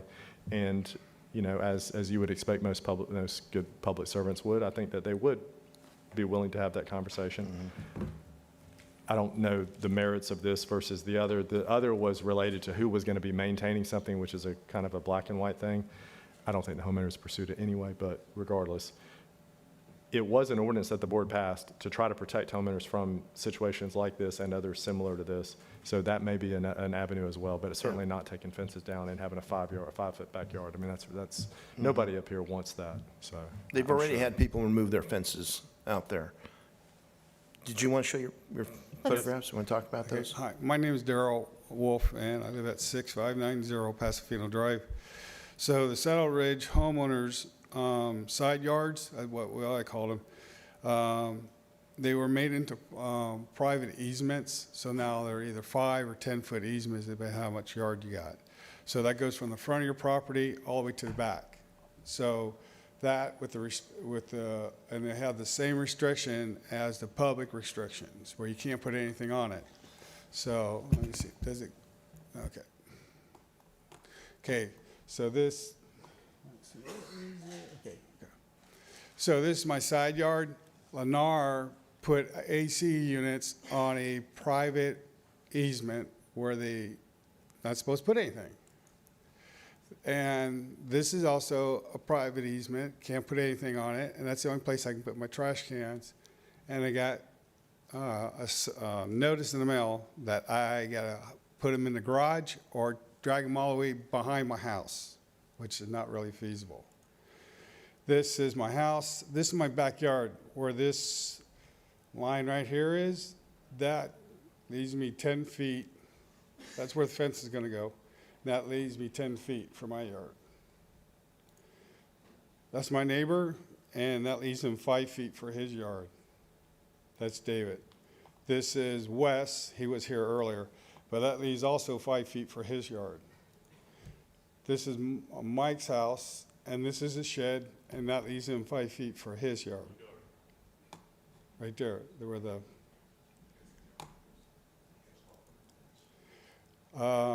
this house and then this house has a drain easement between them. Here's the stakes right here and right there. As we go back, Lennar also put an AC unit on a public easement, which they weren't supposed to do. This is the back drain where the runoffs go to in the back. The house to the left, that's what they have for a yard, right there. No side yard. The house to the right, that's what they have. Houses they're all the same in the front. The back depends on what floor plan they got. Some are a little bit longer than others. Let's see. This lady took her. Madam Chairman, if you don't mind, Mr. Tobin, so you said you got a notice. Okay, so that's. Mr. Tobin, you said you got a notice for your trash can. Who'd you get a notice from? From our HOA. Oh, okay. And they're by They're the ones that tell us that we have to build a shield there, but that shield has to go on an easement. which we're not supposed to put anything on, so we're a little bit confused. It's from Elite, they're from Elite, what, the Elite? So have y'all been cited by code enforcement at all? One second, but it's a public easement or a private easement?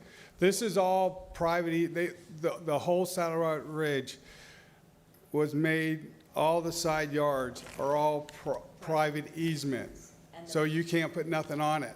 So the only part you have is that little part in your front yard and now that little part in our backyard. All right, I thought the issue was a 30-foot drainage public easement. There is. See There this drain is. right here? See this drain right? See this You have right two here? issues. Yeah, I gave you maps, I highlighted them.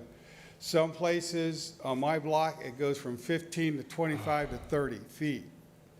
And I'll show you my yard real All back, right. but this is So, 15. I mean, we can, the board can help you with the public easements, the Here's private the easements. 15, and this person lost 15 feet. Yeah, Mr. Tobin, I mean, the board can help. I believe there's probably appetite on the board to help with the public easement portion. With the And this is private, the pool, I'm sorry. with the private easement portion, HOAs can be difficult, and But this, you know, and this is the I don't know what, I don't know that there's a capacity, you know, there may be the appetite to try to help from the board, but I don't know what capacity we could, what shoes we could stand in to provide any help on the private easement issue. It seems ridiculous, but HOAs have, you know, I mean, they have their own set. I mean, that's really a civil issue between y'all and your HOA, unless, But Madam see- Council, unless I'm completely off on that. Absolutely, we don't have any jurisdiction, in my opinion, over private easements or HOA-related issues. But I would advise that because some of these folks have been getting citations through code enforcement related to the stormwater Well, easement. that's what I'm saying. The board Yeah, clearly we has an appetite to help with the public easement portion. We can do that, but the private easement issue, it seems ridiculous, but I don't. But Steve, I mean, even with those easements, I mean, they had to have a plat, they had to go through DRC. I mean, what happened to all of that? And then if an inspector comes out, I put in slabs all the time, and I have to have the proper setbacks, you know, when the inspector comes out before I can even pour I'm not sure concrete. about that, I mean, there's a failure somewhere Yes, for so these I'm- people. I mean, yeah, it's a failure. I mean, because if you're putting in, if a builder is putting in a slab of houses, I mean, he has to have his site plan, he has to have his drawings, and he has to have his setbacks. And when the inspector comes out, he's gonna pull from the property line to the corner of the house to make sure that the setbacks are proper. So, I mean, there was a failure, obviously, somewhere. See, I don't know what the solution is, but you got my support. I mean, because There's that's been wrong. I major think- failures. Go back to the property that's getting So- cut off. Well, there's obviously a problem. Has engineer or Horace's department been engaged at all? Because if we can help them, let's help them.